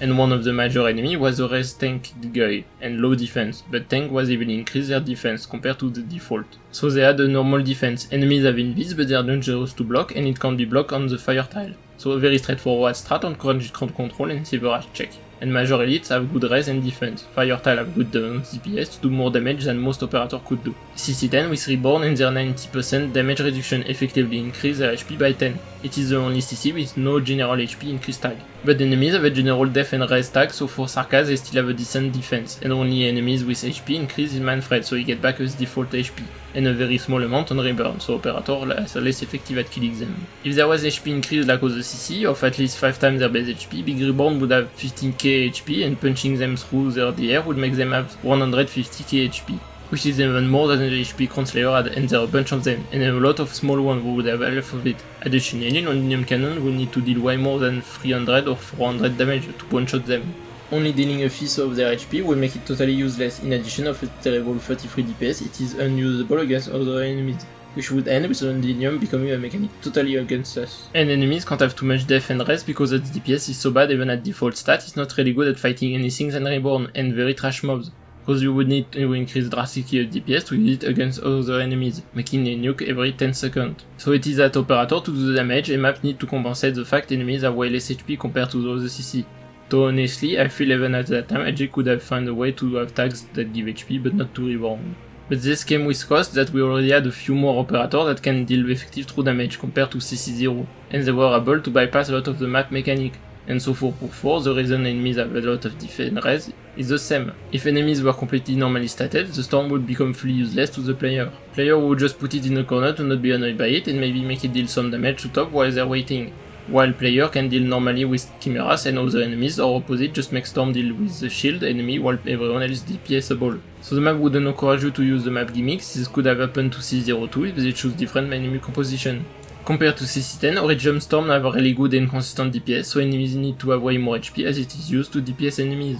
So you need to balance between enemies have high defense and res, so players just don't normally DPS, and high HP so the storm doesn't do all the work. And for it doesn't end like CC10 where monster and Urk easily bypass it all, even if for compensate their true damage they need to close range, which is not that good in chapter 14 gimmick compared to chapter 10 with the block check count event. And since then we got elemental injury and damage to give true damage to operator with better range than them, but with more complex setup to balance it, and keep Amiya the only effective true damage dealer at more than 2 times as distance. And so it can become easy with a map gimmick as strong as Originium Storm to miss the perfect balance between it all. There a reason Gramophone never make it in CC until years later and it was a sub-map. Londinium Cannon is so weak there's not much way it can go. You can easily know the sacrifice that need to be done. And so ultimately, Pu4 had to make a choice. It is was just becoming CC0 but with more stat increase because of power creep. Even with attack down 2000 defense probably not much for Ray, and be mostly a crowd control check encouraging you to keep the enemy longer in Storm with the cost of Ifrit Kyobei just ruining the major strat. Or B610 where Kyobei might be less good and operator can maybe deal more than 5% of their attack without debuffer, where you instead give a lot of DR to everyone, so they did not much damage and Storm is still as strong. But they could have ended with enemies have a lower base HP and so become generally easier. And so Pu4 is just CC0 with more stats, more mechanic and a map gimmick stronger, more controllable and less RNG. And honestly, outside of the completely unneeded 24,000 defense, for all this context and map planed like this, the defense was not that terrible on average. Now for the plus 350% HP being rolled to 10 risk part. I do agree that certain tag could have been 10 more points, and that even if it still give more points than in Season 1, no league tag could have had 20 extra points. But as I said earlier, since tag are more separated and additive, it completely balanced, it should be checked differently, since it's plus 350% of the base HP. Cause otherwise if I take for example C11, if I pick left tier 3 HP tag the Anchor Guy, that is 1 point is HP, 1 point is res, 1 point is the ability. Since I already picked the HP general attack before, plus 140% of base HP, now become plus 322% of base HP. Shouldn't I be given more points then? And this would apply in a lot of CC Season 1, including attack. In the same CC, standalone enemy tag are like equal to a tier 2 tag and yet only give 1. Not leaking was giving only 1 point, which was so stupid. You either could just hyper buff an enemy and leak it and you would have for free 2 points. Or it was just a 3 point useless tag, cause to avoid player to just freely pick it, HG had to remove the life point to 2. So you couldn't leak boss or a major enemy too much, because CC was so bad. In CC3, the risk of Sentinel was fucking useless because it doesn't matter how much they're buffed, you will anyway avoid to wake up everyone. And free Grudge Bearer with just attacks and HP down would have been far enough to tear apart ops. So what would have been the point of 3 different tags except give 3 points? Now at least it give more and sometimes get certain tags, so purposely leaking was not a free thing. I do agree certain tags in Season 2 were not well rated, but being a Season 2 only thing is something I disagree. If I assume that 3 point equal risk 50, then so before in most max enemy would give 150 points, without count side defense tag. In Pu4, Chimeras with all tag give 190 points without counting the extra defense and the extra 10 points that you would be given for picking general tags. So 40 extra points for what would be less likely here in Season 1 would be the plus 1 weight and move earlier and the extra attack when in Storm. And if stalling is synonym of a bloated stat cause you can't DPS it. And CC Season 1 have always been so well stated. Can you show me max risk of CC2, 4 and 8 without stalling, or max risk CC beta 0, 1 and 5? And finally, currently I heard a bunch of Arclight is good and more fun than Sane, which confused me a lot. Firstly, people had high expectation cause Lantrail had more CC friendly mechanic, but people forgot that debris power come from buff you unlock. Default debris are fucking useless, they doesn't do that much damage, they only push trash mob, doesn't stun, are hard to push and move, and AEG clearly made it worse by trying to punish faster deploy to spam gravity on debris. Their position are so bad I don't know what they can do, they're not enough and map is too simple for move them to lock certain paths or do your own path like CWS4, in addition of just being harder to move. And anyway, they're super tanky mechs so it's super hard to get access to the buttons, and map is not enough vertical for speed on enemy matter unless enemies coming from bottom right. So the only map mechanics are that you can be negative to face down and better up to face up. But map is too much horizontal that it doesn't matter that heavily, and if really you wanted to push enemies, they have extra weight anyway. So last gimmicks is the dot check on enemies was important. Except because as I said, since AG have less and less made general tag scale with self tag, so this time enemies have 60% damage reduction, which you know is equal to plus 150% effective HP. But this means that if you go elemental or true damage, it doesn't matter, and so the high res and high def doesn't matter either. So Arclight ended by just being a map with a bunch of stats and no mechanics, and because the DR was divided and not really needed, to compensate major mobs get the bigger HP increase than usually they have with scaling stat.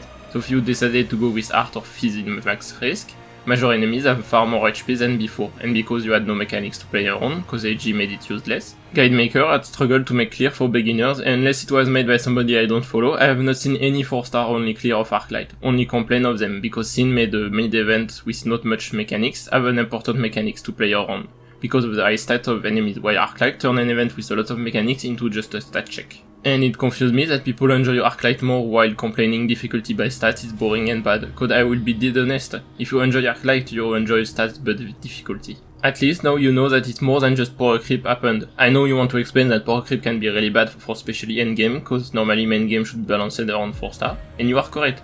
But just claim it's Wish Shadow fault when there a big ass true damage storm in the middle of your screen is a bit lackluster to properly show the effect. Another thing that makes that bigger on average is because there has been slightly less mobs over time on CC maps, making Elite standing a bit more.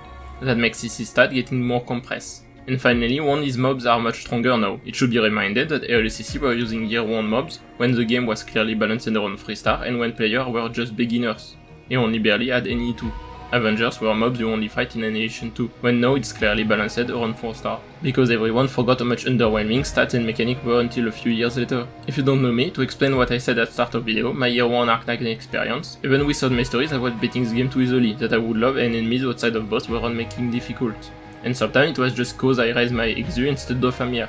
So I never built training room, because why would I? I didn't need my 6-star to be stronger, and based on the max cost I prefer raise more operator to have diversity. My gambling experience in year 1 was atrocious. I did not know about Banner in advance until a few months later because I wasn't looking at Arc9 online much, and I later learned that on global it was going faster than it did. So it ended, 6-star I felt like were more interesting to play around, I never got them. So around Code of Brawl I got too bored, it was COVID so school online, and spent a shit ton of play Civ 6.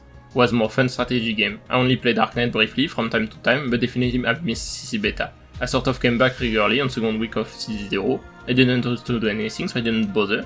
And afterward I very rarely missed more than 2 days of not logging in Arc9, most of time was due to health, either physical in hospital or mental rotting in bed.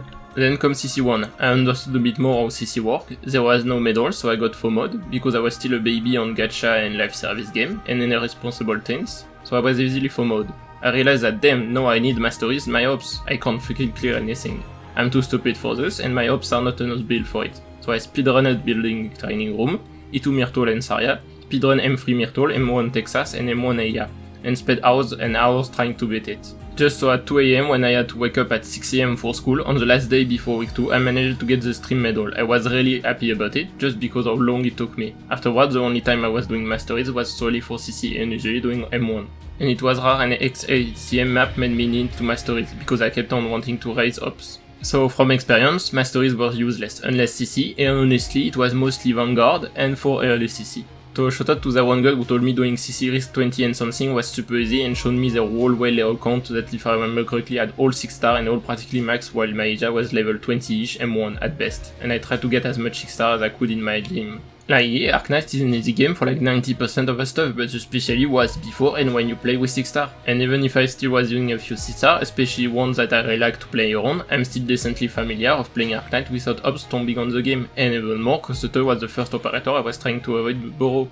I think the only time I borrow was CC3, because I didn't put masteries on my Scadi and I wanted to save math still. So for the same result in the plan, and Emperor's Blade, but I think it was just because I was even more dumb back then. I didn't find out how to deal with 5 strikers. And so I never was interested into playing higher risk CC because it would need me to get meta ops and pot, which would make the rest of game boring, because I wouldn't have any other ops to play with that ones that stomp on everything.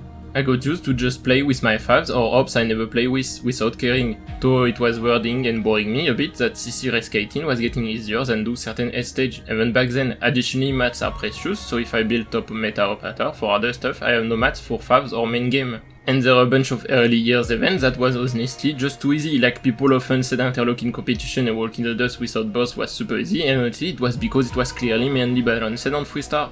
And very beginner to be able to do as much as possible, if not all. And this is why I really love the daily maps of Weedy in CC, because it felt like enemies finally had the stat to make them scary, because otherwise it just really had no stats, or mechanics to contest anything but 3-star. So if you take CC2, you double the HP of Faust to be closer to Vendetta Deer and double phase, and because Faust had cut stat, double Hateful to have a base of 36k, 4 triple Avengers to get a base of 21k, which is only half more than their level 1 stat it created day 1 and you only use 3 times ever in some random ass map for some reason, and increased by 50% most of the mobs to get 50k and 4.5k each base HP. And now you get stats that are closer to put win already to same levels but give tags to mobs that don't have one and then increase their base stat, and full Avengers now would have 174k HP and Shield Guard with 66k HP, which is still around 4.5-ish times their HP, which is still 1-ish time less than most recent CC and CC before it. But don't forget, this is without taking consideration DPS debuff.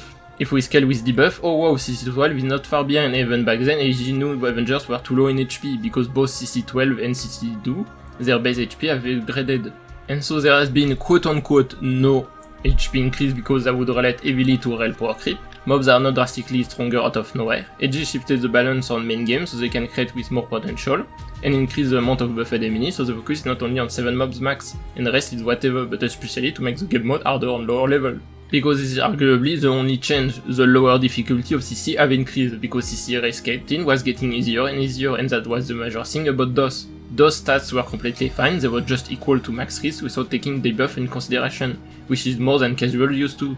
Casual were used to never take the general HP tag, only increase the main tag. So casuals were used to have only enemies be around 2 times stronger, not 3 or 4 times, even more with them coming at a closer interval, and without nothing else for more advanced player, with maps so shit and the buff were not helping at all. And this is what was making it even more, you need to use stronger operator, because CC very high risk was always about using base 6 star, and casual need you use operator stronger than it is balanced on to play. Wasn't helping that Veil Melter and map gimmicks were clearly balanced with Art and Kyobe or Cuba in mind. And that was the thing I hated about DOS, it was because it wanted me to use stronger operator, which was not in my habit nor wish, and the buff was not helping. Honestly, if the buff wasn't so atrociously made, or at the bare minimum, there wasn't reward located behind else maps, so I was fine with this, cause anyway I was starting to know more BFOMO by Arknight, I already had all of C2, even more for some miserable MD. I would honestly complain more on the map being dog shit, because of high difficulty the stats were completely fine, and Smelter was a great boss, it's a shame the maps weren't that great. There were only 2 times I ever used Oolong Trash, in IS5 as a temporary recruit one time because I needed to record a small test with Bullrock, and because ending 5 stat scaling is so bad I wanted to speed up the reach boss. And in DOS A3 because I wasn't pulling or building ops for fight like this. And because there has been more and more additive buff in CC, some enemies started to have a bit more HP than usual, for casual in addition of already tend to have higher base HP, and a few times to compensate their low base HP. So you need to be even better at play with 4 star or 5 star, because their power creep speed is lower than 6 star or using more 6 star. And considering the very casual were already struggling with the game with a bunch of 6 star, they then need to undown the even stronger 6 star, and that's where majorly the power creep had an impact, on the lower level, not much on higher level. For casual, maps got pretty harder, with more impactful enemies got harder to deal with, they are in general half tankier and this result to get max reward increase. Because on higher end, stats have never fully followed the power creep, because people forget too much how impactful reduce the attack and attack speed can have.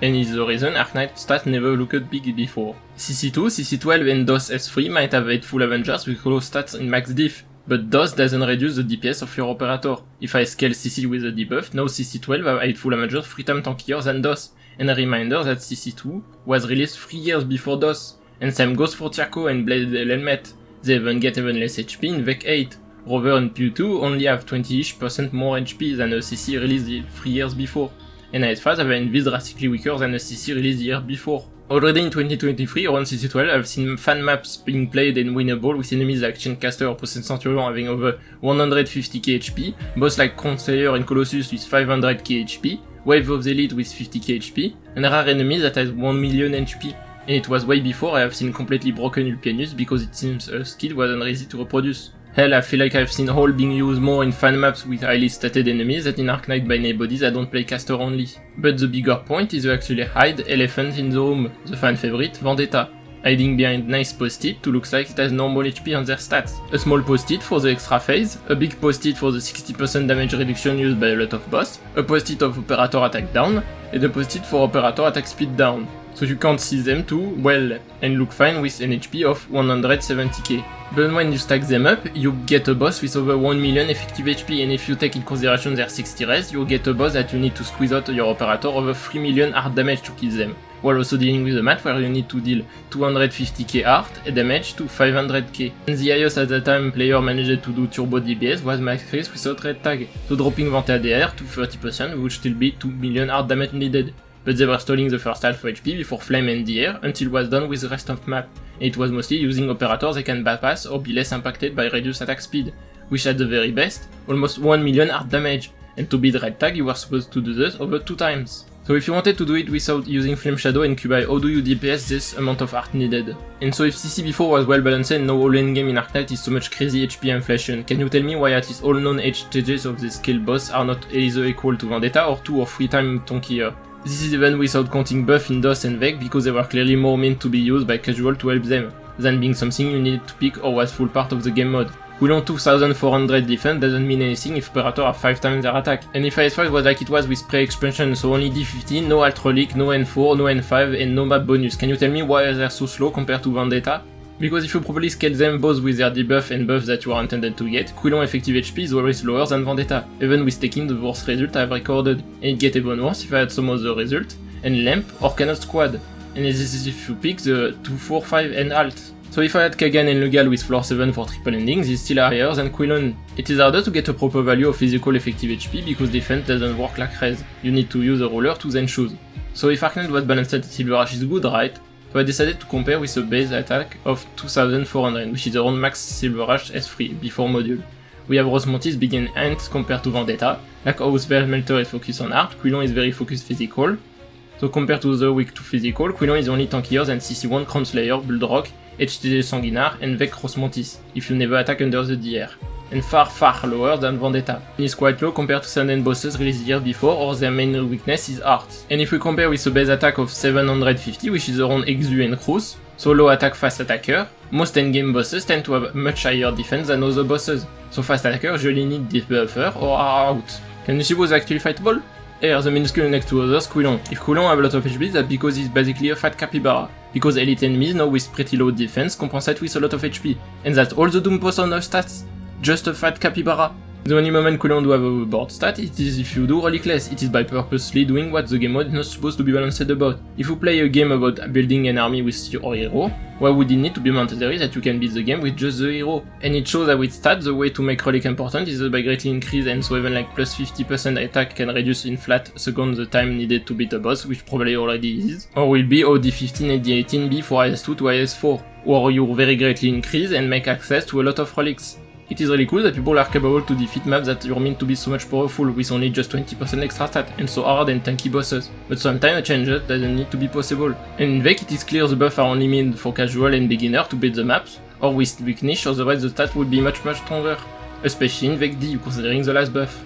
But Relickless also weird me out. If players are capable to beat with 8 ops maps or bosses with 600k HP and rare time enemies have even more buffed than in DOS or Vec, and sometimes reduce them to 5 or even lower. Why the fuck is Rosmontis speed just so low? If all CC was so well balanced, that DOS design was to work with best operator, and that pitch shot Arknight and game have been so poorly infected, can you tell me why the fuck the total HP of Rosmontis is even lower than just the P2 of structural principle? Like just the phase 2, that you sometimes need to kill multiple times because Mechanist is a tight duo boss. Only mandatory damage reduction on P3 because you can remove it in other phase, and she's designed that she kill herself. Even if you punch through a 60% DR, that 170k HP be really that much compared to a bunch of other boss. Was it not possible to give her 2 times more HP and make P3 at 25% HP then? Was the ability really that fucking hard and devastating? She give an IRA that gives 4 times effective HP to your operator and basically just do big AoE. And was it really that hard to kill and bait the VTA, which is basically just slightly bulkier than Big Defender? Why is Vance data so bulky? Why are there so much tankier than CC1 Crown Slayer? And the reason is stalling. As long you can stall, you can give any stats you want, and because as long you can stall, you can always act like the stats are fine because it doesn't matter how stated it is winnable. LSTC were too much stated at their time for max risk to be possible, especially with the low amount of operator needed for it. They started to be possible with better staller and better DPS, but all of CC had to rely on stalling, and most common one is early CC, was pusher and busher, and with power creep on DPS certain CC were possible without stalling, or at least stalling all major mobs. And for C12, since max risk was possible without stalling because of increase of DPS, and player was capable to deal around 1 million damage now, in a not too long space of time, there was no need to set up stall. But what was peak in CC12 was its fan service. CC12 sent Rhode Island Frostnova billion of Galaxy Farer, and so why not give a very special tag to Vendetta to increase their tankiness, so player had to rely on redo the strats they were doing early on too.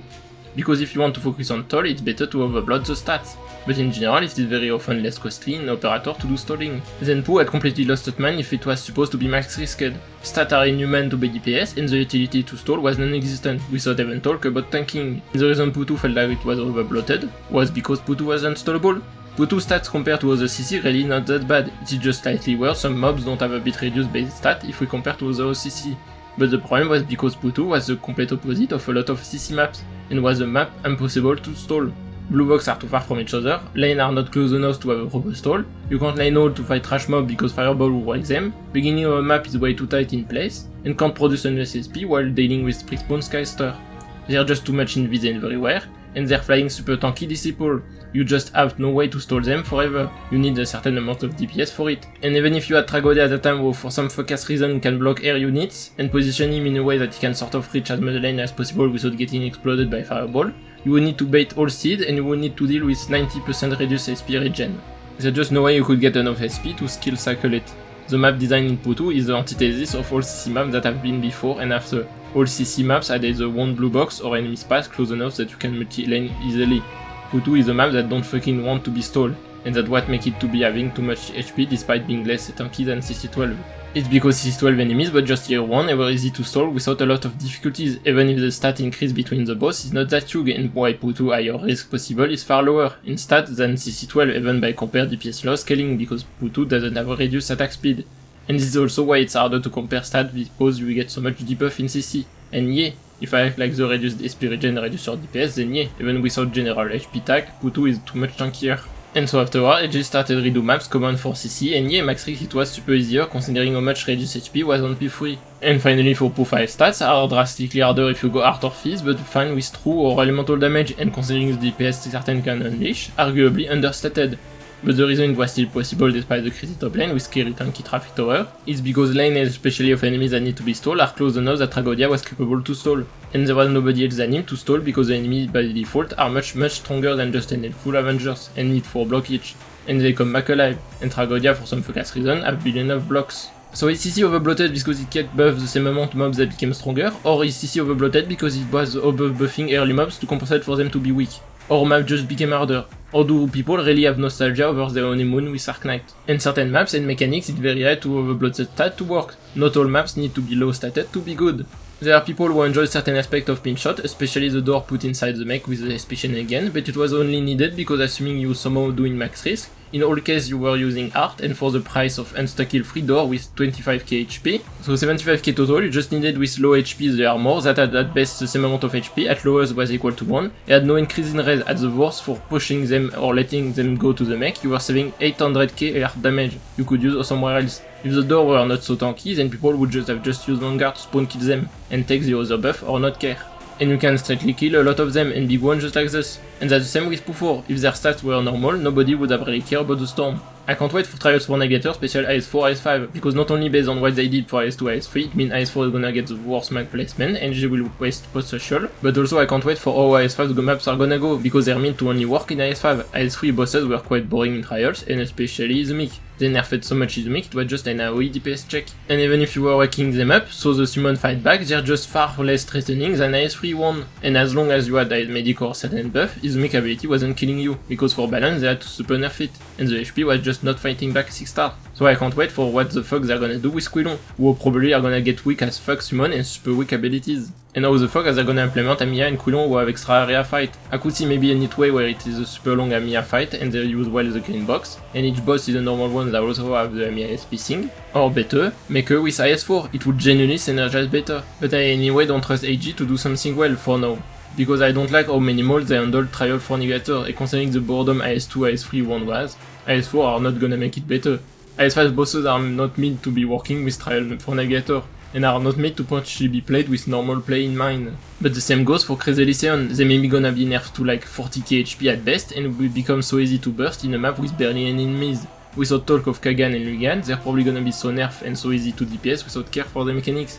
Maybe the map will be so easy they will barely move. Like, can you tell me if Quilon and Boskin really would be so much fun and engaging if they had stats closer to year 2? If I make them relatively equal to Twin Kings X stage, a bit less HP to compensate getting tankier too, but way less buffed and way less def and res, and Quilon had HP like H Mephisto, and could possibly be cheese out of both if you did too much damage to him, and its multi-hit was half damage doing nothing to defender, and only dealing damage through half damage flame that would only need 500 healing to be fueled or something, or would people just easily brute force them to move on? Because there's this too. Cuba definitely would never shine if there wasn't boss that are very tanky. If there wasn't Vendetta or Svelmester with crazy tanking, everyone would definitely just go for Sutter, because what's the point of creating a very powerful synergy if all boss would just die 5 seconds faster without even using alpha skill, when you can just deploy Sutter and boom, win easy. A lot of bosses in main story can be completely cheesed out without caring of any mechanics just because it's not hard to brute force, or burst them with their low stats. For a boss to have mechanics that need to be respected, the boss need to have strong enough stats. Launch Operator need 12 ops to beat H15-4. And... wait. Oh wait, no, it's fine. This video took so long to make, Global got chapter 15 already, so it's no spoil problem. It's so annoying. How the fuck do you speak to a community was divided by 6 months gap, so obviously they fairly want to avoid major story spoil? And how do you talk to a community where half of it support writing suspicious and not safe for work fanfiction of 14 years old? And who are so racist and ableist, you wonder if they even have a read summary of Arknight Act 1. Anyway, since its launch ops, it's just a few 6-star and 5-star and no module, and Chap 15 is much tankier than early Arknight, and a boss much harder to easy burst down because of its stats, and the map have way more lane. Like this is so much harder than H7-4, who have quite some stats, but it also released 1 year after. If you compare to H5-4, the difference is huge for stats, map layout and enemies gimmick. And this is what you would need if only at launch you wanted to make a map to use the whole team. And just through year 1 they're probably enough 6-star to reduce this all a bit. And that's why a lot of H and S stages were harder than doing recent Risk 18, because they were designed to be hard with barely extra stat. For CC at the very best they were designed to be hard with all tags and so a bunch of extra stats and debuff. But without taking the big one, CC Risk 18 was basically just no different from NX stages with CM. And if we assume that Sakiko is 6 times stronger than launch Silver Ash, to get today a map using all 12 operator and only 6-star, you easily need to make a map harder and more statted than CC Beta or H15-4 by 100 times. If AG truly want to make maps that fully follow up on operators, map would have been far worse, and this even years ago. What Power Creep did was keep up with the overbloats that early CC were. AG failed at designing Poo and DOS and created an era where players were wound up, and that ended with AG backtrack heavily and drastically understat Rosmantis and Poo free. These points would have been even more true if this video was actually released early this year, but for the past few months there has been a small inflation with Arknight entering a second era of Power Creep, and so even if it increased because of new Power Creep, it will only follow up first Power Creep, or be the same balancing as early CC, but for the first Power Creep, but it will probably not be equal to the second Power Creep. But because 4-star and 5-star Power Creep is much smaller, no 4-star in a big warning. And currently the most following second power creep we got was utility check than stat check. And if AG wanted to balance an era on elemental damage because it's a new big thing the past few years, and we're soon about getting a good enough amount of operator with this mechanics, they will need to be cautious because some people are gonna grow tired of it. Using Silver Ash 5 months in the game bored me as much as nuking all events with Wishadel.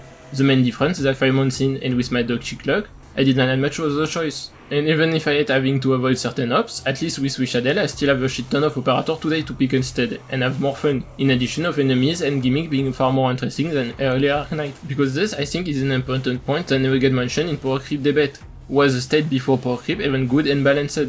Because yeah, if you make an underwhelming game and start make it good and so stronger, then it really qualifies as being Power Creep and stats creep. Was Arknight main game actually well balanced beforehand, and does trying to do an endgame out of a mess will truly create a well balanced experience? Because what was well balanced CC before? CC9, CC10, CC3, ones where max risk was not possible, ones with hours of stalling, ones that were super easy. And if Rosmantis is well balanced, I assume that you mean well balanced for 4-star, and in that case, what makes all max CC balanced? What makes Sentinel and 2 Kings well balanced? What makes them not Calist check? What makes chapter 15 not stat check?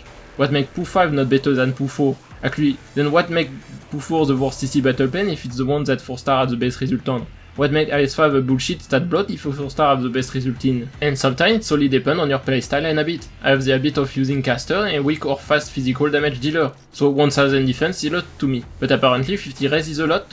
Like, for 1000 defense is usually reducing more than 50% the damage of my ops. 50 res feels like normal to me. But for a lot of people, and especially now, because 1000 defense is nothing to their physical DPS, 50 res is high res for them. Since imbalance by over increase the stat of enemies is a thing, it should be reminded that imbalance by under tune is a thing, not just for operators, for the whole game too. I will stand on this hill that early Arknight main game was undertuned, that pre-expansion IS5 was undertuned, that Rosemonth list was undertuned. And if you maybe think what I want is crazy stats, then I will let you know that even if it was based on the POO4 that released before, my theory crafting of POO4 and POO5 was still far from the actual result. If we take the damage reduction, but I already know that there were gonna be issues with debris and that POO4 had much def and res. And it confused me, there's so much talk and complain about stat bloat and difficulty and then praising for IS4 and CC Season 1. AG made the Avemujika event the hardest event for a beginner, and there are people happy about it because they want the game to be hard. While there are people who play a lot of hard stuff with low rarity and level and think Arknight was better than it before and this is too hard. And is it hard because of stats or because of gimmicks? Because as I said, you design stats normally to decide how much players have to respect their mechanic, or if they can kill them before the enemy puts them too much in mess. But firstly, about the boss being harder in the story than in next stages. While it was not as bad as Essence of Evolution, it should be reminded that Arknight have been super inconsistent on balancing, because was it really all 14 CC that were all well balanced or only 3? Was it all events before that were well designed or was it only 5 of them? Essence of Evolution, because of lore and story, they made a map with it in the middle, spreading everywhere to show it leaking in every corner of the base. So that for this you need to make it have a lot of lane. And for X, because the lore is at what they were too late and it's already at the door of base, then yeah, you just have to make a pass forward with not many lane. And so the same happened with Avemujika, they wanted the story map to have the big screen and they had the historic to represent them at the end singing. So by doing this, you don't have much choice than also make a wide map for the place which let you will not much design choice, than make it multiple lane, because maps can't be too big. And X Stages is now a map designed for you to play around the mechanics. The main difference is that Originium Dusk could have swapped mad layout, it would still have sort of worked story-wise if you made it leak by just the main door and put it like 2 pass. And for X, since it's sprinting to the wild, you could have make it with a few red box and plenty of blue box with Storm coming up. While for Avemujika, you can't have the historic in X, so you can't have this wide area set up for X. And swapping layout for Essence of Evolution would have changed the way mechanics are intended by being in the middle of map and have no sandstorm, it is very effectively intending you to fight the directional gear and set up bomb. By swapping it, you could potentially make it easier to hold lane but harder to deal with boss directional. And X, because of Storm, wanted you to struggle with one of the direction and struggle to use bomb. If you swap layout, you potentially could end with no problem to deal with boss and just holding lane being harder. While Avemujika, because story map focus on barely letting you interact with mechanics, if you put in X, yeah, would be also harder, but that would also create a map you can't interact with anything.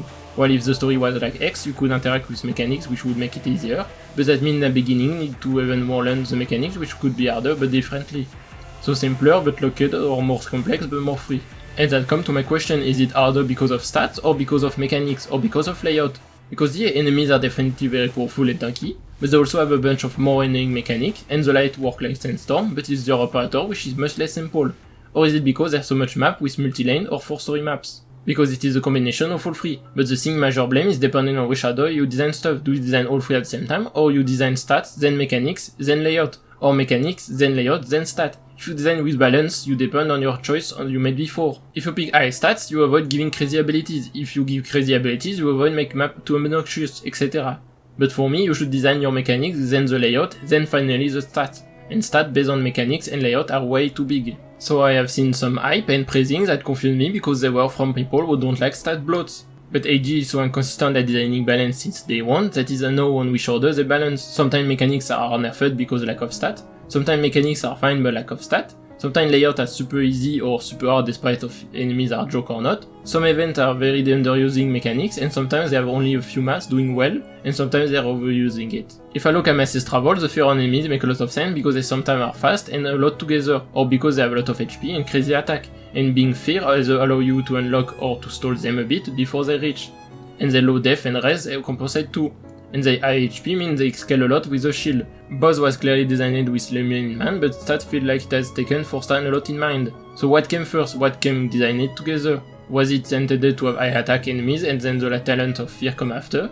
Were they designed together? Were they planned for first to be packaged together? And when I look at stages, some layouts are not much inspired as some modern maps, or comparing stats with some bosses that have relatively lower defense, Coulon outside art is not that tankier than them, and some not at all. And the very fragile one are the one with stronger instant kill ability and or longer invincibility. So, the big question. After talk of this mess and how IS5 is like at best barely as tanky as other IS, at worst as tanky as the main game hard maps, that maps have messy mixed difficulty, boss have nerfed abilities, it is very lackluster, it is easy enough that bunch of lower skill level player can beat Ending 5 and D18 without struggle as much as other IS, or very high diff CC. Is IS-5 a good endgame? And the answer is, this question is wrong. It doesn't matter whether IS-5 is good or bad endgame, because integrated strategy is not endgame, and I don't understand why people would want to consider it as such. Why would you want to have a roguelite as your endgame in a strategy game, especially in real time? Was the yearn for endgame so dire for accept a roguelite? Not all strategy games in real time have the same skills level. Some are easier to handle than others, but from now on I will often compare Arknight with StarCraft 2, because it's a classic RTS, which tend to be often seen for sweaty players with high skill level needed, but also because it's the one I'm the most familiar with. And I know there are people at AG who love StarCraft.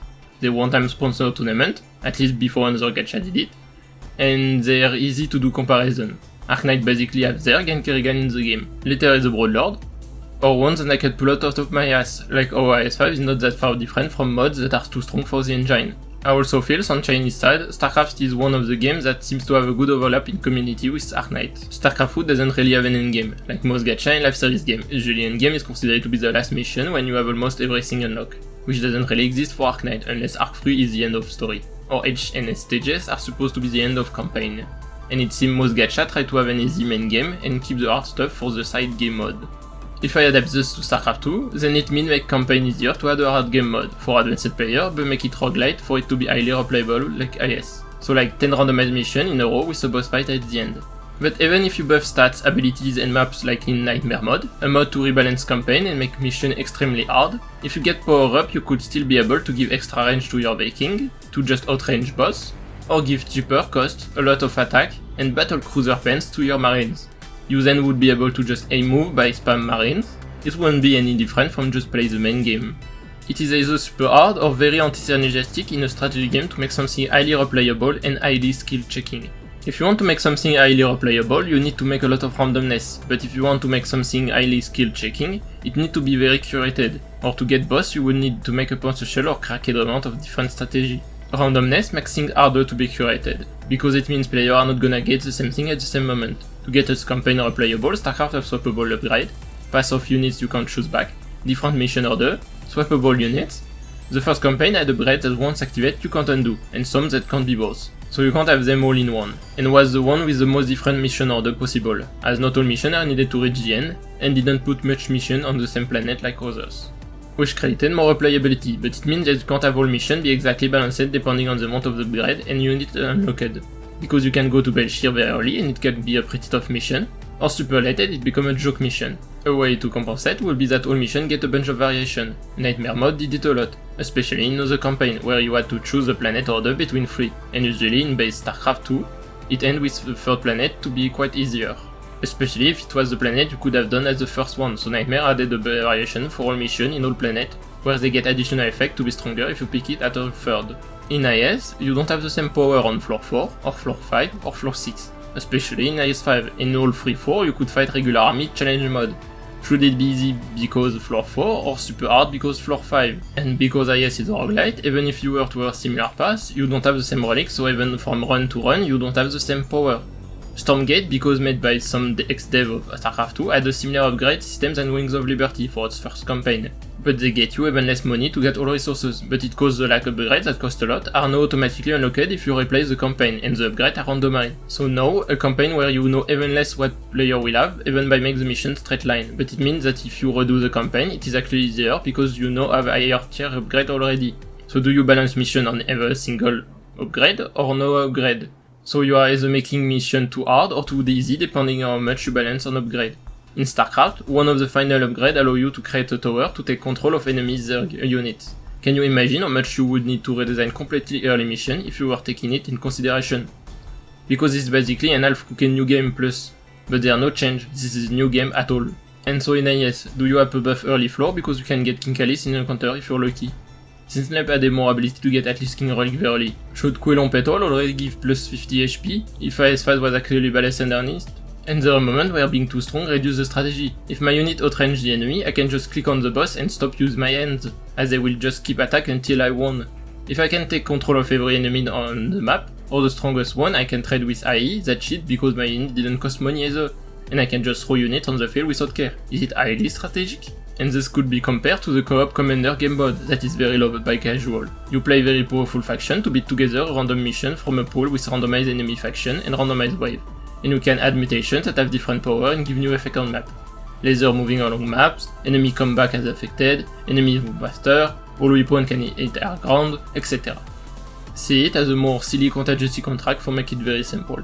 Every week there are a map and a few mutation combinations cycling purposely designed by developer, so you can adapt your strategy and the commander you pick in advance.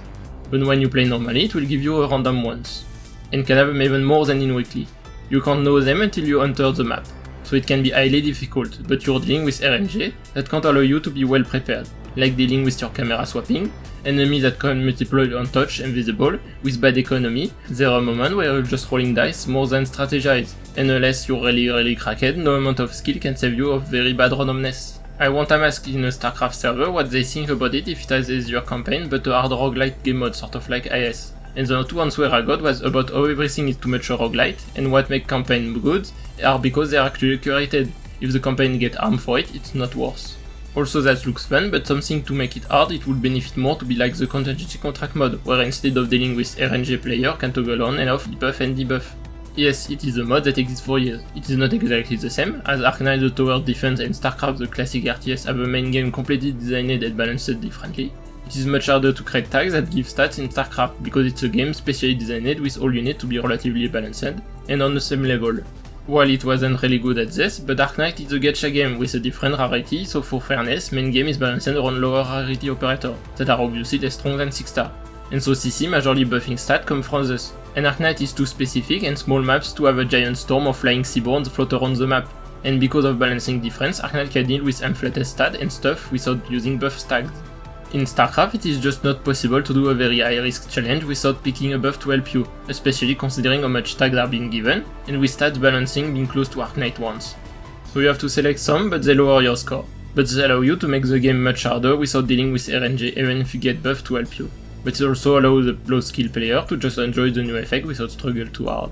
It has less replayability than co-op that have a lot more combination of stuff, but it allows to get a game mode much better and more fun for high skill checking. If Arknight wanted to have a replayable game mode with high skill checking, it would work better to have a huge pool of very difficult map, and you have to beat a certain amount of them randomly chosen, with no buff or only buff like Vec to be only so casual can beat it, because IG keep make all its mod mandatory or create CC, but it has so much tags there are a lot of potential combination, but that means CC max risk would be impossible. If you make a roguelite your high skill check mod, it means you run knowledge whether or not they create high strategic stuff, the potential to be so broken you roll on the game, to just be in general crazy strong with big muscle against big muscle, that you win are very randomness locked, that sometimes you can avoid fight, that they're easy until they get high to very high stats, you can get gamble to get free win, that sometimes enemies can die on their own, you don't know but why, or even that the gameplay for yourself it is actually better. Why would I want to do a 4-click and then freely use my 2N to masturbate to Hermie and Nymph having sex? Except I can't, because there are no Hermie Nymph lesbian porn. I only have seen Nymph naked next to Arteria. Anyway, IS provide too much randomness and silly stuff that reduce the skill checking. This also includes being able to just leak. It's rare to me, even if some have loads more mechanic with leaking, you can just freely leak because you have over 20 life points. There even a reason why in I6 some boss are getting more life points, or that Sentinel got double leak cost doubling, because everyone was just holding on left and is a fast redeploy or just leak few caster on right side. Like, what is your skill checking if you can just leak everything? Or even just 5. With just 5 life points you can leak quite a lot of terrifying enemies. Even if CC on average have been bad at balancing leaking, at the very least you could usually leak at best 2 major enemies, and it would mean you can't have beat max risk, and sometimes you lock a bunch of stags. And Vec or DOS you can't leak at all, you have to deal with the map wall. AG even started release special module for operators to be super broken. Can I then ask a CC module for Yusha where she have plus 1000 base defense in CC, and don't lose it on skill? Actually make it Vector Brisou module, cause on current update Vec might be a more fun game mode than CC. Even in main game it's negative to leak and you can't in CM. You sometimes can't even really check your knowledge about what your ops can do, because why would I learn the skill cycle of Weedy if she can have permanent uptime with certain relics? IS checks skill, but it's very depending on the roll of your dice and completely different than most of the game. But IS 1 and 2 weren't even particularly hard, and unless Butcher were dog shit which could easily happen in them, getting Calyx was instant win. I remember SPD Relic made me first try play right and with no 6 star even if it was normal difficulty, or found ending free quite easy.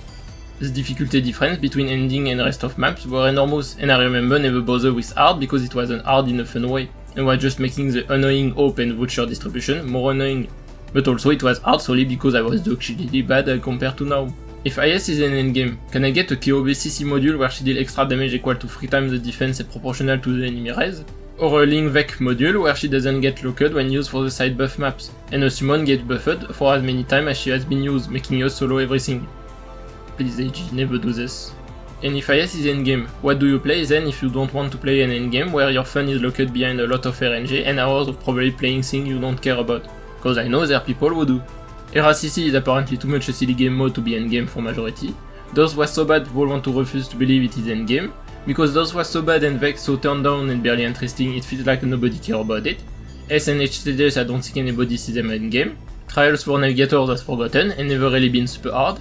SSS became a farming game mode, and CC is a year 1 game mode with terrible identity crisis because people have nostalgia of their honeymoon. And this goes for simulation training too. Arknight endgame being good and with meaning is something I will disagree with. And Arknight endgame was good and with meaning is something I will disagree even more. But what the hell is an endgame? My English is already garbage and I have zero skill in linguistic, so main game, post game, early game, end game, late game, video game, etc. So much terminology that confuse me and seem to be without real definition. Which can go from the final showdown of your story to super long and grindy stuff to after beating the story, or a moment where players have unlocked everything and need to use it all, or hard stuff that tests player skill, sometimes just anything to do after beating the story, sometimes it is the moment where game is using all its mechanic, or need to be fun, and sometimes just the part where you're complete turning. Let's try to review potential definition and adapt them. If like a lot of adventure game with no post game, it is the final showdown of your story, then currently assumably Arknight doesn't have it, because it is a live service game, and if the end of the story is when you unlock side game modes, then anything that happened since the game release is endgame. If endgame is just anything to do after the story, then that would qualify any side game mode, and X, S, and H stages. If it is when the game is using all its mechanics, then I guess it would qualify IS, co-op, and VEC, but honestly they only fine at best at doing it. If it is super long and grindy stuff, then it would qualify RA with infinite duration or RES with hours long run, and if by long and grindy it means spend hours on one map, or restart it a lot, then that qualify anything in the game, especially when using operator with RNG. If it is when players have all their tools unlocked and need to use them, then that would end with using all best operator, and that means RA is the most endgame mode, and then CC, because you can find some really hard map in a really cool clear with bird only, or certain difficulties.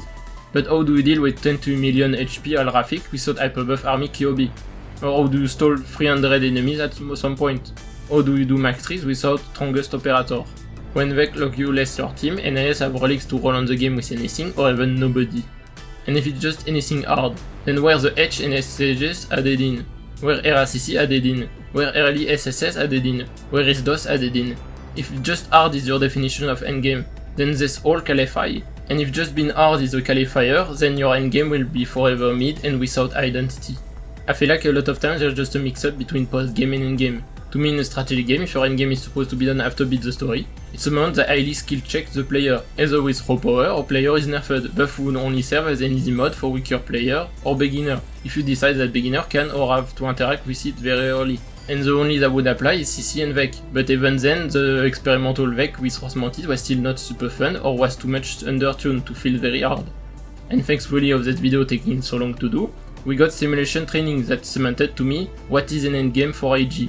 Because beforehand it could have maybe been seen as endgame permanent and endgame time limited, but there is no permanent game mode even if it is basically just CC. It means seasonal is not equal to time limited. And so to me, I clearly see something. Score is your main game, it is where there are major events and stories, with different level of difficulty that introduce a major new tools. Supply and regular tasks are your farmable easy maps to collect more important resources. Long-term exploitation are your permanent side post game mode that take a lot of time to complete and focus on replayability. They can either be played while beating the story or once you have completed enough of the game, with silly fun stuff. And finally, Senzonal Challenge is your endgame, focusing on facing curated harder and more skill checking maps and bosses with raw power or being debuffed, whether they're good or not. And if it wasn't for endgame, I don't see why Trials for Navigator would have its place in here, cause it's not crazy hard, but follows the seasonal events that don't appear in any of the tabs, it is the harder one. Co-op, dual channel, rebuilding mandate, Polyvision Museum, Stronghold Protocol, Trials for Navigator, interlocking competition, either are seasonal but not very challenging, or a one-time experiment, or just a random game mode that are all meant to be played by a beginner, while doing the story, or at best a bit after finish it, either by needing barely any knowledge of the game, have very low skill check, not needing particularly high level operator, you can be helped by a more advanced player, or finish at least a good part of it and not do the maps that are equal to A stages, or by offering player with free operator or systems that allow them to play without raised operator themselves. But Arknight Endgame doesn't have any identity. There are two major ways to set up a map in a tower defense game, and arguably in a lot of strategy game. You either have to find the way to beat the puzzle designed by developer using specific resource, or on the opposite, you allow freedom to players to beat the puzzle on their own way. PvZ2 had fan-made specially like this. You had to play Eclipse if you wanted something that was curated with set levels of plants, and all plant close possible to be balanced all together, where you're majorly needed to find the setup intended. You are solving puzzle, but you had not much freedom. And there was Grand Thousand, a more gacha-like, where you randomly unlock plants and upgrade them with different rarity to play wherever you want, randomized maps and waves, and tend to be more casual. I prefer playing my own way, so I prefer Grand Thousand. But I know there was a lot of people who prefer Eclipse. And this go to for Arknight. When you create a map, you need to decide on which position of the spectrum you want to have it. Then you decide the difficulty, if you want it to be easy or hard, and finally which rarity it is balanced, because Arknight doesn't have all 400 operators at the same power. All this free spectrum need to be taken in consideration on how you plan to design your game. But they also step on each other. If you create a map hard and only allowing certain operators, there are a chance that the map is not gonna be taken for 4 star, as people will be playing with 6 star and they would otherwise potentially not find the map hard. By allowing more operators to be the stage, you will more often end in a map less hard and more 4 star friendly. Sentinel or Max 3 CC would be generally less hard if they allowed 4 star to not be too much lacking, and AS5 would be much harder if they were designed in stat and ability to punish 4 star. But nobody know what they want out of CC, because CC have no identity. Nobody know if Max 3 should be possible, nobody know if CC is designed as player solving a puzzle by dev, nobody know if you should be able to use whatever you want, nobody know if CC should be able to find how to deal with a barrier or a wall, nobody know if CC should be about the top 6 star, nobody know if CC should be balanced on max risk or the needed for reward, nobody know if CC is about pushing Arknight to its limit, because the sole identity of CC is about stacking CM to buff stat and get debuff. Because just the simple should max risk be possible or not change drastically how you design and balance CC.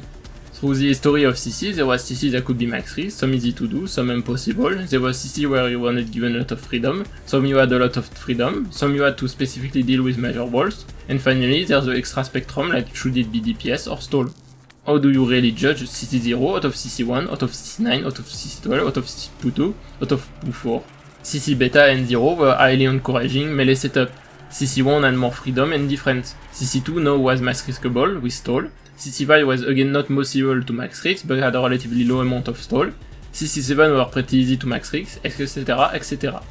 If CC is about the max risk, then what's the issue about additive tag in modern CC being not well balanced on risk 620? If CC is designed around player finding the intended clears by dev, like CC beta and 0, then what is the problem of modern CC being very semi at max risk? If CC was always about having a major problem and having to solve it your own way, then what is the problem with minus 90% SP regen and the floor is lava? Or you can't deal damage, or you have to use elemental or true damage. If everyone was fine with max risk being only beaten by the top 6 star, then what is the problem of Arklight being a lot of recent 6 star? And so this is a major spectrum by design in most CC of the zone because of unrestricted stacks and compressing stacks on some enemies and fewer other elements. A lot of people have seen CC as a difficult game mode with a lot of different possibilities where clear were different. But if VG did indeed always wanted CC to be you have a big problem on the map, you need to find how to climb it, and this can go to the middle of the spectrum to the extreme where not many choice in your disposition, and then create an expectation on players that come contradiction with the intended choice, and so players will get unhappy. And they will say why, but without knowing why they're unhappy. They will not be able to give a proper feedback, because you can't tell somebody your lemon pie isn't a good apple pie. You can decide that each CC have their own speciality, and so CC as a whole doesn't really have an identity outside of stat buff, and change some rule for being the self-choice difficulty. But then why do people are judging modern CC for what they're clearly not? Then why would you compare PU4 to CC10 when the only CC you could compare is CC0? If AG wanted badly that people in Risk 18 do crawler stall, which was not the best and most fun solution for most playstyles, then what makes Season 2 a worse designed system because it means AG can now force players to have to deal with stalling crawlers, if this is what they intended CC9 to be played. But if CC is supposed to let players do their own way, then yeah, why is there no element in PU4 to give players that don't have shifter to control the storm? Why are HP stacks not more divided? Why is there not much allowance for players to deal damage without Storm? Why? Because people without Shifter can't control Storm, it is again, the floor is lava at the start of map. If you're supposed to interact with elements on maps and gimmicks, then why is Pooh 5 not the worst CC in a while? If CC was intended to let players completely freely adapt the difficulty themselves, and allow casual to bypass the poison, then why are tags separated and there's not more way to take another pass to unlock certain tags? Or there are not way many more tags? When Battle Plan was announced and it would potentially be more frequent of enemies not being on the field and separated in different cases, I expected that Pooh 2 had like 3 to 4 more tags, that max risk would be impossible and a pain again, but because there would be like 100 enemies on the map, because you could have a lot of more enemies being added or removed of the map, and not just the major enemies and when it released, I couldn't believe there wasn't even more tags for all enemies on the field already. And why ST have so many mandatory effects that make risk 0 be more like risk 10 at minimum. If for AG, CC have always been face walls they made with specific tools, then Season 1 was always a failure to them, because the huge majority of players see CC as something they can create their own clear all different.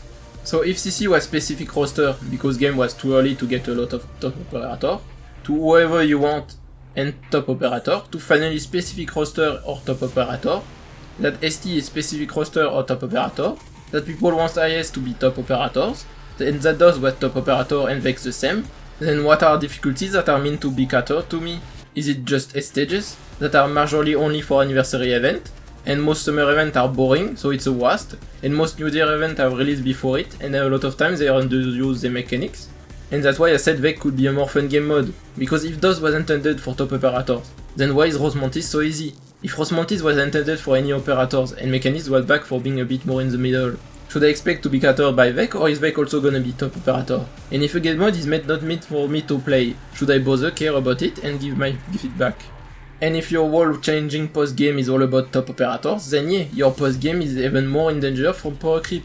But I do believe there are need for certain game mode to be about top operators. But you need to separate and divide. You need to make sure that in your spectrum there are points everywhere to give a proper balance. It's important in your stage to have stage that need you to use well your best tool to face a greater challenge, and have stage where you can pull anybody or as many people as possible to create your own challenge. If you want that each game mode or type of game mode have their part on different sides of the spectrum, then you divide them more. If you want a CC to be able to face a specific challenge with your top ups on a max risk, then you can keep CC battle plan, and then create on the side another CC of CC closer to pinch out, with a lot of more tag, killing stats, impossible max risk, more pass between tags, and more tag compatible with each other, and or more big challenge tags like the R1 or Dorothy ones. And if you want a CC more in the middle, then yeah, just take ST, but reduce the amount of mandatory tags.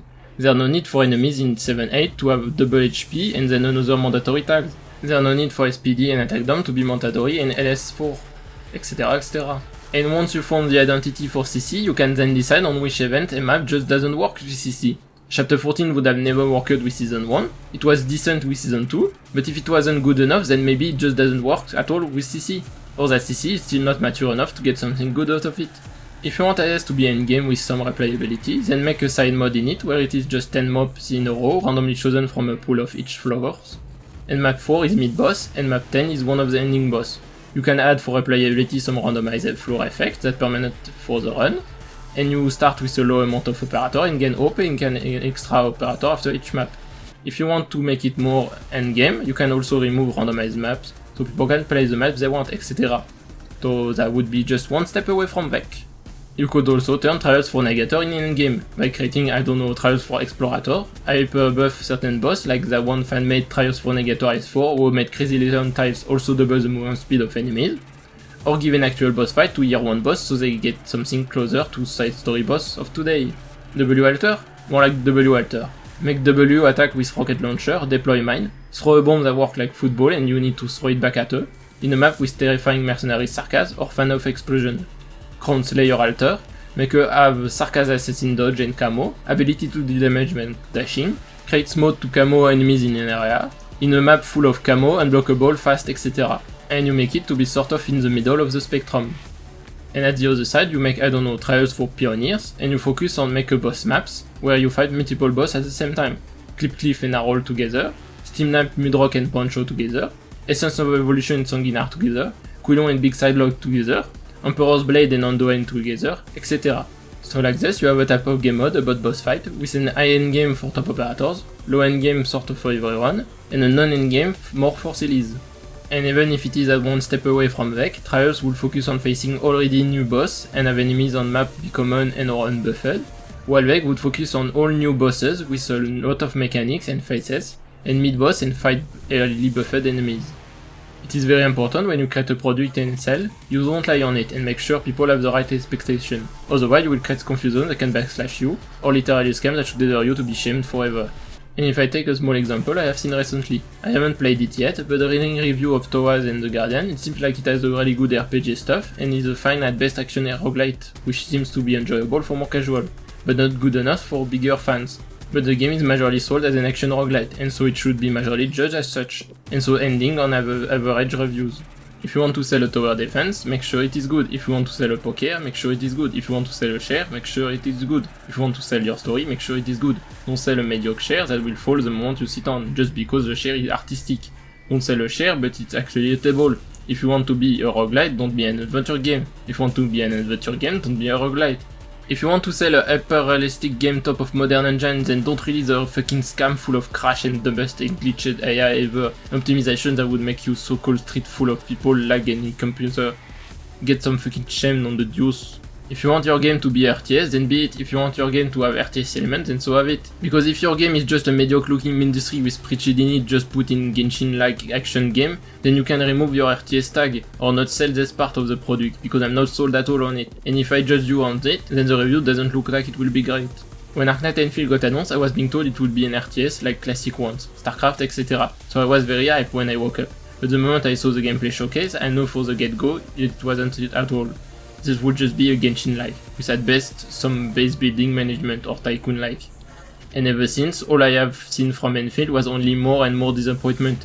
I don't see any strong strategy aspects so far. If it's just the factory aspect, then that's barely strategic to me. If it's the character fight, then it looks more action focused. And if it's the tower defense, then it's very mediocre at best. And if AG want to focus on being innovative, merging genre is not always enough. Or you properly set up difficulties, which Arknight Endgame and most post-game are very consistent on. By having for example easy, which normal but player is buffed, normal balanced to be hard for 4 star, hard balanced to be hard for 5 star and half of 6 star, and insane balanced around top 6 star. If Vec was intended to be on the easiest side, why is Vec 1 much harder? If DOS was meant to be really hard, then why is Vec so much easier? And depending on if you want to curate them all or just hard and insane, then you specifically do them and then cut some limb for easy and normal. If you want to be normal mostly, then you will just put on some post-it on top of it, as HG is used to. Ideally you curate them all, or at least normal, hard and insane to get well balanced and made experience, instead of adding post-it on your thing to make harder and you end up with an ant with stomach of an elephant, and a machine gun instead of the mouse. Because just adding post-it on top of something is not gonna create a well-curated difficulty. Cutting lamb either sometimes, but it is still better.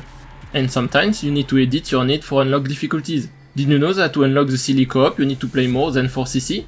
While there has been an update between beta and 0, because CC released in periods that only 6 chapters, you just needed to beat chapter 2, and they never updated since then. Skull Shatterer is known for being a menace because of its melee attack and AoE for beginners. People will usually struggle to beat chapter 2 and 3, and what the fuck is somebody gonna do in CC after it? Big risk 50?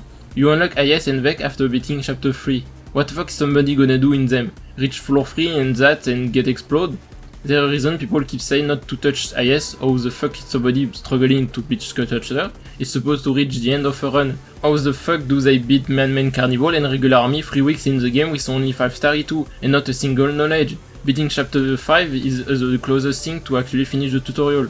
I know the basic of Arknight. You also unlock Ere after beat chapter 3, and I can't stress enough how Ere 1 month in the game was the worst experience I had in Arknight. It was fucking miserable. Ere 1 with 2 5 star, E1 max, 1 Yusha barely E2 and 3 star was the worst experience I ever had in the game. It was not fun at all to struggle to get any resource and barely advance just to reach day 4 and get exploded by the first wave. I just couldn't do jack shit except restart billion of run until I moved the meta progression to get something decent. It completely killed my ever will to do play era. Like, if you unlock so early IS, are you not supposed to at least finish a run in D0 or easy? If you unlock side story on beating W, should you be able to at least finish story mode of a new event? Cause there are a lot of events where the boss is way too hard for being beat by somebody that only 1 week in the game. In Vec 1, the ultimate buff that make it so easier for beginner and casual to beat it is located behind the map pretty hard to do without any highly stacked account. Why is the IS2 not unlocked after beat chapter 5? Why is other IS not unlocked after beat chapter 8? At least. Why is RA not unlocked until you have a lot of E2? Why is CC and Vec not unlocked until you beat some very high chapter or is a certain level? Why is side story not unlocked until you beat something like chapter 4 or 5? And if you don't set properly the difficulty setting, then players are gonna do their own. While it had a lot of time favored AG and allows them to get sometimes well-made difficulties, because Arknight is gacha, it creates an issue. If like Elden Ring you decide your difficulty setting is by using easier to use powerful spell and weapon, etc., and so it's depending of your build, then that means casual are gonna hunt down the strongest operator to make the game easier for themselves. And if your endgame is balanced around strongest operator, then that means keep getting harder while edging endgame keep getting easier, and you're creating a cycle that is nefast because you need to gamble to get your tools, and that create more potential power creep. Because AG is too slow. First thing is just quality of life, where players keep talk how we're praising AG to release stuff that needed to be in the game years ago. AG just released no more sanity loss and finally infinity plans, but didn't add a restart button. So for no reason, if you need to try again, you keep wasting times on loadings and select again your CM and your borrowed unit. And when will you get it? Maybe in 2 years? We now have a CC every 6 months, and IS every year. New Era still a no, maybe once AG finish update all the CC. Maybe Vec is gonna be every 6 months too. And especially after Pinch-Out and DOS, AG have pretty much always been pretty small step by small step on a change to get feedback of players. And so in a lot of stuff they need drastic change, even if they listen to feedback. By the time we got an IS drastically different, we might be in 5 years. And whether AG listened to global players with a 6-month gap, AG would still have already designed 1 or 2 stuff before global could even get their own word on it. It took 5 years on average to finally starting on average to get a really good handle of the main game, and we have practically a new story every month. We are 77-ish months since game release on 4CN. AG had a lot of story to work on, compared to 3 DOS, Vec, 6 IS, and 19-ish CC. And because AG work per season, it seems they can't have drastic change until the season end. So will CC fully update on season 3 in 4 years?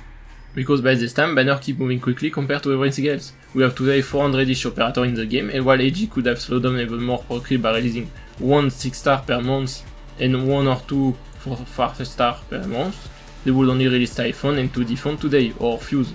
It took years for AG to start getting a relative bundle of Arknight to start creating more complex and more diversified game modes. And AG want to be creative and want to try to get as many creative and unique ways they could use different elements in the game, while also try to sort of keep the tower defense aspect. This is how we got auto chess, roguelite, whatever the era genre is, survival, etc. Because Arknight have actually a shit ton of possibilities. I can tell you could make a 4x in Arknight by merging era and building Mandate, setting up certain abilities to certain class, building unit as operator or device, and make exploded map give you reward each turn. Move squad around to build or intercept enemies raid. I can tell you I could see how to make a sort of tower defense map about sieging a base, but you could also just remove a lot of tower defense to make the game like take less for edge to finish a run. I can tell you could actually make a versus mode where depending on rarity of operator taken, enemy player get buff or debuff, where you could limit certain rarity or give certain cost. AG could super curate it by create their own tier list with different costs, and enemy players select which enemies come from each red box, that either come automatically or through power up in hands of the enemy player. An enemy player have control of a boss like Arknonite, or simple actual race. I can tell you could make a classic RTS like Arena out of dual channel where players can control the unit themselves. There are people who already did this on third party tools. It's been years that I want an IS in co-op, but obviously they would all decide if it's worth making, actually fun, and will it actually work on mobile, cause obviously you hardly control a lot of units on mobile. Being in multi-platform allow you to reach more people, but this can also nerf your potential, especially in RTS. Arknight probably would be very difficult to implement on Xbox or PlayStation. I played Two Sentinels, a classic RTS where you can play on controller and on a split screen, so it could be played on PlayStation, which could also be played by more casuals. But because so the control got super compressed, to control a standard bearer that can call out unit to follow, stand, attack, and can't allow well multitasking. They made it super easy to take in hand, but it also made it actually super hard to play, because campaign at some point was actually crazy hard because my lack of control on near me, and being able to hold multiple points with different groups mean I was super constrained in potential. And same go for Arknight. You can't put everything you can create and do on a computer on a mobile. But Arknight lack proper content diversity that have basic full-on mode. For fans of AoE damage and kill of big wave of enemies, they are nothing really good. Annihilation was sort of designed for operator like Mostima and Lizzie, but it never was really well designed for actual use of AoE. Waves are too small. Annihilation will never be hard because it's farmable mode, and at best EG probably would just give CM stats. Era decided to let players build their own path, so obviously best is to make a choke point and just hyper-focus. And while I do feel Era is underloved, it is understandable that in Arknight people want to play a stuff that feel like a real map, but at least waves are really big. So AoE could work, and Bastion is an improvement by adding resource control, build order and need to be active in some place, but it's still not enough, and end with a bit too much in one lane holding. Rebuilding Mandate almost made it, but there is an item to TP enemies to close up melee, and because of the lost condition being too much enemies on field, they turn around going back at the same spot, making a one lane again a lot of time. There are no real multi-lane AoE maps for skill like Dusk Case 2, and because the AoE power difference between 4-star and 6-star is enormous, but I firmly believe that before any patch Splashcaster would need in their design, the first issue is Arknight just doesn't have much map, very AoE checking, and most of time just having a better DPS, a simple AoE or multiple target was just fast enough. Not enough events get S stages. Can I get a S stages for DM, WR, HE, CV, EA, etc, etc. So many events deserve to have a challenging maps. Can I get a S stages Emperor's Blade, or a map of him with Tallulah and or civilian that they get one shot to? I feel like there are not enough hard maps that encourage melee composition, or punish range, even if I like range ops. And this goes for half gameplay stuff. How many years have it been since last Fury playable? How much character design diversity we got in 7ish years? Or why it's so soon 2026 and Closure it's almost still not playable, just like many operators that are from the main faction? Can we have at least certain operators get Rhode Island outfit at E1, or a skin line? Arknight since the beginning have a lot of lack of content, fully curated, with fully made identity and fully diversified. And yet there are already too much stuff to spend time on. People who want to completioning are already lacking. It's taking longer and longer to finish run in IS, it takes hours to finish Era, there are more stacking events on each other, there are events where you need to waste hours doing something you don't find fun, there are events where if you want the enemy data you have to sometimes spend hours to grind the RNG, there are events with mini side stuff that takes so fucking long, and sometimes if you don't want to use your brain dead ops, certain maps are very hard and can take hours to beat. And in a gaming environment like gacha games, where a huge majority of people play multiple at once at the same time, we also deal with non-gacha games, and real life it gets even worse. Arknight need more unneeded difficulties. Stop designing stuff that people who need to beat to get reward or anything that is not self-satisfaction. If you keep designing super hard stuff that need to be beat, then it will never be super hard because super casual will need to beat it. The only time AG did this well was with CC, where Risk 18 was getting crazy easy for casual, but they never needed to do more, so why would they care? Most of very casual just want to collect reward and leave, so stop make reward behind hard stuff. AG could have made the extreme map in VEC being only for very advanced player, but no, they made it need to be beat to get reward, medals and completioning on your profile. You could make Trials for Negator very hard if you want to make an extra difficulty that people don't need to bother with. You could add the CM plus of Arc 3 to S stages, maybe even X stages, to get something more fun and harder, but AG would make it need to be more mandatory for reward. Can't more CM be jumped into directly? And unneeded difficulties include easy stuff. Why advanced players need to waste their time on grinding D0 to D10 when they have beat D15 or D18 from the precedent one? Why advanced players need to waste their time on super easy maps of co-op just to get reward or unlock what gives them fun?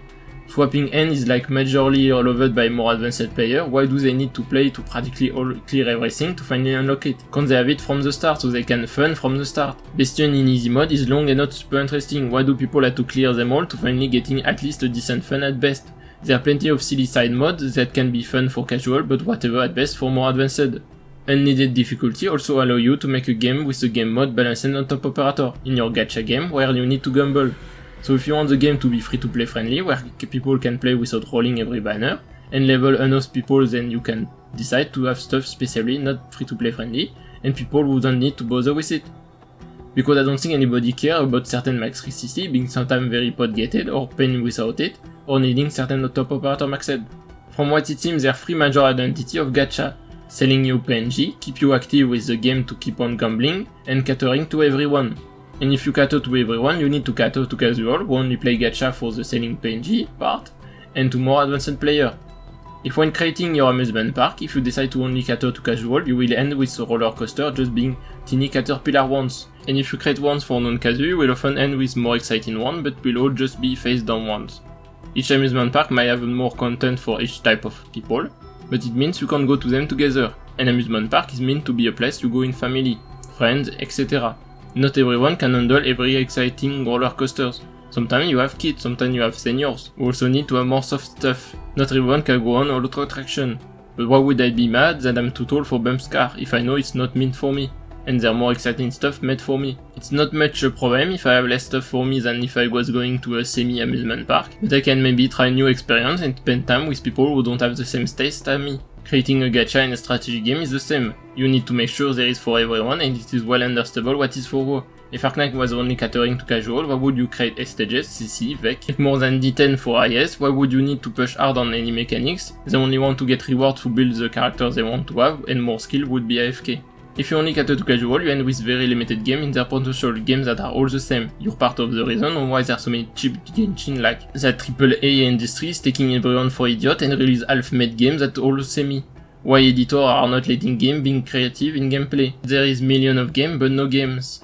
Catering to advanced player allow you to put more depth in your gameplay, getting better feedback on balance, but you end with very niche fanbase. But I've seen enough with very niche fanbase that if the game is not the exact same experience they will be super mad. I have heard super niche competitive games that would make LoL toxicity in shame. I have seen a bunch of classic RTS who focus on advanced and competitive player and turn out game didn't work very well. I have seen enough advanced player in Arknight to know most of them once they found something they like they will call slop anything else that is different, wanting only everything to be the same. And when you create a game for everyone, you need to know every reason people play, you need to know every trait and identity humans can have, you need to know every identity your games can have, etc. In StarCraft there are people who play single players, there are people who play in easy, some in brutal, there are people who make challenge, there are people who play speedrun, there are people who does all this with co-op, people who play with friends, some with rando, people who play ranking, people play versus in LAN, in eSport, just chill with friends, people play with the broken mod, world map, there are people who only want to play fan campaigns, there are people who use very hard mode to compensate creating more broken modded faction, there are people who play StarCraft not even to play classic RTS, there are people who use arcade to play auto battle, there are people who enjoy play billion of tower defense, there are even people who play Toho MOBA in it, and not everyone care about everything. Somebody who play high rank competitive doesn't care about the story of the game, they don't care about the campaign, they care of if the game feels good. If they're gonna complain about visual, it is to make sure that they can differentiate all units in an army. Know easily what does what. Single player can complain the game story is shit, it wouldn't matter to somebody who is not here to play it, etc.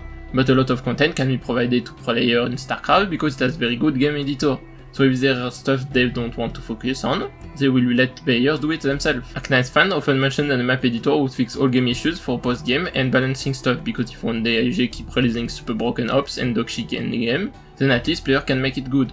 And that's very dependent of the power of the map editor. If you only allow to set up the layout and waves, then past the million of haha so funny I made 0-1 but it's 10 Izumi and 1 colon, there wouldn't provide enough possibility to player to make very meticulous map and design good maps. And considering how people talk of map design and balancing, I don't trust 90% of advanced players who say they would do a better job as an AG at making good hard maps and fun, and especially until years of expertise. If you don't provide enough potential in your map editor, you will end with a million of maps, but no maps. And without being able to control stats, it would be way harder to balance endgame maps, year 1 enemies, mob made for high stated mods, or walk in the dust, or have Emojika enemies, etc, etc. If you want to make a great map editor to let players provide themselves the food they want, you need to allow full modding, being able to fully rework enemies, fully rework the rule of the game, rework characters, reworking the game mode, or create their own game mode, own operator, own enemies, own tiles, set, etc, etc. But how long it would take for people to start to recreate CC maps to play old CC, removing a big magic of CC. And if you want to keep the monetization aspect of your gachas, then AG need to be sure to what the limit people can create. In StarCraft you are not allowed to reuse maps from campaigns that are not purchased. And if AG don't want to risk themselves with an editor, they need to provide themselves all the potential a player want. You need to be sure about all the identity you want to have. to then being able to tackle properly the balance you want. You can then decide what need more balancing than others. Should IS balancing be spot on because it is the game mode fans love the most, or should it be fine to be a bit careless because it is a silly side roguelite? Should CC be spot on because this is your very advanced game mode, or should it be the main game mode everyone play? Should you spend time make sure everything is spot on? Should dual channel balancing be spot on so there are more interesting fight and harder to decide betting? The power creep on operator is only a problem because AG have been too slow and lackluster at designing the rest. If you give power creep, at least give complexity creep on the opponent side. If you had the game relatively well balanced with a set of entities, you could send fully balanced operator out of it. In StarCraft co-op, units are more broken than campaign, that are more broken than in Versus, because they were all defined separated modes that don't interfere with each other. Because Arknight is a RTS set in a gacha game, each operator is for every game mode, and since every game mode are not well defined, it is harder to get operator clear, balance on all. What's the matter if an operator sucks for a main game balanced on 4-star? What's the matter if operators are broken if it's for the silly roguelite? And it's a matter if the operators are not well balanced for an endgame which should be spot on. Why is the need to create broken operator if for the main game you don't need anybody stronger than Sutter for over 90% of it? If AG decide because of IS popularity that it should be the new main game, and make operator for it, then yeah sure, make broken operators. But you're gonna make an issue with everything else. Because I don't have enough proof for it, but if I watch all operators that release since the game, I feel like a lot of the most cracked ones are getting better and better at E1, and more well made for IS. Since IS4, the game mode have been feeling to be taking a good place on AG development, because people love IS a lot since the first one. Characters and their kit don't mean anything if you're using a variety of high technology tools just for stacking dirt and nothing else. But not only gimmicks are important, because it doesn't mean anything if you have all the awesome work in the world and you can only walk around. Because it is a tower defense game, you need important and engaging tower, but also because it is a gacha game that you are gambling for, and so characters is also an important part of the identity of the game. It goes for their characters design and fashion, if being fantasy is the identity of Arknight, or if it's the techwear, if it's the rock IG body horror, robot infected, etc. Also the identity of your tools. While in real life it's probably really nice to have a tool that can do everything for a cheaper price than buy them all, in a strategic game it's important that each tower have their own role, that they're good at it and they don't overstep on each other. Because single player games are not different for Versus. When you watch a football match, you want the competition to be rude with stuff happening. If one team is stopping the other, or if it is 90 minutes of not a single goal, everyone is gonna get bored. Single players game can allow themselves to have broken stuff, but they need to be balanced, especially in strategy game. You don't want to roll on the game, and you don't want the game to unfairly roll on everyone. If the game have more balanced unit, you can have more strategy going on without feeling like shooting your own feet. Making sure people have the right expectation and identity of your unit is important. You don't design a mortar, then make it be dogshit as AoE and actually have the best single target DPS in the game. I already hated Dota for being able to target MV's enemies. Why the mantra can just reveal. MV's enemies are supposed to be counter for ranged DPS, forcing you to block or use other class to support. If a supporter does this, then I'm fine, but why is the DPS can just shoot what it shouldn't be shooting? Why is Zumama capable to gain SP when not blocking? You're making a super strong defender for 1v1 and then you decide she beat enemies without blocking them. I really love Fortress, it is my second favorite defender archetype, but it doesn't feel like a Fortress defending themselves, it feels like a siege unit. But some archetypes have a bit more mixed identity that can be just one step away. Is the identity of Primal Caster to unlock full power through Elemental Burst or through the help of another operator, or just needing something else to open the door? Because depending on this, mantra for just needing another operator to activate elemental damage could fit or not. Is Ela a trap master or a bomb thrower?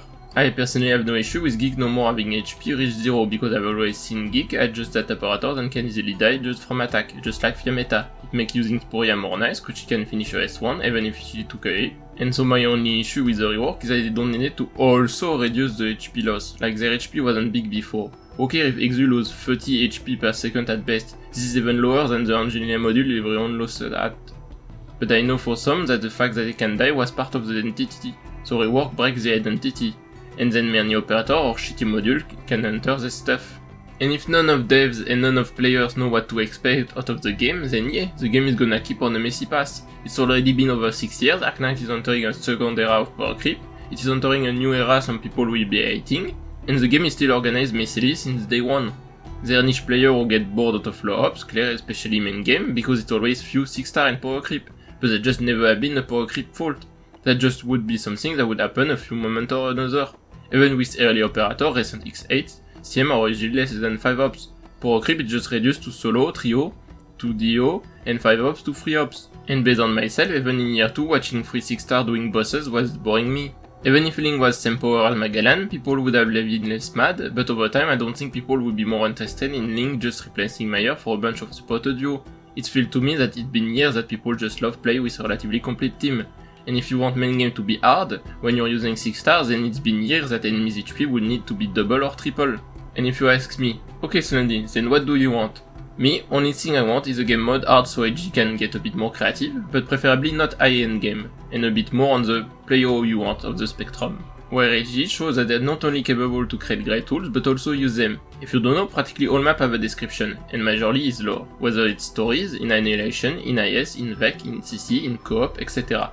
A very lot of time, AG make maps that have some amount of lore. So a lot of times, maps sort of make sense narratively, and so a lot of times you can't have enemies coming from different stories put together. You will rarely have a map with Chernobog, but they're Tiako and Kirag enemies with Sesame Ice. A lot of time, it's Sargon Temed, Sarkas Temed, War in Victoria Temed, etc. The steps are not super big. And I want AG to show that they can merge events together and edit the rules. I want to enrage Possessed, summon Healing Drone, or have Regen. I want to see Ella and Jessica events together and working with each other mechanics. I want to see chapter 7, 8 and 16 working and affecting each other. I want to see more elites having a second phase.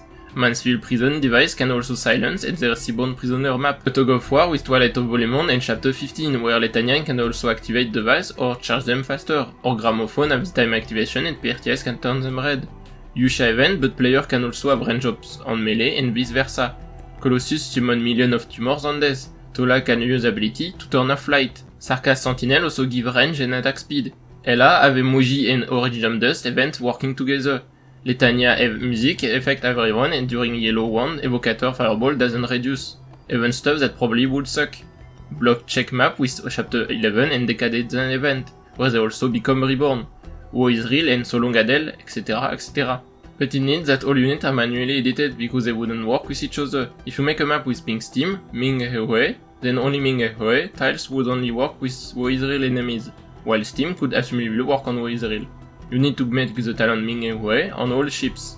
No enemies will be getting energy from the device because it's a talent of the enemies.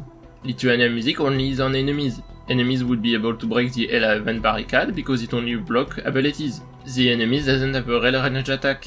Their map in IS6 with a drone from Vina event, and it can drop the buff, but no enemies can interact with it because it's not added in their code. You can use Sentinel Sarkas to buff enemies, but they will can't interact the same way as with DM Sarkas. There are a lot of events that could have cool synergy, but they will need to be tweaked a little bit. That's how a lot of time events are only working with themselves, or cutting mechanics. But AG is already a bit shy on using different stats on enemies. A lot of launch enemies have level 0 and level 1 stat, probably to use for other maps, more balanced on 5 star or 6 stars, or for future reuse once past everyone being a beginner, and then given up on. Some are used in random maps, Mephisto level 1 stat have never been used until Co-op Bastion, Heavy Defender Lieutenant still have never used its level 1 stat, but it's something that usually only be used for boss, because they can't have yellow and red version. And very often the difference between yellow and red is very minimal, which is one of the issues with Ave Mojica event. Red stats are fine honestly for X and S stages, but they're still too much for story stage, and some stat difference is just not big enough. In chapter 15 H stages honestly could have been more fun if the Sarkas caster actually would be tweaked and changed to be able to reuse skill. But a very lot of time HG only tweaks number, cause sometimes people get too used to a certain impactful mechanic. How many people think it is the death of them when Sarkas Sentinel are cold because of CC3, or that Colossus have crazy res and can one-shot anything, but they have only 3000 attack for something that looks like it could one-shot Patriot. AG want players to relatively know what to expect when they see an enemy, and AG is already not super good at set identity, so if also they remove the identity of events to rework them, it could be harder. There are 4 events that they could fit on. CC is the most change the rule game mode, being the first to tweak enemy and introduce more impactful debuff, but it's never gonna happen because people want CC to stay in next stages with just more stats. There could be IS where there has been more mixing of enemies, but it's always fairly minor because IS need to have taming and lore. There are VEC, but so far it has only been just throwing hyper buff enemies without a lot of synergy. VEC won't fix it sort of this to some extent, but for now it has mostly just trying to use enemies that can synergize without much mechanics. And finally co-op, but the problem of co-op is that it can definitely create some silly synergy, but co-op is a game mode for everyone. and avoid having too much hard maps, so I feel like co-op would limit what it wish. So it all end on is it gonna CC or VEC, or something else, or never. And if you start telling me it doesn't matter, Arknight is a washed gacha slop only catering to casual, it's not a real game. Because what the fuck is a real game? Is it your copy-paste Call of Duty in FIFA? Is it your million of copy-paste trendy indie game and friendship games? Your billion of AAA release unoptimized and half what it was promised to scam you out of your pre-purchase? Is it games with soft porn? Is it games like 2K and Paradox that will sell you a game with $3,000 of DLC so you actually just pay the game normally when they're discount? Is it all games with microtransaction? Is it more western gacha like loot box and card game? Is it visual novel? Is it a game never fully finished? Is it a game for everyone or free people on earth? Is it a game with great visual but no gameplay? Is it a fun game coded in a toaster? Is it Stormgate who said it would revive the genre and at best it's a mediocre copy of their old work? Or is it your new gacha game you're having an honeymoon with, it's so much peak and the greatest game ever, until 2 years in where it's a watched slop and you would jump to the next gacha or otherwise you will lose your connection with your friend group? Because I'm not interested in puerile stupid gacha wars, cause not a single gacha check all the points that are always talked about. If you want to gacha wars with me, I don't care about your opinion made in bad faith, and show me an innovative gacha game with high skill and variety potential game, unique story not focusing on lore where your 5 characters need to constantly appear apparently, so there are not a lot of playable character but a lot of combo possible, no power creep and stat creep and complexity creep, no balancing issue, enough game mode for everyone, free to play friendly, potential wars for people who whale, but also very nice game bling, with beautiful and standing DA and fashion, no orientalism, variety and respect of characters, trait, body, personality, disability, sexuality, culture, etc. Not greedy and sexualization and fetish, because apparently it's a crime to want to jerk off, but it's also a crime to be anti-sexuality. No messy stuff stepping on each other, not too time consuming, and I'm skipping many stuff. And if you really want me to put a stupid argument, all I will say that if I compare the HP inflation trend to 2 other games, they could only mock Pinch Out. And I see you will suddenly care for a scavenger if it provides you point to mock another game for not having canonical lesbian, and then forget it. Or is a real game a game well balanced? Then is StarCraft 2 not a real game, because why would you build a Firebat, Alien, Predator, Thor, when you can easily beat any mission with just a move, Marine and Siege Tank? Some commander are definitely better than others. Why build anything but spam Vanguard and a move Void Ray? If you want a sort of Vanguard equivalent in Arknight, imagine all enemies have 700 defense and Rose Mantis add 16 full damage after shock and deal bigger damage to elite and bosses. Or is a real game a game without broken stuff? So is StarCraft Brood War not a real game for having the or some of the most broken unit in history of classic RTS, and it being a versus unit? If Arknight is such a garbage and washed slop game that you need to post 5 times a day how much you hate Arknight, can you tell me why you're still lagging and playing? If new characters are so imbalanced and mediocre in character design, why are you still pulling for them? Why are you not letting the back go and move on with your life, then every 2 weeks say how much the game is depressing you? Do you really have so much FOMO, or is there something you don't want to admit? If Arknight is such the greatest game putting all gacha to shame, can you tell me why the game is so messily balanced and designed? Why post-game is so lackluster? Why some design and decision have been very cheap or just very weak? Why everyone hate Ark 2? Why Sargon is like this? Why for an anti-bigot game some decisions made by AG are sus? Why just like every gacha the annoying fanbase will judge other when it also in their own game? Can you tell me why sometimes AG bugs and error checking would make your star good? Why have there been tags in CC bug? Why certain enemies or CM condition have been wrongly coded? Why was Mizuki capable of shifting enemies through wall? Did you know that IS-2 is actually easier than it should because for some reason D10 apparently doesn't apply, the HP it said? And what even is a casual in the end? What's the casual difference between John I go for must pull operator so I can watch a guide to collect reward for get more PNG, and people who go for must pull operator so they can watch a guide to collect reward to get more PNG, except they care for the game 1% more because they want characters to have more techwear. Is a casual somebody who ain't playing the game, somebody who only play farm games and Pokemon, somebody who only play with their fabs, somebody who only play with top operator, somebody who only play with AFK, somebody who watch guide, somebody who only want to gamble PNG, somebody who only read lore and stories, somebody who doesn't log in every day, somebody who doesn't play hard stuff, somebody who plays slowly, somebody who doesn't play complex game, somebody who's not really good at the game, somebody who only play in easy, somebody who only plays small stuff they can pick up in the middle of a break. Because as much as I hate playing meta, I play Zalak only sometimes and prefer play with 5 star, I don't consider myself a casual and bad at the game. It took me a lot of tries to beat maps that are super hard, and it still need to use a bunch of 6 star for hard maps, and honestly, often it's more often because I'm stubborn than anything else. I don't like playing competitively. I only tried Ranked of StarCraft 2 once 8 years ago, I only play LoL with friends. I only played Counter-Strike in LAN when I was a kid, and I grew tired of competitive kids. Okay, my aim suck, but what do you mean I have to play with the free same weapon, etc. Most of time I play in Versus, it is for fun and chill with a friend or family member. When I was a small kid, I used to play a lot of Worms 2, Civ 4, Empire Earth, or Heroes of Might and Magic 4 in family, but I prefer greatly play together with people I like. And even if I can roll on normal or hard stuff in StarCraft 2, I don't really like pushing myself too much, and I consider that somebody with as much playtime as me can easily be mechanically better than me, even more for how much depression makes me rusty. But when I play StarCraft 2, I prefer play co-op mode, or campaign, and I'm usually super fine to reduce a lot diff, especially if I'm with somebody who's not used to the game. That usually lets me more room to be silly and mess around. I really like play Toho, fighting games or a few times writing games, and I wish I was better at them, but I'm just too dodgy at it, and I don't have the energy to spend time and train, and push myself to learn them. I prefer play for chill and fun and discover new games. I'm a casual strategy game fan. But even if I wanted, I couldn't. I have the attention span of a pois chiche, I easily lose track of stuff, my memory is miserable, I hate so much my body, I have terrible motion and sync, I tried to play Darkea, not only my phone is not good for it, but I just can't play it. Or I can't play StarCraft Brood War. It's too old and clunky, I need my modern quality of life engine.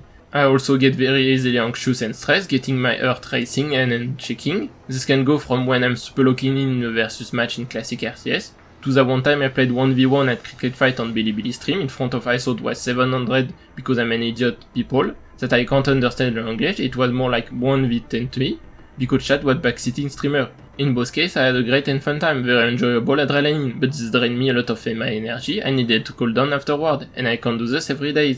But because I'm a very into strategy game, a very complex one, I have innate skills for it, and that made my skill less bad for less complex game. I had a friend who played a lot of LoL more casually, and we also one time played StarCraft 2. She had a lot of fun playing in easy, but she preferred MOBA since it's more turned down. You don't have to micro an army or swap between army, base and worker. The skill level is lower.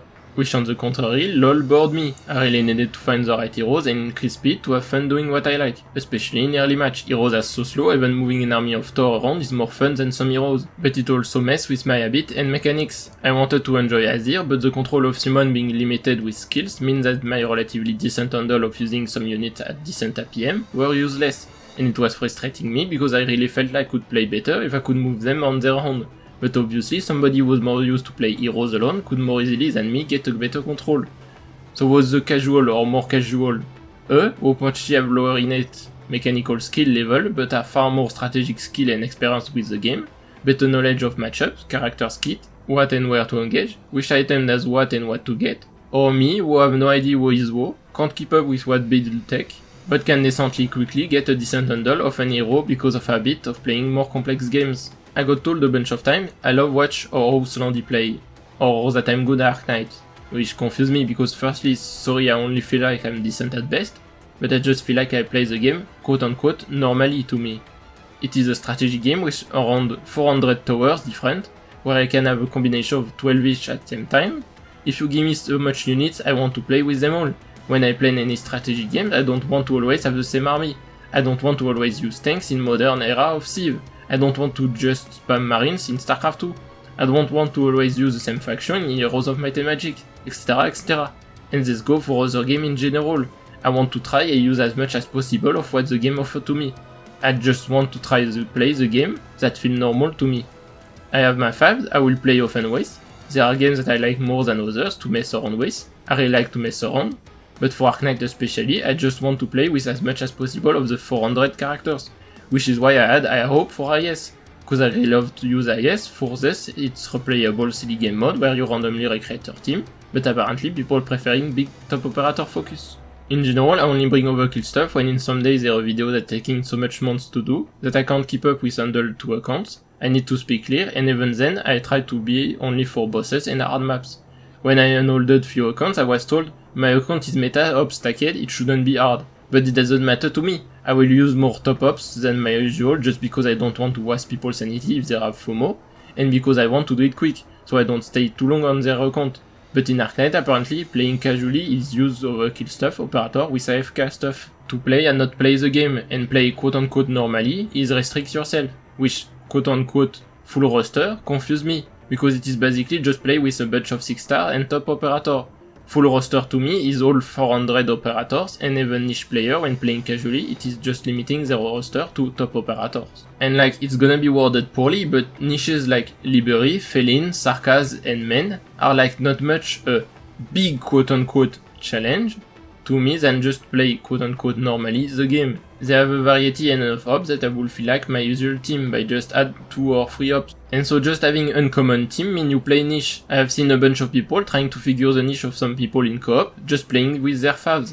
Hell, I just played normally to me, and last one it was just Zalak plus AMV Mujica plus Snarf, just because I was ready to swap my team. So it ends with my reflection of myself that over 95% of players in Arknight are casual, and not really good at the game. But there are a wide gap between me and the bottom of people, who 6 years later still need to watch guide to turn on a gramophone. But I guess if I use the fandom in referential, then I guess I'm not that bad at the game and not a casual. To me, a casual means somebody who plays for chill and fun, not trying to push themselves too much, which I guess could be summary as a casual is somebody who plays casually.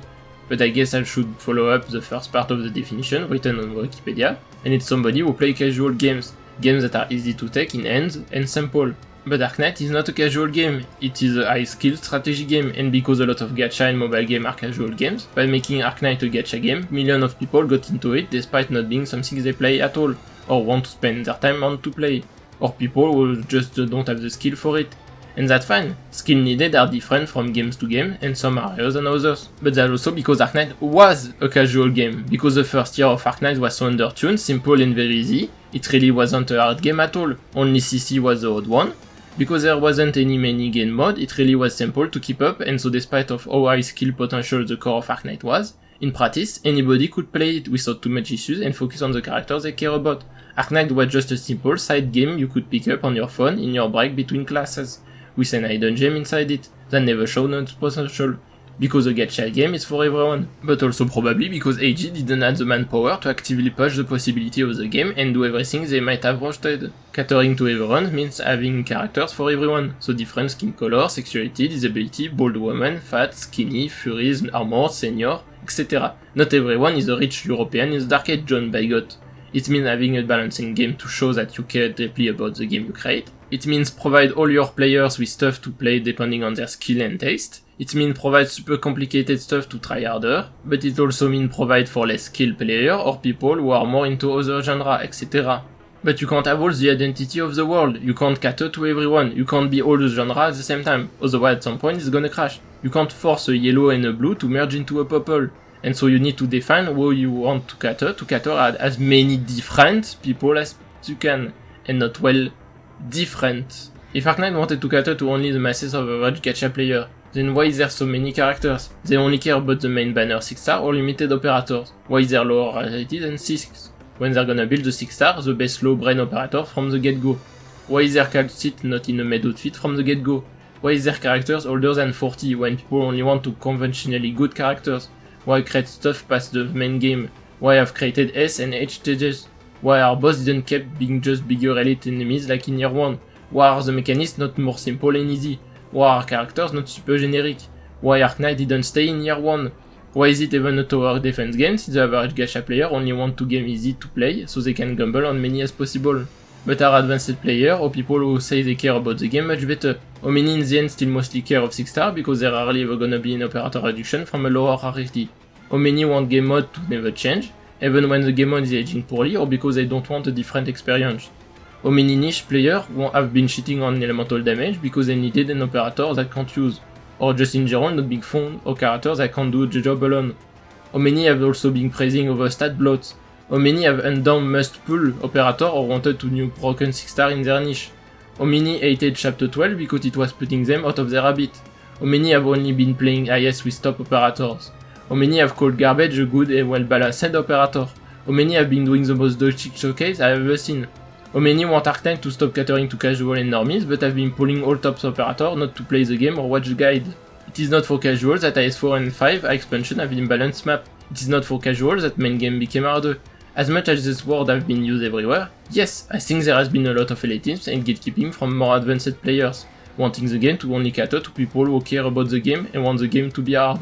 But it has been very mediocre elitism. How many have been wanting game to be hard and the moment they are being given hard maps, suddenly it's all bullshit? How many don't swear to worst design stage, or sarcastic sounding certainly a map of all time, when they get a little bit of trouble. How many get frustrated the moment they don't win in their first try?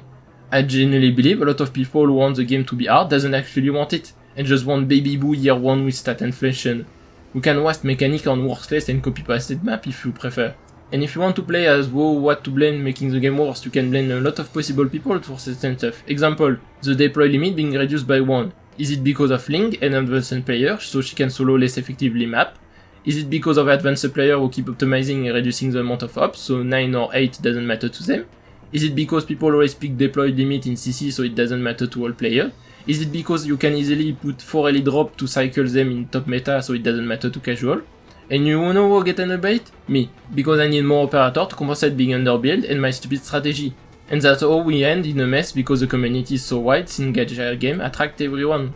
Yes, Arknight would be a far better game if it wasn't a gacha. There would have no need to design multiple rarity of characters. All players would have the same power at the same moment. Stuff wouldn't be limited time. Characters wouldn't need to have reduced design to appeal to the generic masses. There will be less designs that are nerfed to be easy for people who hate play Arknight. AG would be more creative without having casual needing game to be easier and so lame. Characters could have been allowed to have multiple kits and depending on the game mode. But that would be because the game would have only 3 people playing it. If Arknight release was $20 game on Steam, over 99% of the fanbase, and me included, would have never heard of the game, especially on launch, with all nothing burger content it had, and people would have even less played it. I have seen a few people who want Arknight to not be a gacha, they already hate play Arknight. Some even chill third-party tools for the game to play itself. But people would even less play it because based on the current balance of the main game is super easy for over 90% of its content if you use a bunch of 6 star. It always has been, even in year 1 it was. Year 4 and 5 operator didn't change anything. But the game is super hard if you play with 4 star because maps on main game are balanced on them. S-stage are even more closer to 5 star. And a lot of highest difficulty in post game are balanced on 6 star. If all operators were actually balanced in power and so no more rarity outside of robots, people that already are getting skill checked by S stages and IS5 even with a bunch of 6 star would find the game too hard. Because cool old people wanting the game to be fully balanced and not gacha show me how they play without 6 star. Do you realize that if maps were actually balanced on 6 star, even in early Arknight, none of these maps would be that easy or barely hard? Would you be ready to play IS4 Relicless as your average hard map if the average operator was at least tier 3 or 4? And if it's actually part of gacha environment to want to do elitism and gatekeeping with haha get filtered bozo so the game cater only to themselves, then I can play this stupid game and become a fucking asshole. Because I think you all are making the game worse. Even people who can't beat IS5 without lamp will get filtered. And I had nothing more than casual who entitled they're genius, they will call stuff made by an idiot anything that have more mechanics than chapter 3, because they're so selfish they can't accept they're being skill issued. It's for people like you that wish that kit exist. You can complain all you want that power creep got bad, you are the fucking reason AG created a kit so you can keep feeding them your money.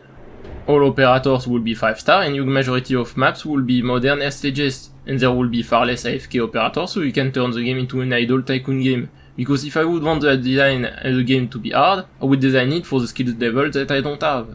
And I know far enough that a lot of friends or people I know wouldn't really pay $20 for attempt a niche high skill tower defense game, and maybe even if it was an high skill they wouldn't really play a tower defense game. Because do you know how hard it is to actually hook people on strategy game, and more when the game is super niche? It's already not super easy to get to spend time people with on StarCraft 2 or Civ even if they're popular, and or free unless it's somebody who already played it a bunch. I played enough karting game nobody heard of with Map Valley to know I was the only one who enjoyed the turn-based part of the karting game. I played enough Heroes of Might and Magic to know that I can only play with my little brother. I played enough a turn-based hero competitive shooter that got removed off Steam because of lack of sales.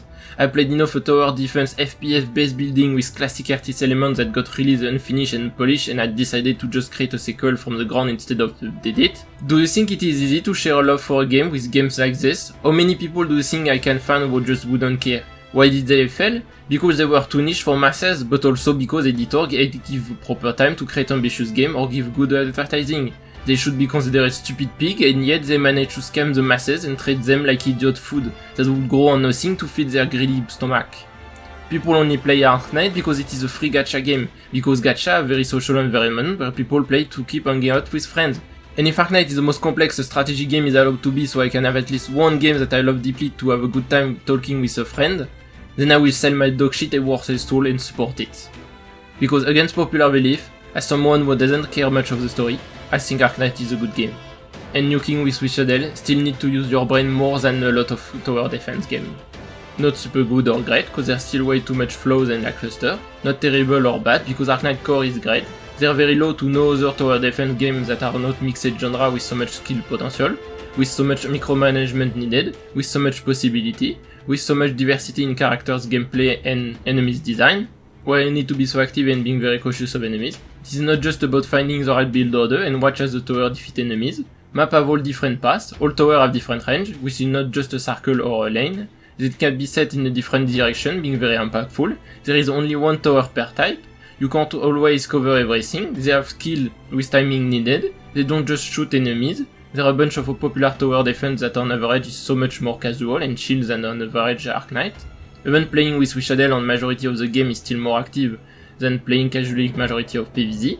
Main game is really good. I never had more fun with it than since they've been clearly balanced on 4-star and 5-star and been creating more stages. Babel wouldn't be that good on me if there wasn't 8 stages. Mass's Travel 8 stages are exactly exciting maps I want to see. And when it's been quite boring, it's often just been mid at best and still more fun than some events years ago. Honestly, a lot of time it was the boss the just interesting part. And that's fair, even if it is easier in tower defense and especially Arknight. RTS tend to have less memorable and fun bosses, even more compared to genre like action RPGs that have more adrenaline, or MMO where you have the whole fighting together and coordination thing. Events have been having on average less nothing gimmick and much more interactive or impactful on the player. Operators on average have been more fun. I will take Blaze 2 over Eya any days, or Ray over Schwartz 2. Obviously, ideally I would prefer if it's Ray with Schwartz number, and even Ray with Provence number. I prefer when characters have quirky range or do a good enough amount of stuff. They obviously doesn't need to do fucking everything. While it's still rare that operators are allowed to not be good on their own, it's cool there has been a bit more on synergy focus than it with Elemental and with Faction. The roster of operator is so wide, so many choices possible. We got a decent amount of quality of life that should have been here since the start. While the character design quality definitely have dropped, game is visually really good, so much more prettier than it was, better and cleaner visual than UI. It's relatively rare that there was game effect or events that were sometimes messy or hard to properly see. Enemies, cara design and gimmicks still kick the ass of billion of game. It's very rare than a game feel my niche obsession for care on enemies and none have done it that much as Arknight. So many enemies would generally barely need to be changed and would be fun to play in classic RTS. It's pretty rare that enemies have been feeling repetitive outside of basing Pion or Dog. Even Shield Defender have been feeling less and still at some differentiation. Because even when enemies have fairly similar design or gimmicks, they never appear too often nonetheless, which is surprising considering how much enemies there is. I definitely wouldn't be shocked if AG soon reached their limit, but even in chapter 15 reusing enemies and rework was crazy good, and chapter 16 was a neat improvement of chapter 7 and 8. Honestly, I think the moment enemies would start getting dropped in quality, it would be just cause AG would use all the same one free event in a row, but they're very helped from having a lot of diversified faction. It's not just all zombie or troll, goblin, fantasy, etc. AG have been more and more creative at creating tools, and even if it's still not enough for my taste at using them, it's at least decent amount and were used sometimes in a very neat way. CC double traffic, making a traffic, civilians that need to be saved out of traffic, CC specific band tag, and new DP tags. They won't add some neat combination. They often joke on EN can't read, but I will tell you, sometimes not being able to read and trying to figure the game yourself is way more fun. This is why I like boss not telling what they do, cause I can't read in Chinese and playing chapter 15 without being able to read is so much better. Though obviously this doesn't apply to all game mode, but I genuinely believe some people would become better at the game if they, when not reading they actually were trying to understand the game. The game mode diversity is decent. Their identity have been starting to feel potentially partially set, and I honestly still believe they need a little more improvement. But I'm confident enough that they're at least slowly improve. Power creep is honestly not good, but it is not abysmal either, considering how much AG never finish their work and only do cheap major part work. Looking at how much quality of life Ice 2 update could have had and how much potential you can have in Arknight, I'm honestly surprised the power creep is not worse than that. And the impact on the map design have been overall fairly minor compared to what it could have been, even through the expectation of people. It's been years I've seen no all enemy will have this, no will have that, X character break X mechanic, and yet none of this all have been seen or are only barely. Still waiting for the all enemies will have a lot of injury resistance, or more enemies will have 4000 defense. Yes, there are some enemies that deserve to retroactively be fear or endure immune, but AG doesn't have made everyone not immune to them, Their even enemies added immune to them, and still stunnable, and currently we have probably more enemies immune to them than to Trumbull. It is very easy to always act unsatisfied or wanting always more, and more considering the richness Arknight can have, or only care about one niche obsession to not be more general. But I do withstand that I think Arknight good compensate Arknight flaws. And this might be a hot take, but I don't think Arknight was a better game before, and the only way I could accept Arknight being better before is that Arknight was a better mobile side game for casual. A lot of stuff, despite being clunky, have still overall be pretty loved and people had a lot of fun. And I heavily mention as something who doesn't care much of story, because while I still briefly follow what people say, and I feel overall Arknight story is at lowest decent, I'm incapable to understand people, so how the fuck would I be able to understand a story and manage to keep my attention on track? But I care more about my games to be fun to play. The past 2 years I have more cool characters for their kids and their characters design, especially looking at 6 Stars 1, but they could explain negatively and positively. One is that I over time got more interested into playing the game, but also because kids were more fun, or because there are archetypes that I just like. But also because I have less interested into characters solely for their design, or because it is the character that I like. I pull for Ishtar Mlar and Calcit and proceed to partially never use them. I pull Fia cause I love Fia Moss since God of Brawl, and never really use her because I felt she was too strong. I pull Pallas just because she's hot, etc. I pulled New Lazy just because I love Lazy, even if I hate Liberators. But I also got more into character just because I liked to play with them. I had no care for Rey until I tried her. Nymph was cute, but it was just cause I like the archetype. It is over time that Nymph became one of my favorite characters. And because half characters now are alter, if I don't care about the original, I will not care much for the new one, unless the kit is fun. But I nonetheless majorly always pulled for a character's kit. But I still try to relatively keep track on story parts. I do know that the reading quality of life and experience is not good. I still read some time files in voice line because it's fast enough so I can keep track. And I still have my NPC I want to become playable. I know what the consequence can be because IG is incapable to make a character playable without making them part of Rhode Island and so being tied to Doctor. While it is more cannot to a tight Doctor, I do know becoming playable cannot could lose all the magic of his character and story without being the silly wandering merchant. To the point I made acceptance if to avoid this character to be butchered for him, to just be in a side game mode only. I made acceptance that Yusha will probably have a summer alt with an outfit probably as bad as the dorsal one, and a kit not as good at the almost perfection that a kit was for her and for being a Phalanx caster. And Minar is already playable so I don't care anymore on who will become playable. But it's saddening how underappreciated Arknight main game now is, because casual hate any maps or events that are not tier 1 with barely any stuff to keep track and plan. More advanced who claim to want the game to be hard at any actual hard maps they are given, and people who are pas focused on endgame will just use meta to speed clear to not waste their time. Because gacha tend to so undertune their main game so bad for casuals they're just barely anything to have fun on, even in strategy gacha. If your main game is so boring, then no wonder people want an autoplay button. If your main game is just reading the stories, then why do you bother creating gameplay? If your main game already sucks, why will you make me want to focus on the end games and know I need to create multiple characters for it if there's nothing in main games that make me want to enjoy the game? I feel to have potential that I really enjoy. Because they're gacha games that I really want to care about it, but the game is so turned down it's ruining its potential. It's so sad to see games I could enjoy a lot needing me to avoid the core of the game in the main game because I just feel like wasting my time, and it's depressing that because of that there are people pushing you away because you apparently I don't care about the game. Which was also the case for Arknight until year 3 or 5. Competitive player annoy people who want to play for fun, while in gacha space it's people who don't want to play that annoy people who want to play for fun. Because even more if I use information from Giant Grand Game video about classic RTS, main game is what most people will play first. This is your entrance to the game. This is what most people will care about. Main game should be the focus. People who play classic RTS are majorly casuals who only care about campaign, only a fraction of it want to play competitively. It is very important to also cater to casual. I do think 10 years old kid, 19 years old senior, people who have difficulty keeping track, and people that are not into strategy game. But you need to do it right, otherwise you're just wasting your potential and ruining the game for more advanced players, or even players that would get attracted by the core of your game. Because if you want the game to only cater to casual who don't even want to play the game, you can go hit some machine-generated games. I bet they would test better than the game most casual want to turn Arknight and Enfield into. Some of you would think McDonald's serve luxurious food off, or you can just use ChatGPT to generate yourself a girlfriend since you only want PNG. When Hypergriff hit it hard. When it miss, holy Stormtrooper. It is important to be able to criticize the game. It's fine to play games to escape reality and negativity, But you know you can do this with a game that doesn't take you for an imbecile, serving you only worthless and half-cooked stuff. You can create cartoons meant for kids who don't have maturity, and actually be high quality with strong message. Why does every game nowadays need to be super simplified so you just have fun with your friend? And even more on strategy games. If you want to play an idle game, there's genre for it. If you want to play tycoon games, there's genre for it. If you want to play games about characters, there's genre for it. It is important to know what do you actually care about in the game. But it is also important to point when you're judging Arknight as a whole or just your niche interest. Arknight slop, Arknight is doom, Arknight washed. It's depressing how most people criticizing Arknight act like they talk about the game as a whole, but actually only complain about one specific thing. There's always a need to be so reductive. If you don't enjoy Arknight, you need to complain about every day, then just leave. I don't know, it feels like imposting to me. Just constantly wanting to live in negativity only. Like, if you don't enjoy the game, then let the bag go.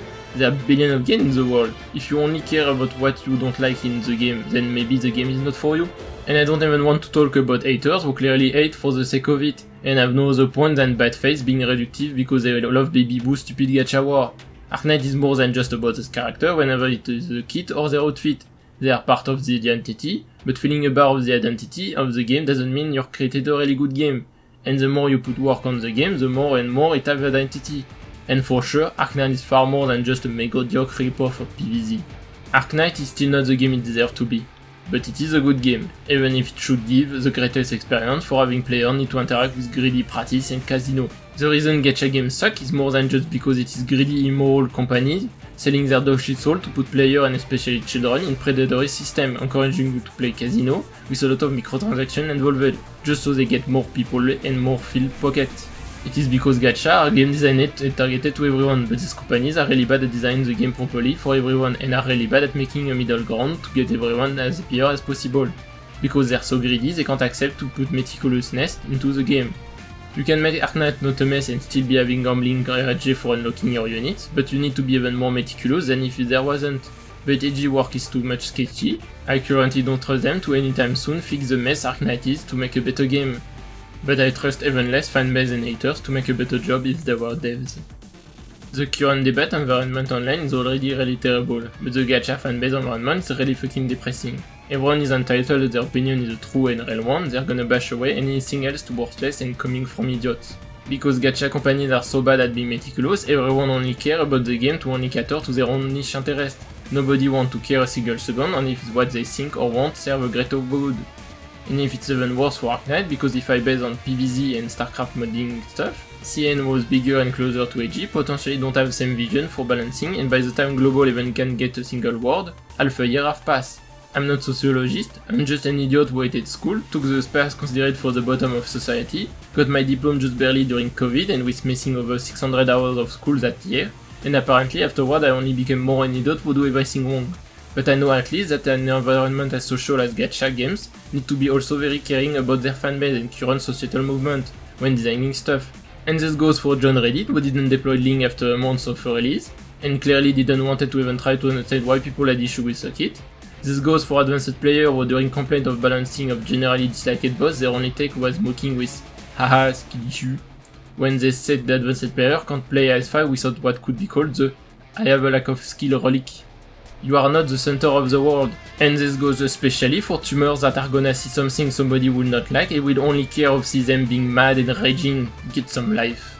It's already a pain in the butt for me to make sense of my confusing and conflicting opinion, but it's even more a nightmare to make sense out of confusing and conflicting opinion of thousands of people who think they're genius in the world of idiot, or have just two confusing opinions for me. Like why does the biggest supporter for 6 month gap for Ono's banner in advance are people who anyway either pull on all banner or every years?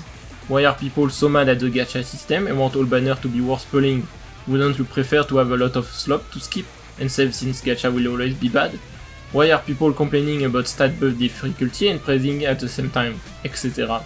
Casuals might make the game better for beginner, advanced player might make operator more balanced, and artists might make a better outfit for operator, but everything else will drop in quality and adopt anybody to be effective at making good maps unless after a few years of experiment, or because they were already using third-party stuff for it, since fanbase clearly know even less than Epigriff how to balance enemy stats. But considering nobody is listening to each other, I doubt the common work would be working. players, which include me, are not devs, so it makes sense they know less which direction the game should go than devs. They shouldn't be making the choice or design the game. It's at the dev to filter review and decide which one are worth to keep the identity of the game they want. But I think it's important that players try to be dev at least at 1%, or be sure they only talk about a portion of the big picture. They would be capable to make a better review and be able to judge if their review can enter in conflict with something. AG could release Scadi Third and Sutter Alter next summer, or show they still struggle at make the game not a mess. It would still depress me less than enter any chat about Arknight at any moment of the year. And considering how it is for a game with just tower defense, because base has always been a set stuff, what is there for me to trust? It's gonna be better with a game that definitely attract very casual and normies, and very nerdies on each side. Or is there a side that doesn't have a main gameplay? But the real issue of Arknight is not gacha, power creep, lots of fast fashion, imbalance, fanbase being divided, stat bloat, or row to cater. The issue is Arknight needs urgently a difficulty setting and remove some of its FOMO system. And the first element that made Arknight speed up to reach a wall are these medals. Because currently you have time limited medals that encourage players to finish certain stuff as fast as possible, but you also have medals and rewards gated behind hard maps. So when designing the game, AG currently have to take in consideration that everyone should be able to play these maps, because AG want everyone to play these maps. But not everyone can play the same difficulty. Currently, Arknight is an amusement park, but to do the ride you want, you need to do all of them. If a kid wants to do the Caterpillar roller coaster, they need to also do the gigantic and monstrous one, because dev heavily encourage them to do it. So obviously the kids want to get the high-tech machines that will make the ride feel like it's nothing. Stages are too hard for casuals, so obviously they're gonna hunt down the most broken operator to make it easy for them. But if the casuals have no reason to play stages, why would they care about their difficulty? Playing a new event to me feels like I start a new campaign in StarCraft, with first mission being in easy mode, then the game automatically jumps to normal mode, and then for some reason the final mission jumps to the brutal mode. A casual has no way to drop the difficulty other than using the strongest operator. And if the game drops strong operators for casual, hardest map based on them will get stronger. But because casual need to also beat this map, then the difficulty increases again, and so casual need new stronger operators. And this was fine before, because at first there was no medal, no stages, and events were very easy. AG created a core in a genre not at all casual friendly, and made the game so easy and simple in addition of being gacha, which made the game super casual friendly.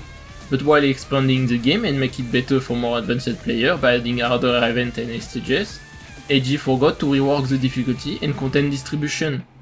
So a bunch of advanced players have been wanting story maps to be harder and feel like they need to use the mechanics, and that's how you end with Ave Magica event story stage, being imbalanced for beginner, and Masses Travel with stages imbalanced for casual. Everyone need to eat the same food. Highest maps imbalance is because everyone need to play the same maps. Vec imbalance come because everyone need to play the same maps, but not everyone can play the same maps. Not only Vec 12 would be easier if they swapped map with Vec D, but it would also be easier and more fair for everyone if people were allowed to swap between easy, normal and hard, and maybe even super hard in endgame mode for 0.1% of the players. It always was weird to me how certain maps have stat buff when they already have curated stats specific to the map. Like, can't you just add it directly then?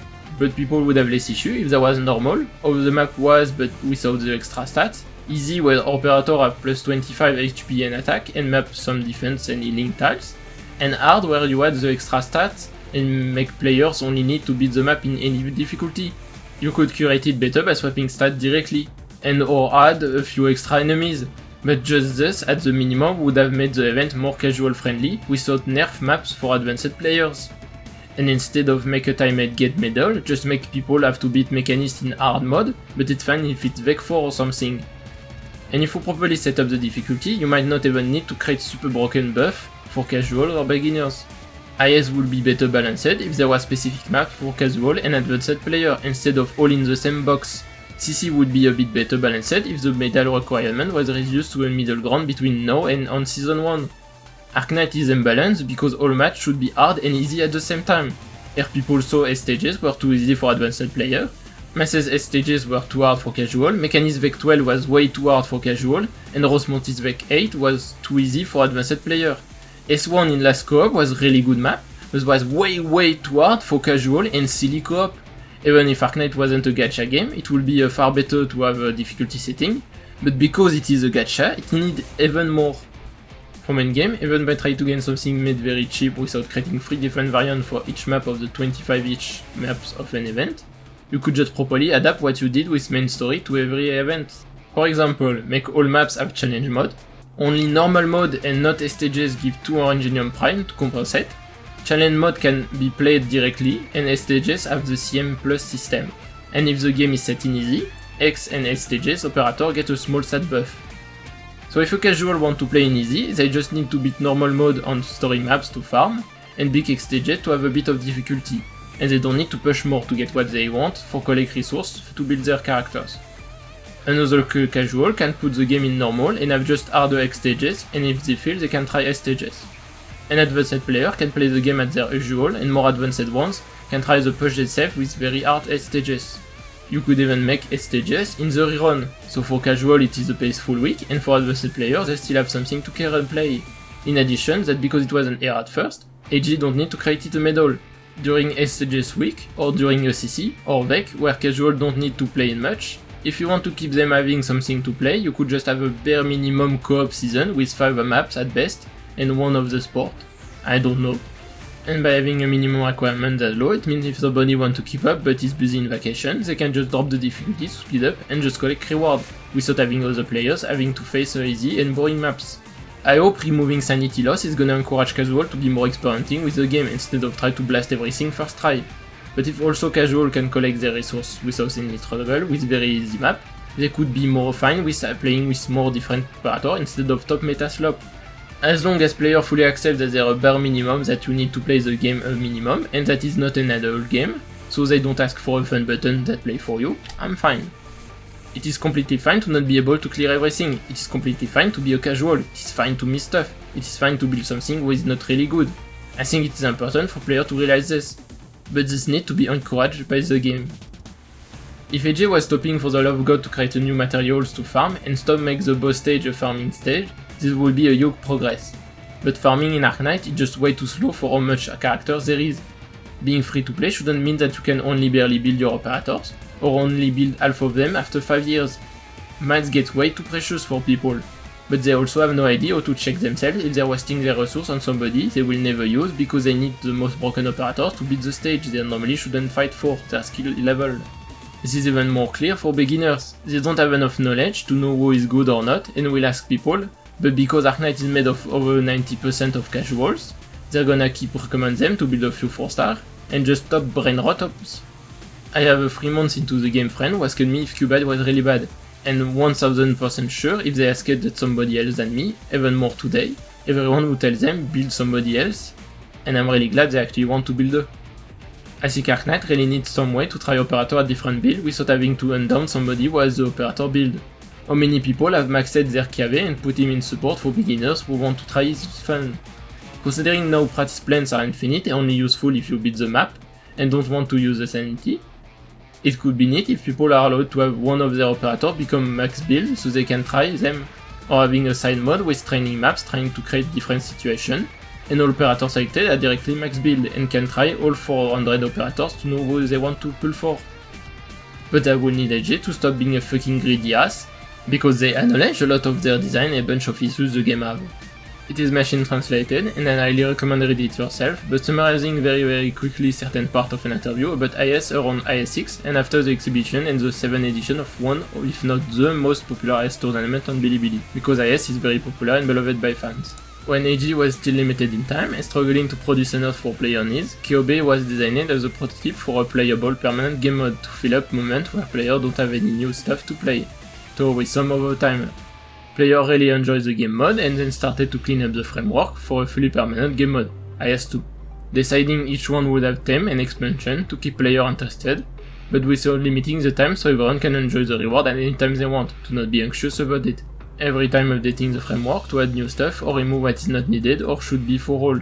And because people loved even more IS3 and 4, IS5 and onward was getting even more expansion. But making a roguelite in Arknight is hard and should only be cautious change. Making a roguelite is not only just super popular nowadays, but was also a nice cheap way to get content without spending too much time on for multiple months, while devs can rest a bit on not having to feel the whole planning. But the way IS designed only worked because of Arknight. The same design wouldn't work in other games. Want player to first of all just be having fun and find their own way to clear it. Highest success open a door for AG that they can create more variety game mode for everyone needs, while keep it working with the core of Arknight. If you want challenging stuff once you have raised a lot of ops, there's CC, VEC and D18, or if casual with friend you have co-op. Some players after 6 years are no more teenagers, they have a job, games need to be time free for them. AG want to provide fun to as many people as possible. Many things have made Arknight a success. There are a lot of talk about wanting to innovate. Keeping old design we will eventually die. It is risky to experiment to try to innovate, but not do it put you at risk too. But innovate create wonderful new experience. I hope AG realizes more about CC2. But also abandons that watching infield sound like a lie. We don't want to create mass-produced product, we want them to be elegant. But acknowledging doesn't mean accepting.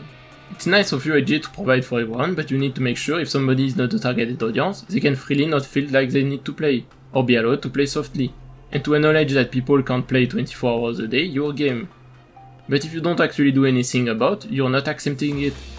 Even if unlocking characters through Casino is not ideal for the game it is, you still can do some workaround to make Arknight a pretty good game. But you can't keep improve Arknight with continuously having to put them in FOMO, and put only half work into what you create. Because Arknight provides pretty good quality for a mobile game you're supposed to pick up in a break, though there's sometimes too much content for it. But it is a pretty lackluster for a computer game that you can play for long as your main focus. I do truly think people underestimate how hard and minutious a game like Arknight can be to design for it to fully be the game it deserves to be, and how much manpower you need. I don't know how much manpower AG currently have, I don't know how much is distributed if Envil have the focus or not, I don't know how much test team for balancing became too good at the game for casual, but considering they've been creating multiple games now, want to edit, have put definitely a lot more work on Arknight than before, they can do exhibition and concert, etc. I feel like AG got the reward for have sold their soul and getting so many players. They clearly were limited before, but even if I don't know if they have enough now, they at least have way more than before. But mass-produced product and being greedy cash grab is the same thing for me. If AG truly love games and want to innovate, then AG need to redesign their content and resource distribution to make it less mobile cash grab type. Because AG already sold their soul by originally make a gacha, and want to keep sell their soul by pushing cheap banner with imba characters, so casual can keep play maps they should have no reason to play in the first place. Or if AG truly love innovate and create game, why did they not use this money to completely leave the gacha space, or make the less mobile game possible? Currently, Arknight feels like it's 50-50 on being for the love of game and for being greedy, but a good balance when for the love of game is at least 75%, and Enfield is at best at 20% for the love of game. And if AG want to be greedy, then yeah, Enfield is going a good path, and Arknight you need to go back to provide year 1 content being simple and easy. If AG want to create for the love of game, then they need to change things up to slow down their cheap banner, otherwise the direction they want to go will give them too much rocks on the way. But that means Enfield is not going the right path at all. And if AG want to do a middle ground, then they still need to be less greedy. I do think Arknight will one day reach an abysmal state of power creep. Even if AG was goated, I don't think it is inevitable. I feel strategy games are the most likely to get power creep at some point and having issue, but at the very least they're always gonna be power creep even if not abysmal. I think it is too faithful to believe Arknight will never reach a bad power creep. But if you want to go all in against the wall of power creep at full speed, then keep going AG. Keep create super hard stuff to sell broken operators to casual, but if you truly want to slow down stuff to delay the inevitable as much as possible, then you need to do some big change, not just small ones. Arknight is a game that needs to be minutious, but sometimes you need to reassemble the machine from zero to then minutiously place the crews in the right place. You can't just keep adding post-it on top and claim you fix it or update it. But they need to commit. I hate people who can't commit and decide to lie instead. I deal with enough of them. But obviously, AG and fanbase are free to consider my opinion dog shit if they think theirs is better, or prefer being greedy and think money produced is what means a game is better. I love Arknight. And unless AG do a big change that displeases me, I don't think I will stop playing Arknight anytime soon. Currently, I will be here to the end, cause I still think, despite its flaws, Arknight is going well and a fun game. It is very important to know what to expect out of a game and what result what you want could have. I know what I look for in a game always end up in very messy games. Games that are not given the full money, or manpower, or time to finish. Games that are experimental. Games that have flaws, a lot of flaws. Games that are super niche. Because I don't want to see a super clean and already seen game. I want some weird and rough part. It is also important to accept that some design can never be flawless or without being conflicting. but still be good and fun. And if AG managed to create a game that would be normally pretty niche, into what it deserved to be and relatively in a complete state, I would be super happy. I still have to talk a bit about IS-6 and what I would change in IS-5. If you're not interested, you are free to go directly to the end and post video. But I hope I managed to condense as much as possible what I wanted to say. Because even for myself, I feel the real big picture is too big, and that's also fine to not really want to look at it fully, as long as you know of it. I didn't really got a grip with the game until year 3, I only cared about operator balance in year 4 and hung out with people who stopped like the game didn't help it. I got really angry at the game, and up decided to do the step to make a CN account, and this is where I finally started to actually seek what I care in the game. And I will never regret I make a Bilibili account. Both restarted my love for the game, being able to watch so much fun stuff I couldn't before, and it's only this year that I started to try to look for the bigger picture, because I love IS-5. Unfortunately, this video took me so long to write, I didn't have time to spend a lot of time playing IS-6 and was planning to do a big review of some part, but I will make it quick. So some elements could change over time, but since I mentioned it felt like IS-5 got stretched in every direction, for IS-6, did it succeed at running smoothly? First, my expectation before it released. Since IS-6 released once we got a decent amount of IS module, just like IS-2, I expect them to have an impact, and IS-6 for sure to have more stats than base and IS-5. In addition of harder maps. And since Lazy is a Liberator and we got ends for related characters, I expected a Liberator end which could mean boss having big defense. That relic could be expected, but I was scared of ISPD relics. Watching the showcase and seeing the coin that looked some powerful, I expected that to be around Quilon Talon equivalent scaling. But considering it to have an actual map compared to IS-5, maybe the stat would be lower. I was scared of triple ending because ending 2 looked to be an encounter hunt. I am completely fine with having one of the ending being pretty RNG to get, but if it starts on ending 2 I would be scared of the others. Maps and yellow tiles looked neat, buff more interesting, but I had high hope. But there were two things scaring me. D14 was plus 40% HP on everyone, which I would have assumed that also affects the hit point enemies since IS-5 is elite. But all other buffs work on it, and there was the epoch that gave 30% stat to apparition, which could end with having hit point being heavily needed. So I was scared and how much SPD you need if you don't have dot. But considering the sniper on floor 1 and reduced attack, I was hoping that all enemies early were nerfed to compensate. The second is the Radiant being the actual IS-6 welfare instead of a 5-star, and especially a summoner, and after all they made Tin Man really good. Before talking of what I like, I was kinda correct to have fear. Surprisingly the stat at the highest wasn't that much than I thought because of the floor scaling being only 50%. But on low floor, damn, I never seen Lutona struggle so hard to kill a dog. The spat spike in IS-6 is really frustrating when playing casually. Enemies in early floor have more stats than others, and it's not only mostly elites, trash mob too, but it's also so early in the difficulty level, and yes that would end up if you make IS tied to low top ups and broken module. Early floor get more buff. I had whoever balanced the mimic chest on early floor, but IS-6 have more side floor equivalent the floor with a bunch of specific nodes with high tier enemies and bosses that you have to fight ideally on floor 2 or 3, and this fight can only be done with holding a candle. So not all your operators can fight, and you need to fight them early if you want to good snowball, otherwise you might get wrecked by some crazy CM compared to other IS or struggle on mid boss. But that's also where all the strategy around when to go in the cave is, because the stats are big and map restrictive, you need to heavily decide if you enter on floor 1, 2 or 3. Because you either enter with not enough ops, or too late to start scaling. So it seems floor 1 is bait. And that's why 4-star struggle a lot on it. They might be able to deal with stat if they have all of their ops, or if the maps are easier, or they might be able to deal with the mechanics and map if the stats are not that much. Because of the voucher system you can easily have 2 or even 3 6-star E2 by floor 2, and the gap between 4-star and 6-star is already huge, you need more than 3 4-star to deal with it. And because they can't effectively deal with the maps, they get heavily slowed down. Even if you can fight them in multiple times, the same goes still. By picking better ops, you also save more action. I'm number 1 ending 2 hater. They made an encounter hunt in it that you are preferably want to clear the whole thing the faster, and avoid wasting your candle, which make ending 2 even harder to even just unlock. There are even times where I almost unlocked everything on floor 5 and still the encounter was in the few last one I haven't managed to reach, despite how good my run was. Even if I found it, you need 2 DPS in the battle, the food to them unlock. All this just for a mediocre boss that have only its map at redeeming characterity. And that's why I actually really don't like Radiant being the IS-6 welfare, but let's go back a bit in time. AG have pretty often mostly used Rhodes Operator as free operator for beginner, which is understandable, and so I'm completely fine for the new special ops, you unlock them for free and build them by playing without user resources. I think there are no characters that have to be playable more than Rhoda is the known one. I wanted them for a year, and honestly think Radiant is the best operator to get if you start the game, even if I think this is a shame I can't decide at which moment to stop being built. Because I also love having my operator at specific level, depending on how I love them. But I will not be mad for it, just it's a shame. And I'm all for IS welfare to actually be really good in their event. Shalem was such a shame, stat talent, at least it was fine start for Aymor, and Valarthim only became decent with modules that gave her an actual talent instead of year 1 type talent. But in man, even if his relay is generally good, a strength was that it doesn't even need to be deployed. It was buffing a mechanic of the end while being cheap to recruit, definitely best buff, but he also wasn't strong enough that it's completely fine to play without him because he's a 5-star. But Radiant is a 6-star, so she get to be way more impactful. They made a buff being in fight, and because 6-star it means it's not wasted, and so cheap you can get start with 2 6-star in a certain squad.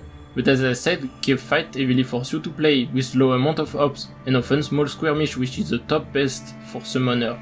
A class already pretty good at starter even if they don't scale well. But because IS-6 is fully designed in order, she still scales pretty well, and what 4-star could have enough power to get as much compressed in Radiant. IS-6 is so much designed around Radiant it makes it so frustrating to play IS-6 casually. I don't want to learn how to solo all early maps with Radiant, I don't want to use best operator just so I can pass to the more fun part. And if I play casually I need to be so lucky otherwise I get wrecked on floor 3. I don't want to waste 2 hours dying on floor 3 on loop, I want to waste 2 hours because I die to super buffet free. Because the moment you finish build and unlock buff for Radiant, just once you have a E2 she can solo so much early map or at least handle 90% of it. I really wish IS-6 had a 5-star welfare and just Radiant being unlocked by playing, but because the stat spike are so early, I know Turbo Casual would just can't even beat this event to D10. Radiant is the best welfare to pick up as a beginner and for casual that watch guide. And IS-6 is super bad for casual because of stats. And the stats are not even that big at the end, they are completely fine to even undertune. I'm 1000% believe in the expansion giving HP buff. Hopefully it is ending fine so it has also effect ending free. Like once you get a good run the stats are really not huge. But if you can't snowball in cave, early stats will feel like a lot. I really just wish the stats were on that buffed, or the 40% was a diff 16 thing. I genuinely believe IS-6 would have been better for casual and for advanced, if there was D18 from the start. Because AG really want to make sure in IS everyone can make their own strategy and D10 is for casual. Then even at D10 I think IS-6 is too hard and too tanky for casual, and the early floor design is going on the way to make players play their own way. And that's even more frustrating to me because I really want to love IS-6. Relics are a bit more interesting, they remove end so now you can use the relics with everyone that would benefit from it. I really like the coin mechanics. Mid-boss even if I hate affectionately the old fish merman and honestly pretty good mid-boss. Maps are really cool, I actually use the mechanics unlike IS-5 pre-expansion. Some maps are like genuinely evil, I love them. I do think maps are overall too hard for casual, but this can't be fixed unless improved difficulty setting of Arknight, and using the summoning moss on all CM is a bit too much. And endings are fine and at least don't have shitty maps. IS-6 is actually really beautiful and have a so neat UI improvement. So when you play with top ups, it feels like the yellow tiles are fucking useless. Like IS-6 still have a bunch of flow from IS, like IS-5, but it's a far more solid mode. It's just frustrating the difficulties on early floor when you barely had anything going. And it's cool that IS-6 focus is also on gambling, which is also broken, you can get billion of resources if you're lucky, but that also makes that the better your early is, the more you will get gamble later to roll even more on boss. I did feel that AG tried to also punish early to avoid snowball in IS-5, but honestly I prefer that it is when my ball is rolling hard that there are a big rock on the way. But it allows to put more apparatus on resource like ingot, ops, ticket, etc. and lead to actual control of your condole resource. Even more in ending free. I really like the strat that starting with E1 to then use a safe ticket to E2 is better, but it is so annoying to have to need a friend that loves the same character as you, and have it to the same build, and honestly, nerf E1 is such a struggle with the stat on early floor, without talking of the reroll. I definitely think there are not many ways you could design IS-6 without it having something clunky, but I just would have wished if at least the 40% HP was D16, and at least one character at start is Candle Odor. Massive L, there are plenty of maps that use shoe event enemies, and none of them use the map mechanic. And there are no burning desire, without talking of the Sus epoch. But I do really like RNG in ending 1, it is what I would prefer from ending a variation, without being a whole harder map like IS-4. Now, the part I had the most fun. For the changes, if I had to do very small and cheap changes considering the update IS-2 got, I would just add an alt map for ending 3, add a Babel floor 4 map, a Sharp 13 floor 5 map, and add a new map for each floor 6. Give the 20% attack on enemies to Lamp, D8 have enemies in mark have 20% DR, D14 override it, D16 to D18 have 1, 3 and 5% per floor of defense, and D18 have plus 25% defense on elite and leader, and make Fated or Counter a prophecy node. For full changes, be warned this is all theoretical brainstorming-ish ideas, and are all mostly designed individually. This would need to be actively tested, which I obviously can't. It is also summarized and not put in too much depth, otherwise the video would be even longer. If you're really interested to hear me do a very exhaustive channel log, then I will do another video if somebody find me how to have access to third-party map editor. Designing map with Paint is a pain in the butt, and because I would need to design over 10 variants for each of the 30 map, I'm not thinking doing this. I'm not super up to date on lore, so it might be a bit inaccurate, but here are a list of TK's enemies. Orange is already in IS, yellow is on counter only, green is who I really would love to see in, and blue is who would be cool to have. I really would love a new special enemy that only appear with a new epoch, that I was thinking about even before IS2 release. Even if it would be more fitting to IS4, I would love it to be a Cyclops. We don't have one yet, and they're really cool. A Dial would be really cool too, but since it's IS5 it would be fitting to be Nerf, and I would prefer if they're a Nerf enemy she's an encounter only. But first I want to share the work of Fantasty on Bilibili, because I love a lot their work and there are a few stuff of their work in progress fan-made expansion that I would be inspired by or use as a template. Warning, it is machine translated. A new epoch, which add extra sarcasm and each level increase their number. There are Wendigo with regen, when another Wendigo die nearby they will get a certain amount of attack, stack, and their buff effect and have an ability that increase speed of regen and attack speed for certain time. A leash. Can't attack and have camo. If Sarkaz die on the map it will attack allies or in surrounding and create a short mark, including on their own death. Adage Horror. Need 4 block or more, on death let a body with lower taunt that generate poison regen enemies, and disappear once time run out.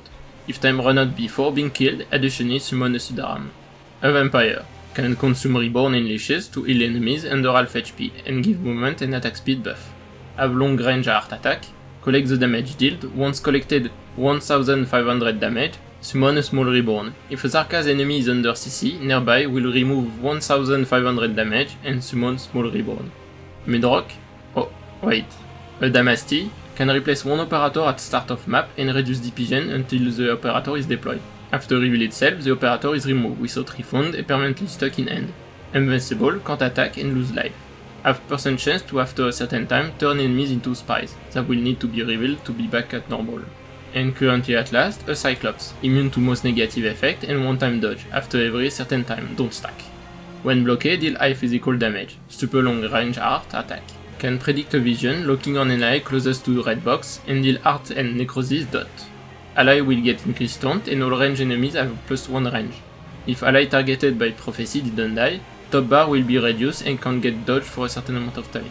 Ideally, each map have their own extra enemies, but to make it more simple for me, I will just take in consideration the Cyclops, because I love it, even if it overstep a bit with final chorus. I want to see it more as a mid-boss invading you than a bunch of extra elite, so small change and stat design to make it a bit like Gipnik.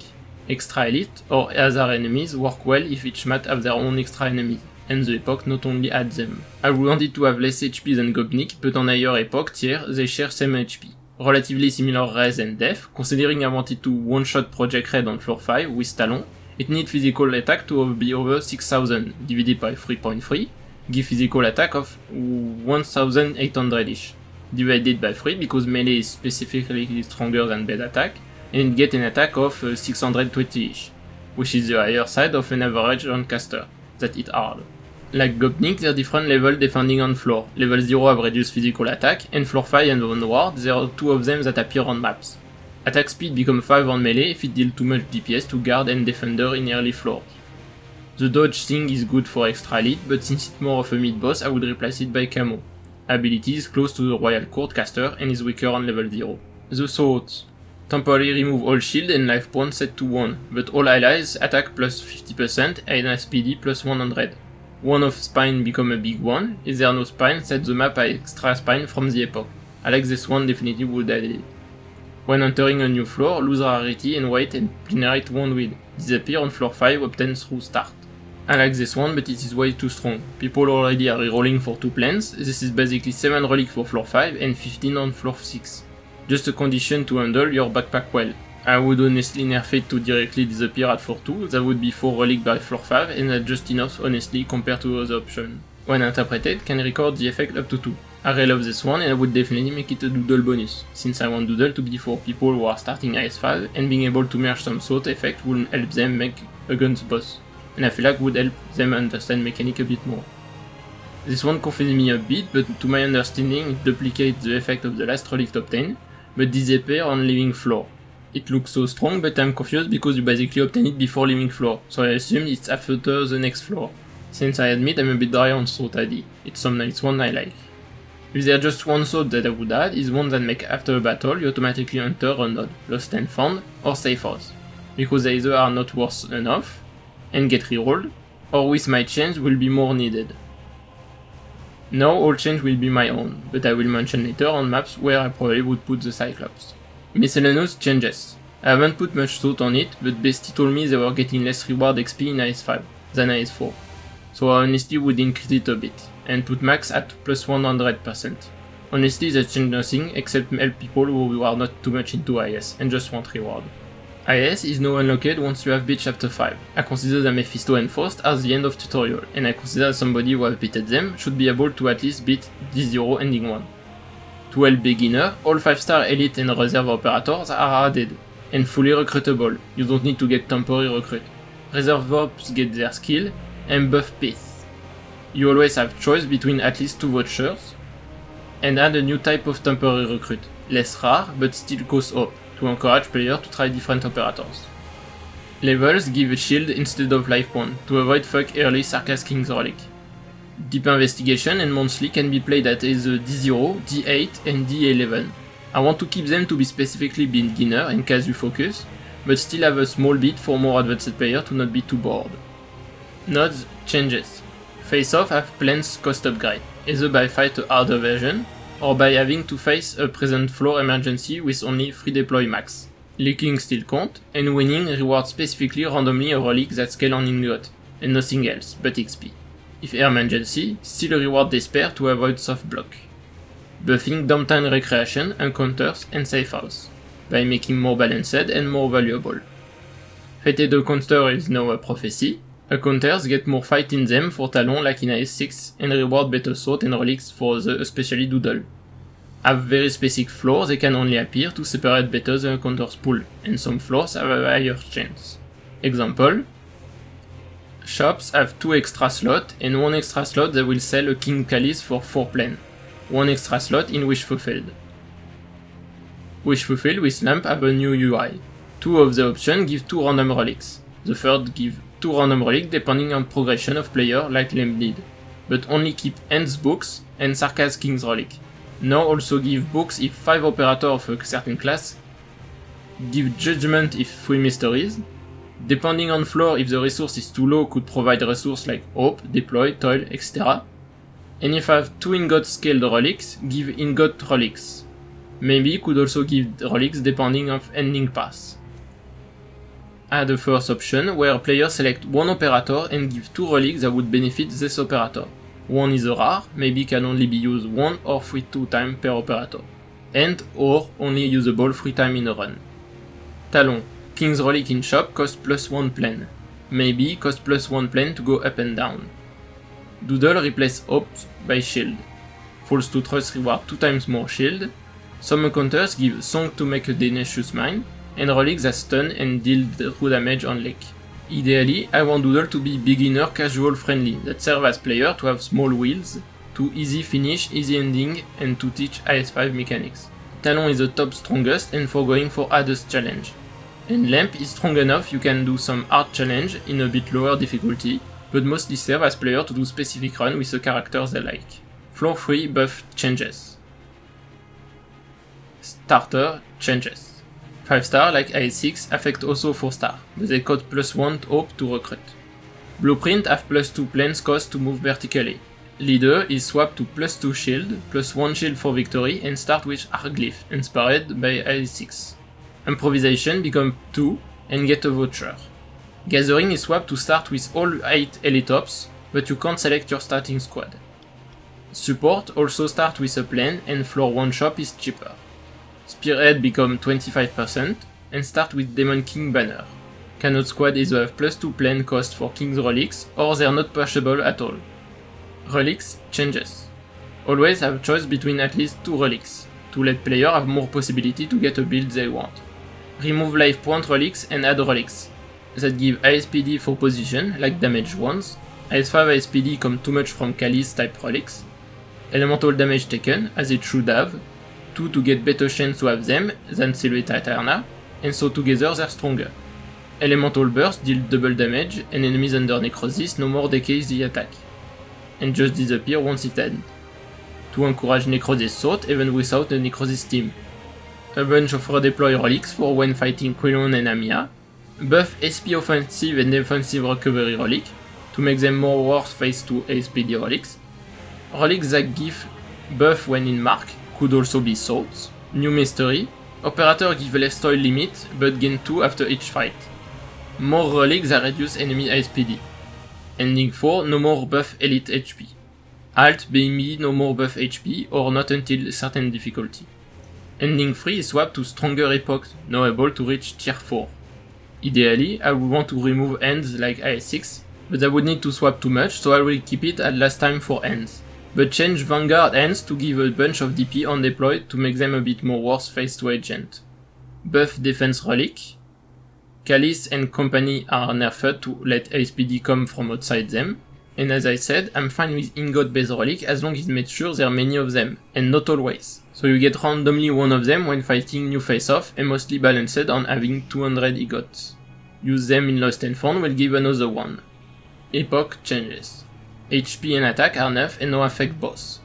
Menus deployed now have an effect that allow you to be deployed more, but with debuff operator. Mark div buff is now its own epoch. Add the new epoch, and one inspired by the coin in IS6, a new epoch through some encounters that buff quest. Add tier 4 epoch for ending 3. Enemies changes. Spines have a level 1 version with double ADF and half more HP. Mark by default, enemies in it have 20% reduced movement speed and take 50 necrosis injury per second. Small leashes now instead rerolls the current epoch to give a new one, to allow an extra control over epoch while keep it as a wall. I want to make them appear more often, and when in mark they deal a lot of necrosis. Big leashes now inherit the ability to increase epoch duration through leak. I basically want to really make shield a resource like plants and stuff in IS5 and not just leak the big threat in boss map. Wendigo could become elites with lower attack, but with good stat buff and better use of small leashes they might keep being a common mob. They now have 90 injury res and increased movement speed inside mark. Door and windows get a level 0 with 25% less HP and attack for floor 1 to 3, just making it easier to fight them early with niche composition. Last chorus at level 1 now reduce max DP and DP gen. All other mobs are unchanged. Difficulty changes. They're easy and hard map pools. Hard is unlocked by beating D10. Playing easy or hard doesn't change anything for reward or data record, etc. Now up to 25 diff. Diff are unlocked by 5, except last ones. If players have beaten a certain diff on precedent IS, they unlock already certain diff. Example, beating D20 in IS4 will already unlock you D15 in IS5. D21 to D25 are added in second expansion and don't appear on self-data record. I basically want them to be worthless to play even for completioning, outside of maybe unlock. Only played by people who want to play harder stuff. I want enemies to be more buff in mark, and every 5 diff to be big and focusing on buffing ending. Early diff have reduced res to give more balance between fizz and art. D0 get more temporary recruit to help beginners, and there are more starting limit toil to compensate undone meta progression, and not need teamman. Ideally, somebody who beated chapter 5 can be D0 on N1, and somebody who beated Arc 1 and 2 and normal mode of X8 of recent event can beat all ending on D10 easy version. D15 is meant to be the one you can play casually and have a bit of a challenge. D20 is meant to be hard but still 4-star friendly. D24 is meant to be balanced around 6-star. And D25 is nothing special, only if people love to end down super luck based cracked run. If maybe there are actually players who want this. D15 floor 5 Dreadful Foe including Patriot Frostnova fight. D19 is for make it less easy to get the cracked relics. They affect enemies instead and can be exchanged to be a positive one in Lost and Found.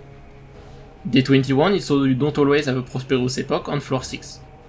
And D24 increase the encounter chance because I consider if somebody plays this diff, they are very probably go triple ending.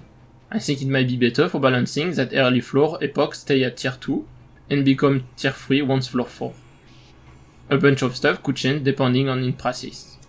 But ideally, I think maybe the best way to do is D0 have crazy nerfed maps, D1 to D10 have nerfed maps, D11 have normal floor 5 and plus, D16 have normal floor 3 and 4 maps, and D21 have early floor based on 6 star, or maybe all maps being harder.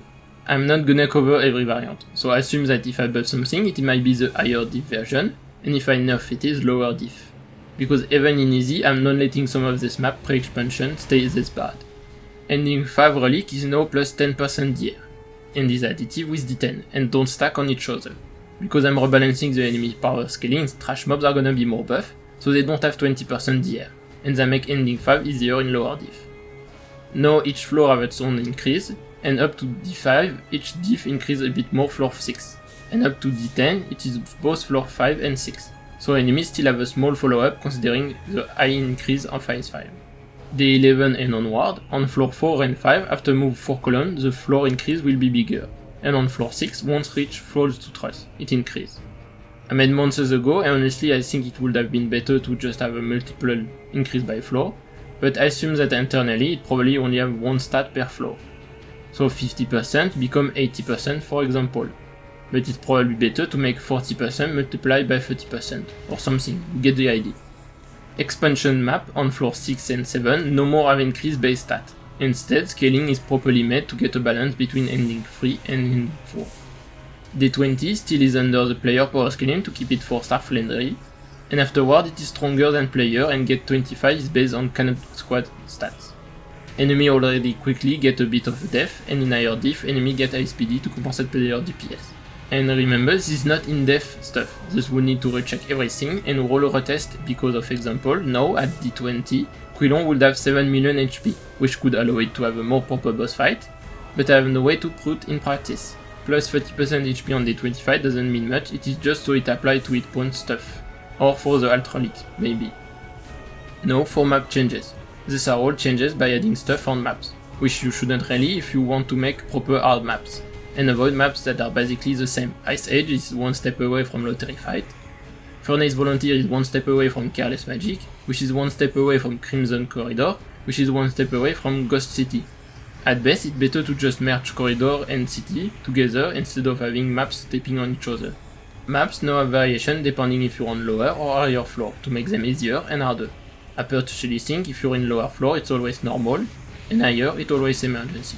But I'm thinking if balanced it might be fine. Or Talon also gets the debuff of possibly have the emergency in lower floor. Example, on a floor 4 map, if getting you're on floor 3 with per world, certain elite enemies will not appear, and if getting on floor 5 there will be more elite enemies.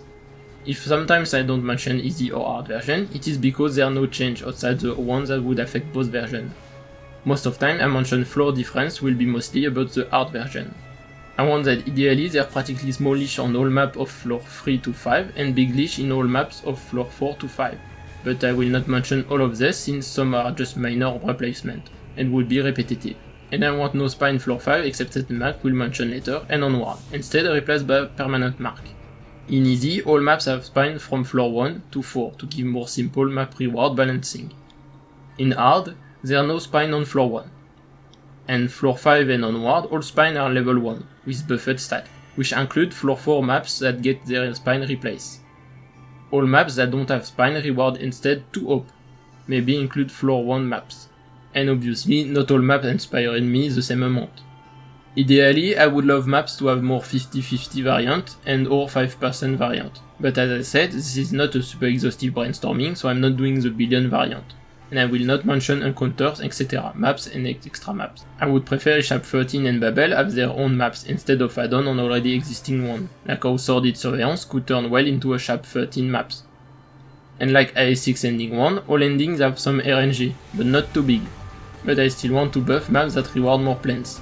Ideally, I want in easy that floor 5 boss are not much harder than the rest of maps, and floor 6 boss are much harder but really close in difficulty, and all boss only have floor 5 that give a fight closer to floor 6. In hard, I want ending to get much more harder than the precedent one, and alt makes them crazy hard. Ending 1 need to be as hard as the last one in easy. Floor 1. Bad Neighbors. In hard, more range parasitics.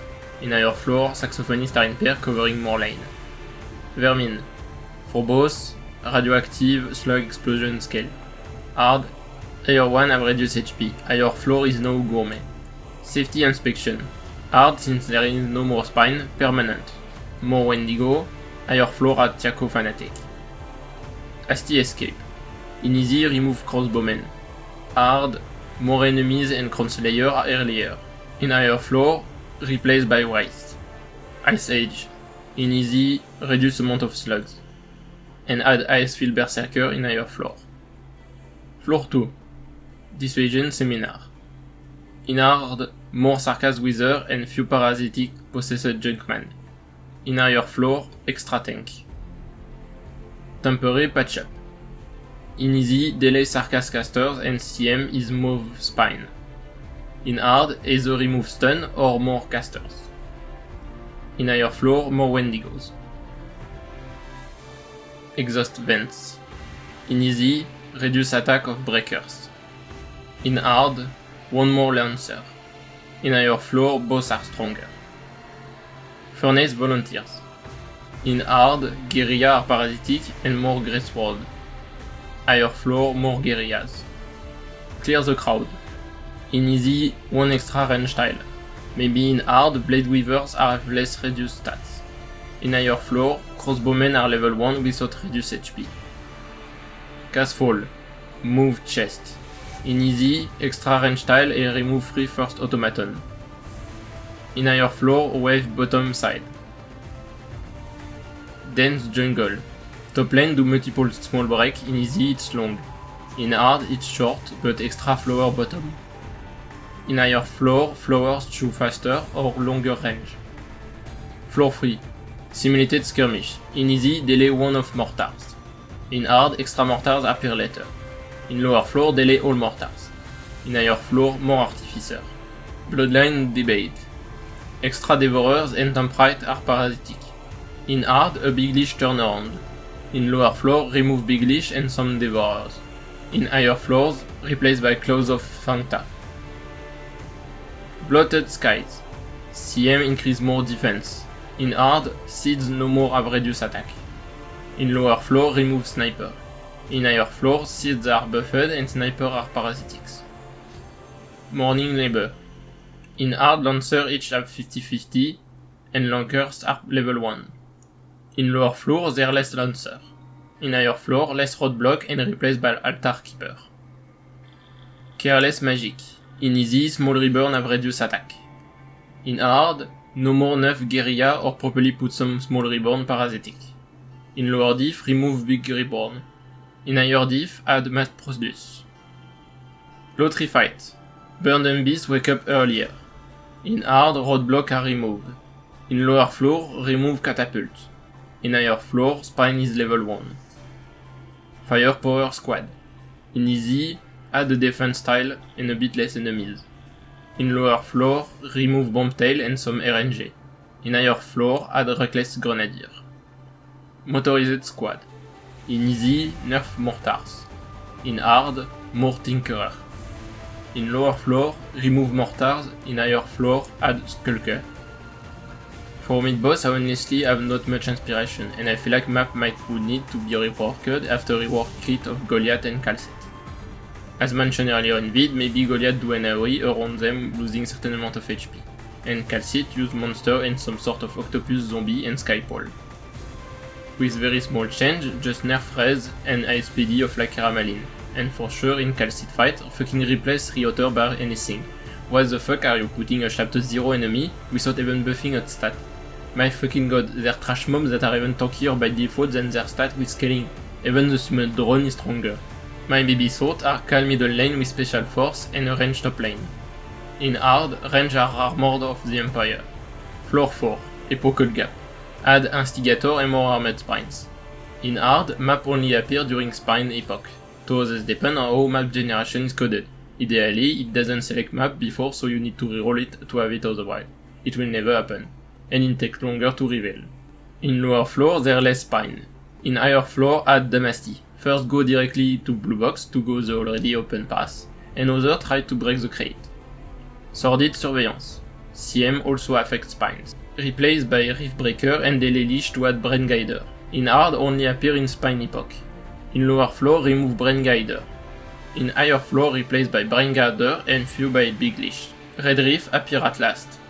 Past the Aqua Pit. CM is replaced by Surfing Instructor. In Easy, starting assembler do 1 extra turn. In Hard, 1 less turn. And add Serving Cart. In lower floor, 1 extra turn and no Wendigos. In higher floor, Parasitic Assembler to buff Wendigo and more to them. Crimson Corridor. Late waves are replaced by Big One. In Easy, remove early Big One and slow down Big Wave. In Hard, more Reborn late. In lower floor, Roadblock have more death. In higher floor, Big Reborn are parasitic. Rule of Modern Warfare. Whisperer in normal. In Hard, have Assault in normal. CM replace them all and Whisper are camo. In lower floor, less and delayed. In higher floor, Assault are parasitic. Time Worn Tension. In Hard, add Blade Weavers. In lower floor, replaced by Blade Weaver Leader. In higher floor, replaced by Maleficent. Ghost City. Move a tree for the spine in Easy. In Hard, Reborn have Dot from Manfred and add Wither Casters. In lower floor, add Roadblock and remove right trees. In higher floor, more casters or replaced by Engineering Drone. Elusive Merc. Add 3 Lost Overcraft at the end to reward player. Replace some Wendigo at end by Small Leash. In Easy, W have drastically reduced stats. Materiologists are yellow, not buffed, and none spawn from right side. In lower floor, replaced by Pot LM. In higher floor, replaced by Paramilitary Bombardier. Chaos. Only Great Swordmen are parasitic. In Easy, less enemies. Poison deal 10 less damage, and in CM they don't get camo. In lower floor, reduce poison damage and remove Road Chaser. In higher floor, add Sandstorm and Eradicator. Frequent Dispute. Remove Parasitic of 4 First Flyers. Add 3 Overcraft at the end. In Easy, remove Demolitionist. CM reduce Rock HP, Shadowblade break them and add 1 extra. In lower floor, Flyers are not parasitic, and Grey Companion are yellow. In higher floor, add Elite Spec Ops or Burning Witch. Floor 5. Rogue Mercenary. Civilian, same def and res as N5. In Hard, enemy pass change, Mudrock HP buff and shield and scale on HP, and Mudrock Zealot follow a pass, also have shield, scale on HP. More waves bottom. Royal Courts Caster replaced by Chaincaster, Civilian HP reduced to not survive cannon. CM add more Reborn. In lower floor, replaced by Small Leash. Remove Mudrock Zealot. In higher floor, replace Small Leash. Land Reclamation. Few more enemies in Wave 2. In Hard, Wither Tank are parasitic and wave come from both sides. In lower floor, less artillery. In higher floor, become red and add Bone Tail. Witch Curse Alliance. All enemies are affected by music. Devourer pass reduced to compensate. Win players are parasitic. Add 1 blue block Trisad with few enemies. In Easy, a conductor go up. In Hard, remove or reduce time gate. Tuners go right. Add 2 parasitic conductors on each pass. In lower floor, reduce amount of devourers. In higher floor, their purple conductor patrolling. Passage blockade. Spines are replaced by Mark, and more parasitic Small Leash. In Easy, keep the RNG. In Hard, Twins HP buffed. Both Mark, more Big Leash. In lower floor, remove Mark. In higher floor, replaced by Split Casters. Guiltless Paradise. Add Mark and move extra spine. CM is changed to replace by Originium Storm. In Hard, they roll cursor around map. In CM, some Chimeras are replaced by Sentinel. In lower floor, remove Mark. In higher floor, more Slug and Chimeras. Aerial Assault. In Hard, Disciple are red. More enemies, monster increase HP, and CM add a second Disciple. In lower floor, remove starting Disciple. In higher floor, replace by Ace of Sancta or add Transport Vessel. Wicked Academy. Add Mark and Spire Casters. CM also increase Big Leash HP. In Hard, more Elites. In lower floor, remove Mark and Spire. In higher floor, Wendigo have increased speed and add Bloodwalker. Regular Army. W have Elusive Merc stats and add Overcraft. In Easy, all the leaders have slightly reduced stats. Starting stuff are moved and wait longer before move. Mark is removed, remove second wave of drone, third wave is a bit earlier, W come at same time as Assassin, second boss is delayed at final enemy. Remove double Skull Shatterer. CM is replaced by buff a bit bosses. In lower floor, remove W. In higher floor, add wall breaker dropping during map. Run Guardian. Small leash follow rocket pass. In easy, remove generator RNG, commando fly when going alt only. Middle traffic replaced by spine. Second right traffic was it longer and remove third one. 5% variant still lose DF and res. And assault is yellow. In lower floor, captain are not parasitic and variant replaced by drop free commando. Less commando. In higher floor, add blockers and paramilitary sniper, or some dogs are replaced by offender, or add wetland robbers. Floor 6. Quest for consensus. Add mark. In hard, Aegis are parasitics, more elite revenants. CM effect is buffed. In lower floor, less calice and not parasitic. Divine Desire. In easy, properly apply the RNG. In hard, remove RNG. Ballistarius are parasitic and have extra res. More enemies and more through middle lane. Add a bit tankier or Ren. In lower floor, remove some Ballistarius. Evenly Paradise. CM is now 50% HP and true form have plus 30% extra. In easy, Earth Below are not parasitic but add mark. Remove Magnificency and some Earth Below. In lower floor, Earth Below is like easy, no mark and less sharp purge. Heretics. Only buggies stay buffed. In easy, remove 2 first buggies and they're much slower, and less enemies. In hard, Wither Vanguard are parasitic. In lower floor, replaced by Angry, 2 for 1 and more HP. Floor 7. If taking Body of the End, there will be one combat node either normal or emergency between 2 maps appear before a fight final, and unrollable. In this map there will be a bunch of level 1 Cories that take 2 life points to leak in easy, and 3 or 5 in hard. It's just to have a bit more variety between people just picking skeleton or reality. Dreadful Foe. To make Fizz art more balanced, some boss have 5 less res.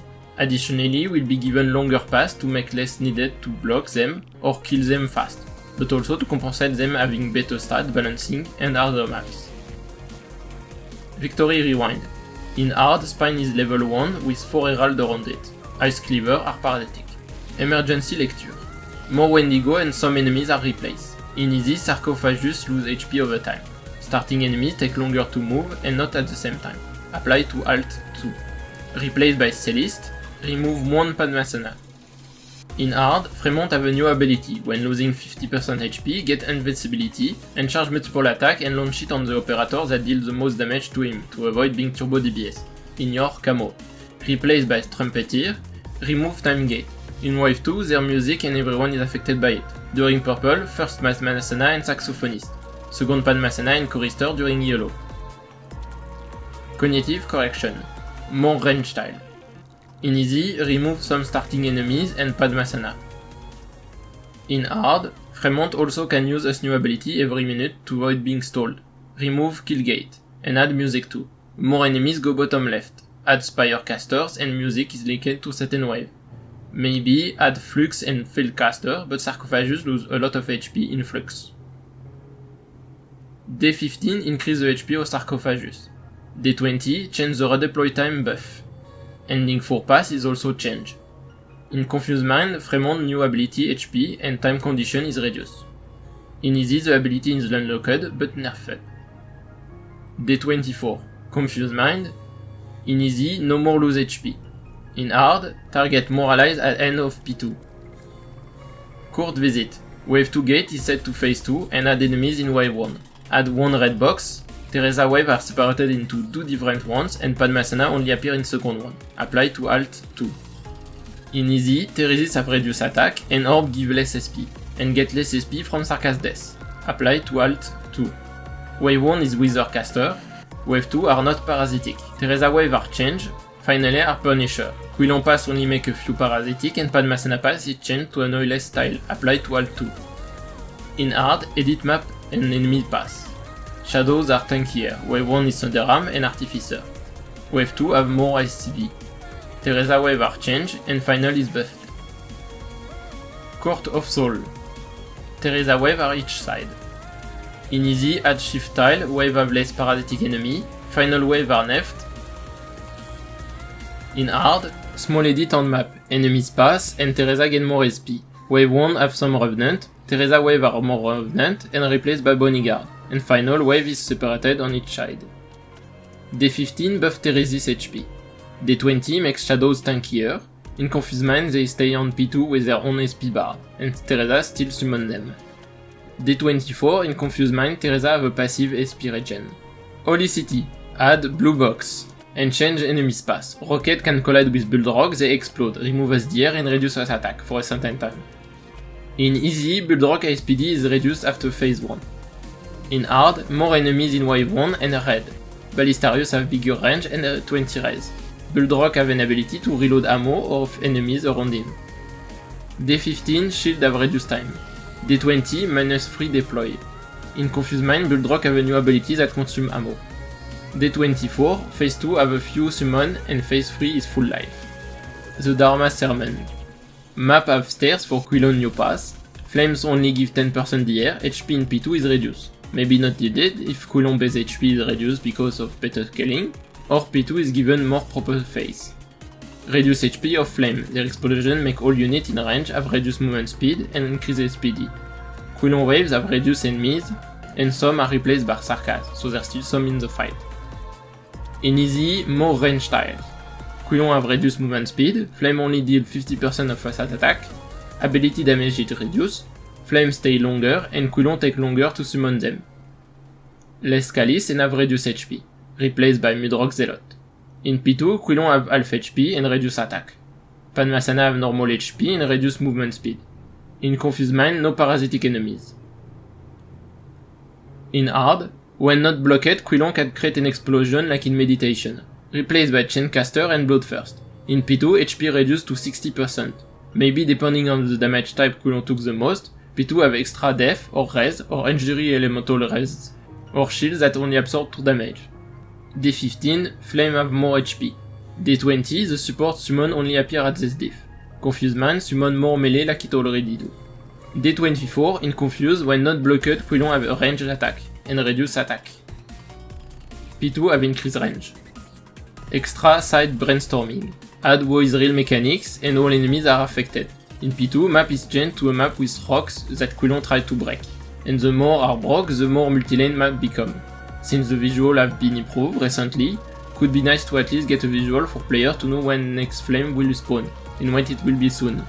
Quilon's sword have some growing effect that could serve as a soft timer for casual. Honestly, this could be applied to a lot of boss. Player can deploy flames. Quilon get fragility when a flame get healed. Operator not inside the boat can still be deployed on P2, but have drastically increased redeploy time instead of removed. Fate Final. Amiya target lowest current or max HP operator, get immunity to lure and paralysis. Attack Search Shackle bypass block. Amiya can only lose 35% HP per area up to 70%. P1 is unblockable. DR is reduced to 30% and have half res and death. P2 need more blocks. Target more allies and is immune to TP.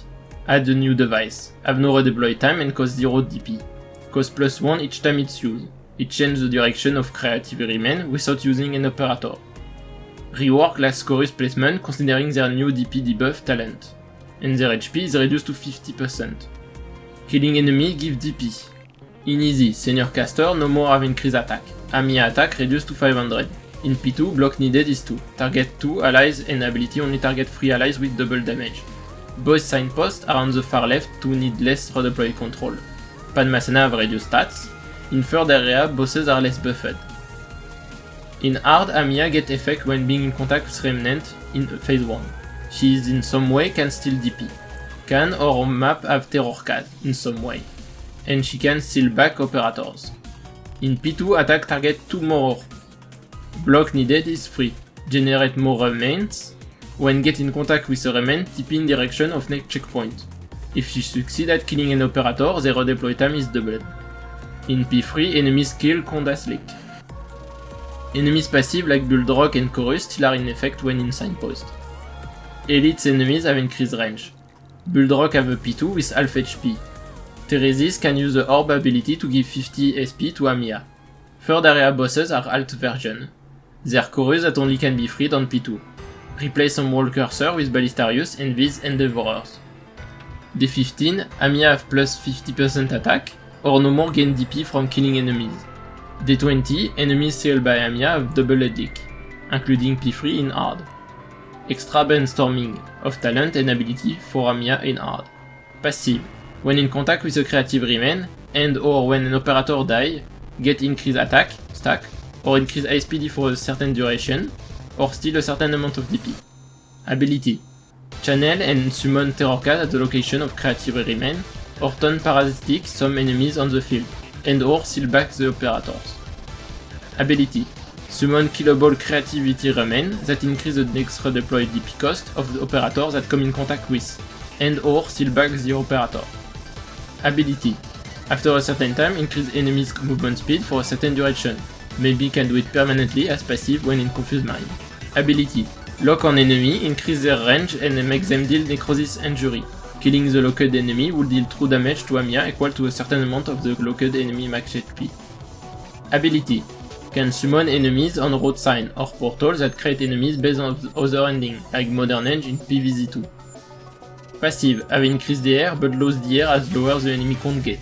Passive. Attack regen SP to other enemies or herself. Passive. When a creativity remain hit an already freed operator or summon, deal damage or make them take more damage. Stack. Brainstorming for alt of other ending. Only for hard because I consider casual are already probably not gonna take rolling consider often. I think I would prefer it if I upgrade the relic so you can still be able to do alt but only of floor 5. And I like the idea of upgrade it by set it to cannot. It could get the HP only on buff or get a new effect. I don't know if it would work for Ice5, but I still wish for one day to have a curse effect that increase the SP regen of enemies, reduce the cooldown of their ability or make them stronger. For example, Quillon multi-hit happen faster or no is 125% attack. It could also give back the plants. Ending 3. For lore maybe based on Ending 5 and the Pope managing to fill everything with Originium. Exterior enemies could be in a corner of map and be Calcit, Flying Boots Mercenaries, Nidus Guard and maybe Sentinel. So throw a rocket to Bloodrock, reduce attack, but do it too much will make it super strong.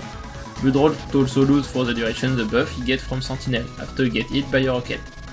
Sancta could be still a few Ballistarius, Shrine Swordmen, Markmen and Nutterer. Originium enemies are Colossus, Frozen Monstrosity Echoes and Frozen Monstrosity itself. I know it isn't Frost Nova, but game referenced with a kit enough. So it could be only by going Confused Mind as a phase 3 summon. Gimmick could be Dream Styles, Weakened Node with Intrusive Cold, and Roadblock. Could have Originium Tal, but ideally Bloodrock can't reach them. Only for allies and or marksmen Nidus Guard. Maybe some Freeze Altar for Frozen Monstrosity, and Echoes could be parasitic. For Ending 4 and 5 most of these ideas and visual have been made months ago, and I haven't updated since then, cause it's just mostly brainstorming, even if they could have some tweakings. Ending 4. Don't ask me for lore, but I feel like Shui Event and Collapsal fit well Quillon Kit and Map Vide. Maps could be a free lane where you're forced to block Quillon once he moves and because the enemies will get on the way you can't just queue by. Additionally, a third lane in last of both to having to decide new or deploy a new blocker, and Wave Dealer. Wave could be at least Antro Mice, Fifths and Scums. Scums are also parasitic, which slowly turn red the ground. Their Skypole on corner of map that will reach your range ops first ideally. Your only way to clean water is by turning phase 2 Miasma that only appear in both wave. Additionally, both wave have a lot of mice that will turn camo in red water. So ideally you can't just peaceful stall for long Quillon. And Dorky stand on the way to buff all enemies. Confused Mind could have Blendy or more Collapsal. Maybe both wave have a bunch of Collapsal. Here a list of some brainstorming mobs that could appear. And in P2, first both focus on range and enemies don't go Quillon past. Ending 5. I feel like it would be fitting of world endings supernatural like Seaborn, Collapsal, Faramut related stuff, Originium related stuff, main story like Reunion related stuff, and IS related stuff. At first couldn't decide for which is area 2, but I like alt being 4 area. I also like have some boss being very rare RNG, but they don't affect Amiya SP. They could also be Confused Mind locked. I have also picked a lot of boss that follow the idea of needing to deploy to bait, and a lot of enemies that focus on stealing DP. Area 1 is inspired by Ending 5 story of Amiya when she was just a field medic, and boss being also long range. Echamla for being true damage too, but sort of the opposite of Amiya. Broadling are parasitic like for Castfall. Area 2 have boss from other high stated mod, and I love Rosmia. They're boss level 1 or 2 and have bait mechanic. Rosmonti's last phase self damage could HP scaled, and the shield could be determined place. I like Chimera because Amiya's race. Area 3, I would remove Frozen Monstrosity. Awaken and Chris Elysium share their invincibility, but they don't have any other abilities, and turn around between 5 tiles. Awaken is also sort of Originum adjacent. And 4th area have a bunch of Originum related stuff and some mid-boss, with 2 range and 3rd one can at least do some amount of impact on range jobs. Essence of Evolution is only in Confused Mind, and I don't know yet if it is already freed or can only be sealed and pay 2. And so it's a pain in the butt to deal with, but you can pay 10 life points to not deal with it by killing Amiya directly. Left blue box are only for tumors. I think it would be funny if they're a poor reference for being the first time we got 7-digit HP enemies, though I think SSS actually did it first. And some enemies are only parasitic in reality, and after I played Chapter 15, I feel like enemies would work very well with Amiya fight. Amiya probably can lose 25% HP per area until last one, and need 4 block on P2. Most of this were designed in mind that Talon is already strong, and King Chalice is easier to access with Talon. Banshees teach singing lessons. Leashes immerse themselves in the study of logics. Wendigo conducts PI. And DI have taken the role of psychotherapist, soothing the sensitive earth of the children. The campus Greengrass is perfect for relaxation. Orange out. And a clear artificial river draws in those looking for some fun. One can follow the river to find oneself at the ruins of the former soul furnace. Overall, this video was because I think it's a shame to be so divided on NIS about searching how to unite and rebuild Casdal. But maybe Fremont and Coulon are right. This is just a silly daydreaming illusion. Thank you very much for listening to my Furnace Syndrome.